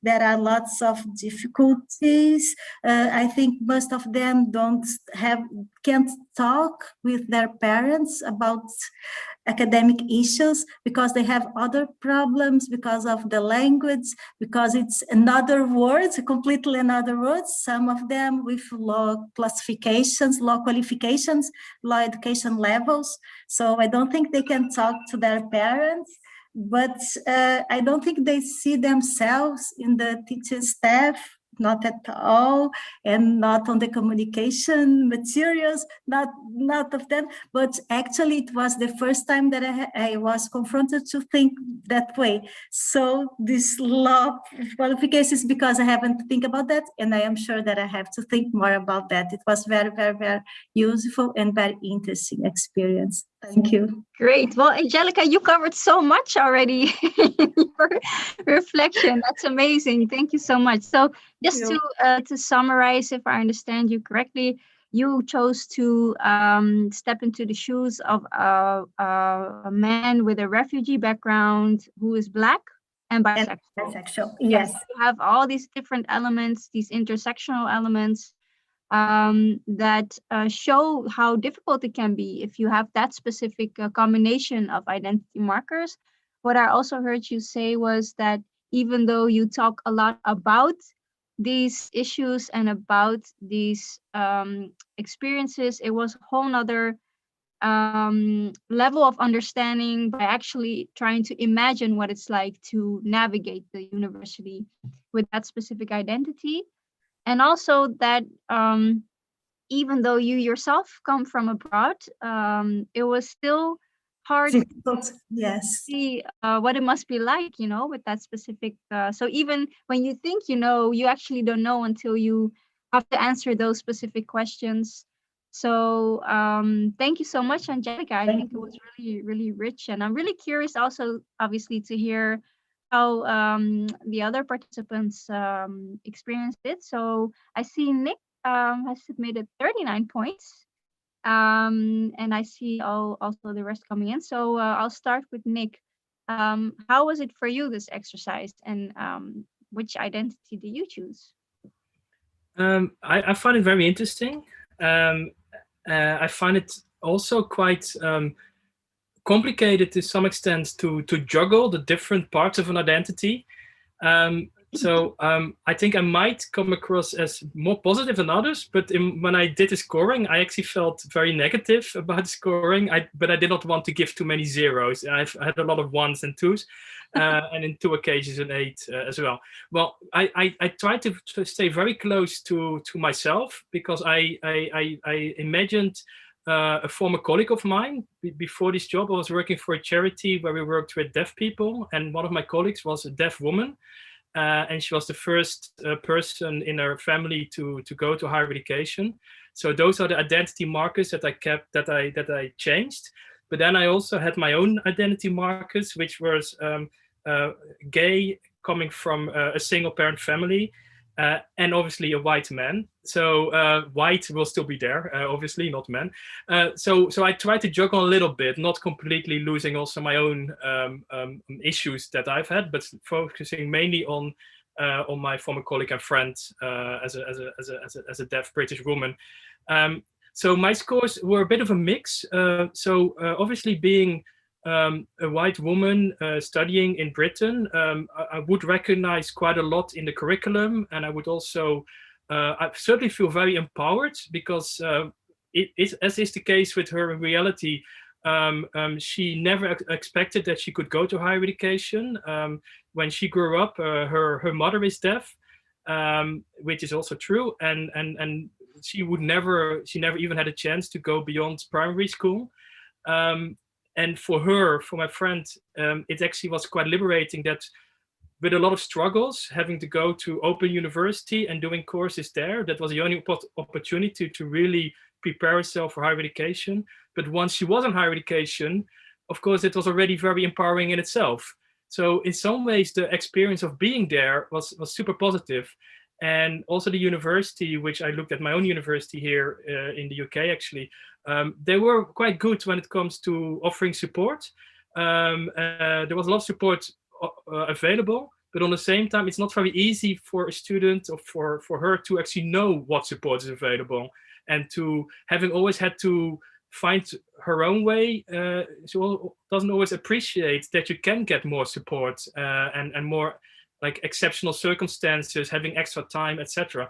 On the same time, couldn't ask a parent for support because obviously a parent wouldn't know anything about higher education. Don't really recognize myself in my teachers. There are obviously, there's no teachers with an obvious disability in my school. Also, what is really difficult is struggling with fellow students who don't really appreciate that my first language is actually not English, but is British Sign Language, which I don't think anyone really seems to understand around me. And because of that, I'm struggling with language. I'm struggling with writing. So even with all the support, it's very difficult to still cope with the expected level. Also, I don't really recognize myself in student representative bodies, because even though there is a disability officer, which is quite well arranged here in the UK, at the moment, this is not someone who is deaf. So disabilities are also very different. So I don't really recognize myself there, although I do know that I can find support. So I think this is more or less the rounded figure. So I still feel that I thought it was a bit too harsh to say 0 to almost everything, but most of the, apart from indeed recognizing the curricula somehow and finding support, everything is below medium. So it is a real struggle in this personality. Yeah. Thank you so much, Nick, also for your layered also reflection. And what I hear from your perspective is that there are, on some dimensions, a lot of room for recognition, specifically being a white woman, and on other dimensions, specifically, being deaf, it poses a lot of challenges. And what I also find interesting is that you actually took someone as a point of reference, right? So I think this is actually one of the questions that comes up in this specific exercise: is to what extent are you familiar with the identity and the perspective you chose? Is that a perspective that you are familiar with because you have people in your surroundings who share their experiences and their challenges and their dilemmas? Or is it something you only heard or read about and you're not really sure how to engage with the questions because you don't know anyone with that lived experience? So it's really nice, Nick, to hear from you that you were able to take her experience and use that to navigate this exercise. Thank you so much. I'm going to ask Daniela, who mentions 15 points in the chat. Hi, hello. Exercise, and what are some of the reflections you want to share? So let me tell you first a little bit about the identity that I chose. So I am actually an immigrant in Spain. I am from Ecuador, but of course I am very aware of my privilege as an immigrant who looks more like people look here. I speak the language, right? Then the religion here is very important. So here they're Catholic, and even though I am not, I do understand Catholicism and everything. So I chose a Moroccan man who is Muslim. And why did I choose this profile? Because I'm doing a doctorate on representations of immigration. So in the area where I live in southern Spain, there's a huge Muslim Moroccan population. but they are not everywhere. Like there's very separate spheres where these populations operate. And it's interesting because there's a large population, but they are not in university. They go to certain schools. There seems to be a very, very divided community. So another interesting thing is that the culture here in Andalusia is very, like when you come from another country, is very obviously very Arabic. The music is Arabic. Like everything that they hold dear as their culture is very close to, you know, a lot of words come from Arabic and everything. So it was interesting because, so those were the three things that I took, like I changed, but then one of the questions made me think about my own situation, right? Because I didn't change everything. For example, about the parents, asking your parents for information. So my parents went to college, but I've lived in 3 different countries, in the States and in Spain, and I'm from Ecuador. So even if your parents went to college, if it's not in the same country where you are going, you have to learn it completely. So when you're immigrating, it's a huge hurdle, even if your parents are educated. Like, so I guess the Moroccan man, his parents are educated, but he cannot ask them because they don't know.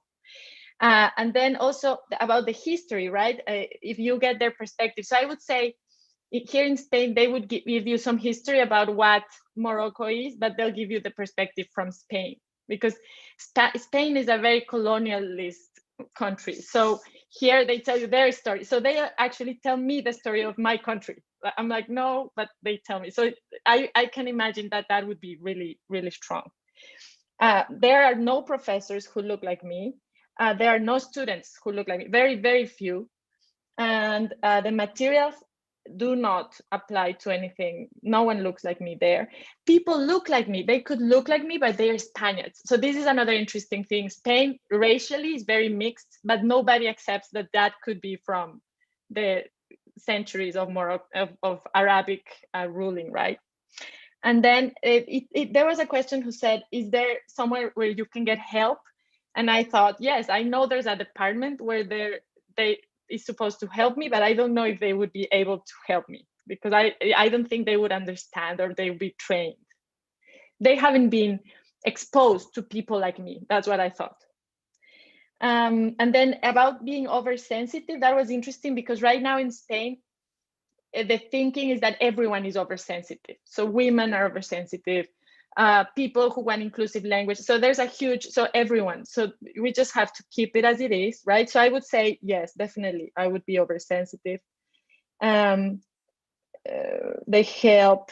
And I think that was all. Thank you. Thank you so much, Daniela. What I find really, really interesting in your reflection is even when you recognize some of the statements in terms of responding to it in a positive way, there are still additional layers to challenge, right? So the specific example you give of recognizing the history of your ancestors in the curriculum, factually, yes, but in terms of narrative and perspective, that's up for debate. And I think the specific context of the colonial history that you address also in relation to Andalusia, obviously, where Granada played an important role in the conquest, the Spanish conquest, and also what that means for someone like you from Ecuador, who has that colonial relationship. The fact that you speak Spanish is part of that history. You know, that also comes up now in this specific exercise. So, and also, you know where to go for support, yes, but are they able to help you is another discussion. So I really appreciate the way you put even the statements that would imply that there's a sense of belonging, that even then we have to ask critical questions, but what does it actually mean in relation to these specific identities? So thank you so much, Daniela, for that reflection. And then last but not least, Annabelle, I'm very curious to hear from you. You mentioned you have 30 points. which identity did you choose and how did you experience this exercise? Yeah, where do I start really? I think overall it was quite an uncomfortable experience, I have to say. And I think, you know, partway through I thought it made me realise that I'm part of the problem. So my university is where I went to university as a mature student, mother of 4. So I retained those characteristics. I retained that I was a mature student. So the university that I go to is and I lecture at is a widening participation university in the northwest of England. But what it tends to attract is people from the local area, and its widening participation aspects tend to focus on raising lower socioeconomic classes and first, encouraging people to go to university. And so it attracts a lot of people from the northwest. So it's not very culturally diverse. I think Liz knows the university well. I think that's fair to say, isn't it, Liz? So the characteristics that I changed were that I was a black male. So I was a black male, and I had, because I also work in early years, and I think that's an important, so my background is psychology, so I've got experience in other things, but I was looking at this guy's experience in early years education. And one of the issues within early years education is that it's very gendered, and it typically attracts women because it's quite low paid, it's a caring profession, lots of issues. So one of the key debates in early years education is there's not enough men. It doesn't attract a lot of men. And I just think there are so many barriers to attracting men to start off with, not even considering the different ethnicity there. And I realised when I was thinking about it that I'd sort of gone for these identity markers, because I also have taught on there's a fast track program that the university offers, which is a 6-week program for non-traditional students who don't, as in they don't have the they might have non-traditional educational. They haven't got the amount of credits or whatever. So it's a 6-week program giving access to education. And I remember teaching a guy on there who was a black middle-aged male who had a family, and he didn't complete the program. There were so many barriers for him that it just became insurmountable. And I remember, again, trying to support him the best that I could, but looking at going through this experience today, I realize all those different layers and how insurmountable. And for me, as a middle-aged woman, a lot of those barriers were there. But as a black male, they become quite insurmountable. So there was a big fat 0 for representing, staff representation, because, as I said, I'm part of the problem. There are, I'd say, about 80% of the staff are middle-aged women, and there are two blokes, and they're both gay. So it's not very representative, I don't think. And in terms of, knowing whether they are represented in the community more widely, I think the university gives it a good go. But I also think, as an older man, there's less representation there. And also, the course that I lead it typically attracts younger females. So, and because he's got English as an additional language, there's lots of different layers to it. So I started ranking very low to start off with, and I think I did something similar to what Nick was describing. I started thinking, a bit more optimistic, and I'm being a bit too negative about this. And I'm really, we should be able to help this guy. And I'm a big advocate of the personal tutoring system. So I was thinking, if I was this personal tutor, this is what I could do. This is how I might help. But I just think there's some huge challenges there that so I'm hopeful, but the reality is I'm not sure. Thank you so much, Annabelle, also for your honest reflections in the sense that it's uncomfortable, you know, and I think that is actually part of this process, you know, what we call getting comfortable with the uncomfortable. It's really important to let that in and to reflect on what that means also for your institution, and what that means also for people who have to experience the discomfort every day, you know, navigating the university. And I really appreciate that you addressed that specific aspect of the conversation. So thank you for that. Thank you. We have 5 minutes left before we have to wrap up this exercise. And I just wanted to thank you again for the rich reflections we've heard from Angelica on the importance of imagining what it's like to be in someone else's shoes rather than talking about it. You know, from Nick, we've learned it's really helpful to take someone within your surroundings you're familiar with to tap into that lived experience. Daniela engaged us in a critical reflections on, even if we think, you know, we are inclusive, there are still additional layers to explore and to critically reflect on. And Annabelle addressed the process of getting comfortable with the uncomfortable. So in that sense, we have a lot of different angles to this conversation of sense of belonging. So thank you all for addressing that. I think also one of the most important questions after doing this exercise is what's next, right? Now that we know the gaps and the specific aspects that are posing challenges and might make people feel excluded, or actually exclude them because of the structures that they encounter, the question now becomes, what can we do to make them more inclusive, specifically in your own role within the institution?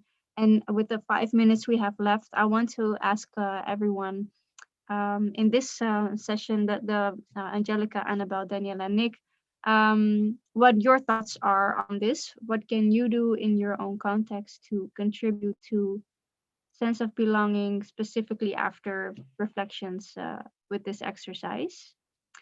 Angelica, can I start with you? I can start again. Maybe I was already thinking about that as I was scoring. I was thinking, what can we do? What can our university do to promote more inclusive and a sense of belonging? Maybe the part of have different experiences and let them talk about their experiences, about their point of view, not our point of view of some things, and the sense of the materials to reflect different stories and perspectives. The learning materials can be more diverse, but I think the most important for me was to think about how can people be represented by themselves and not by someone else's eyes, but how they can be able and free to talk about their own experiences, their life, their background, and this must matter to our classroom and to our curriculum and to our university, and also to our collaborative experience for being here and to be more support. Not to think that there is a place that they can ask for help, to think that I can also be a person that can provide this help and that can moderate this experience. So that was what was I thinking about that we can do about that. Yeah, great, Angelica. I hear you say it's really important to engage the people that we're talking about and really allow them to speak for themselves, right? And create space to have them speak about their experiences, and then translate that also to learning materials so that their perspectives are included in the institution in terms of curriculum and other resources. Thank you, Angelica. Nick, what are your final remarks? Yeah, I think my own institution, well, I worked for a consultancy organization, so we work with different universities, obviously. But I think what is again very important that I'm learning from this exercise is that that everybody is unique, and even in my own example, when I talked about my former colleague, so a deaf British woman, I've also studied with another deaf woman, but she was from a migrant background. And I mean, intersectionality is an important thing. And for me, that goes hand in hand with having, as also Angelica said, a very individual student-centered approach, and trying to not think in one size fits all, but always try to take all the different identity markers of individual peoples into account, but also listen to them and let them explain what is most important for them. And that is also not always the most obvious. So again, for example, someone who is in a wheelchair, that doesn't mean that their disability is their most important identity marker. It can be that they are first generation student or that they are gay, etc. So you need to listen to them and also go out of your own bubble. And I'm very fortunate to have the experience that I've got to learn a lot of different people, and I hope that everybody also tries to do that whenever that it's possible. Thank you, Nick. So your plea for an intersectional approach, I think, is really important indeed to highlight that there are unique experiences that people carry with them related to experiences also of exclusion. So it's really important to keep that in mind and talk to them, with them, rather than about them. So thank you. Daniela, your final remarks? Yeah, sure. So I think because in our university, the population that exists in society of Moroccan people, right, they are not represented in the university. So the first step would be to attract them, because also if they are not going to university, they are not teachers in the school. So their children do not see teachers who look like them. So this permeates in all levels. So I think the university could take that role of really attracting a diverse student body, because everyone benefits from this, right? Not only the minority population, but everyone who's going. Then when discussing topics related to people who are different, the problem is that here, if everyone is from Spain, right, they all look the same. There is one story we'll go through and that's fine. But when you have people who are different, being able to see all those perspectives is interesting. And that's it, right? Making sure that through this education, people can really, people who are different, who come from different countries and are living here, can do something more than maybe working agriculture or doing what they are doing now, in knowing that there's access to a different type of profession. So I think that's important. That would be the first step. Thank you, Daniela. So also again, the importance, right, of diversity of perspectives, and also explore what that means in terms of practice. And then thank you. And then Annabelle, the final remark is for you. Yeah, I was just thinking about, celebrating the culture and very much along the lines of what everybody else has been saying about more of an individualized approach and getting to know that person. Because I was applying lots of the theory that we explore in early years around giving people a voice, educating. So I was trying to think of different ways that we could do that. Maybe encouraging people to write about their experiences. I recently did a viva for a Muslim girl who had been in school on teaching practice, and I said, what's been your proudest moment? And she said it was teaching the children about Eid and about her religion, about her culture. She said they were so excited and they embraced it and they all remembered it, and the parents wanted to talk to her about it. So that sharing of their culture and being proud about it, helps to break down those boundaries, doesn't it? And inspire other people that might not feel that they quite fit in or that they could do that. I think that's really important, and absolutely, just resonates with what Danielle was, how I feel was what Daniela was saying about how that diversity is just so rich and it's so beneficial, and it's helps to break down that ignorance, doesn't it? Yes, thank you so much, Annabelle. Indeed, diversity is not just something that poses challenges, but it's so much to celebrate, right? If we know how to use that and to really empower people also where they come from and how that contributes to the learning environment, and in the end that will also contribute to sense of belonging if they're able to celebrate where they come from and who they are. So thank you so much again to Nick, Angelica, Daniela, and Annabelle. I have to apologize to the people at home who filled out their scores and contributions in the chat. For some reason, I wasn't able to see that, so I couldn't address that now. And unfortunately, we're out of time, so I can't come back to that. But I appreciate you joining the exercise with us. I hope it was a fruitful exercise for you. I can conclude, I think, on behalf of all of us, that it was fruitful for us here in this specific session. So now it's back to you, Sophia, for continuation. Thanks again to everyone for watching.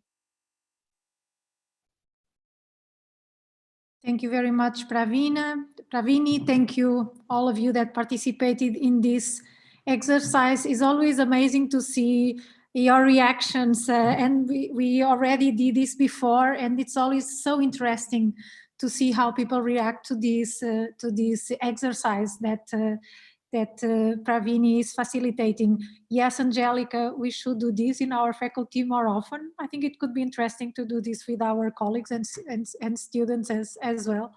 Well, I will conclude our multiplier event. I would like to ask you to fill the questionnaire, the poll, to evaluate our multiplier event. So after these small concluding remarks that I will make, we will invite you to come into the Zoom and to participate and to attend to this musical moment with a real or a virtual glass of port wine. I know it's not even 3 o'clock in Portugal, it's too early to start drinking, but well, it's just a symbolic moment, and we will have a musical video that was specifically and specially organized to us, to our event, by Atituna, which is our faculty group of music, and it's a female group of music, a traditional group of music of the university context. So, and you will see, and I think that we will have one of the coordinators of this group with us with a brief explanation. But well, thank you for staying with us during this day. So I think that in the end of today, I think we learn a little bit more about higher education students involved in mentoring programs, how they are working, how they are understanding and trying to help their peer colleagues in their first year.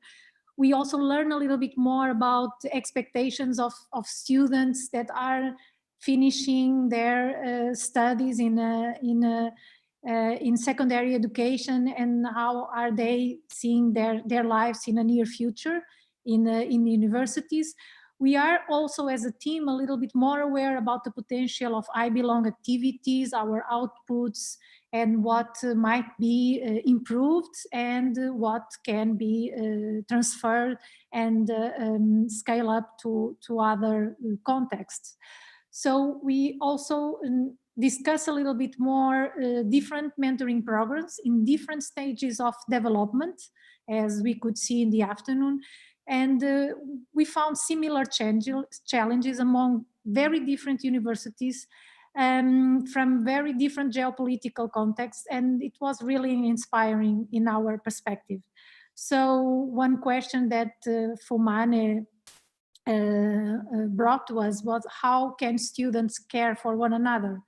So concepts as diversity, a sense of belonging, as mentoring, as inclusion, are they relevant to other organizations beyond higher education institutions? That was a question that we have been asking among us in the past, and we had the opportunity to listen to a colleague, to Nadia, that came from another institution, from an IT company, and she found links, and we will build up on that reflections that she did. In this last activity, the power walk that was facilitated by Pravini, among a lot of interesting reflections that participants did, Angelica was saying that we have a lot of opportunities to reflect in our context, and we should for sure also to confront us with this kind of exercise and try to walk on the other person's shoes. We cannot take for granted, inclusion in our universities just because we discuss all of this theoretically and we deliver classes on that. So we should always pay attention within our reflexive context as well. So in the end, and hopefully we are a little bit more close to contribute to answering the question with which our keynote in the morning started with: what is a university? So we will keep working to answer to that question. And this lead me to the last remark that I would like to give you, which is our last multiplier event, the last multiplier event of I Belong project, that will take place in the end of this year, somewhere between November and December, and it will take place, I don't know if online and offline, in Erasmus University Rotterdam, but at least it will be organized by Erasmus University Rotterdam. So stay tuned, follow us, and you will receive information after the summer break for sure.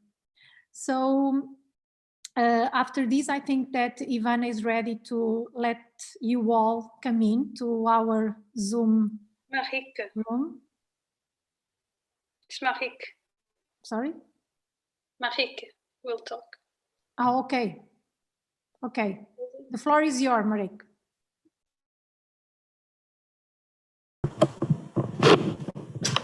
Thank you.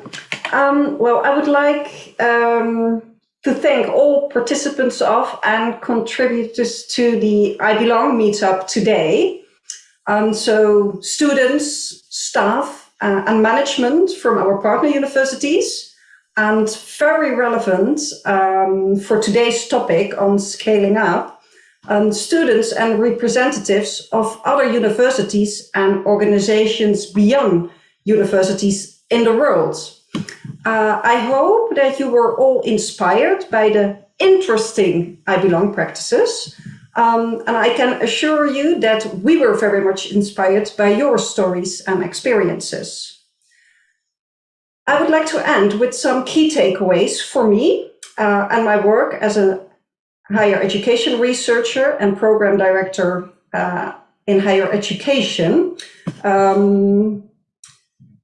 Higher education institutions still seem not to recognize and acknowledge the cultural capital of our diverse students. And I therefore see a task for higher education institutions in formulating university-wide sense of belonging statements representing underlying values such as equity and social justice, for example. And so that's hopefully universities will really turn into pluriversities in which diverse students are able to use their talents and to flourish. And I would like to end with citing one of our student mentors, Branka, to please keep in mind, so both students and staff and university management, that university is not only about the classes. Thank you very much for joining us today, and I'll give the word back to Sophia. Thank you. So I think that Luisa is already with us. Yes. Hi, Luisa. Welcome. Hi. Thank you very much for being with us and give us this introduction to Atituna performance. First of all, we appreciate the invitation. Hello, everyone. I'm Luisa, a student at the Faculty of Psychology and Educational Sciences from the University of Porto. And I'm excited to be here today and tell you a little bit about this tradition we have at Portuguese universities. Maybe you have seen some people with Harry Potter like capes and gowns, and related to that we have some groups that play traditional music like fado, which is more the specific groups that play that. And there is also the tunas. Tunas is a musical group that usually each faculty has, most often one for girls and one for guys, but there are also some groups that are more inclusive and anyone can join. In our case, at Ituna, we are the group of girls that study psychology and educational sciences, and we play different instruments such as guitars or more traditional Portuguese instruments, as well singing, obviously, and we not sing just in Portuguese, but also in Spanish. We sing some musics of our own and others from Portuguese artists, which we will be showing today. And this group has been around for almost 15 years. And today we would like to show you a little bit of what we do, and I really hope you all enjoy. Thank you, Luisa. Ivana, it's up to you now. Yes, so you see the meeting ID and the passcode, so you can join us. Okay, let me stop sharing.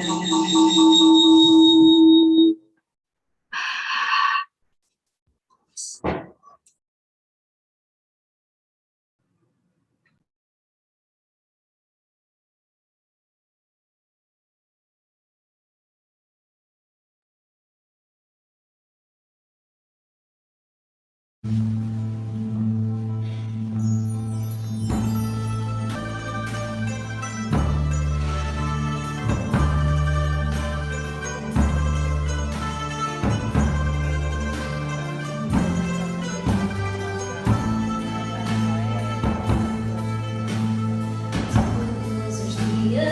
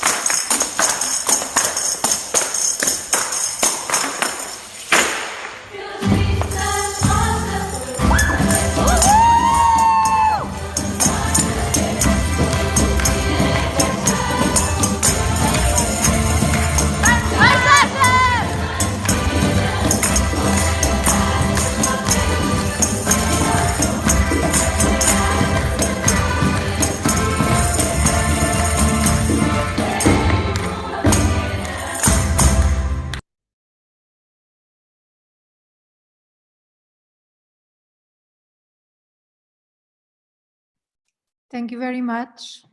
Goodbye to you all. Thank you, Luisa.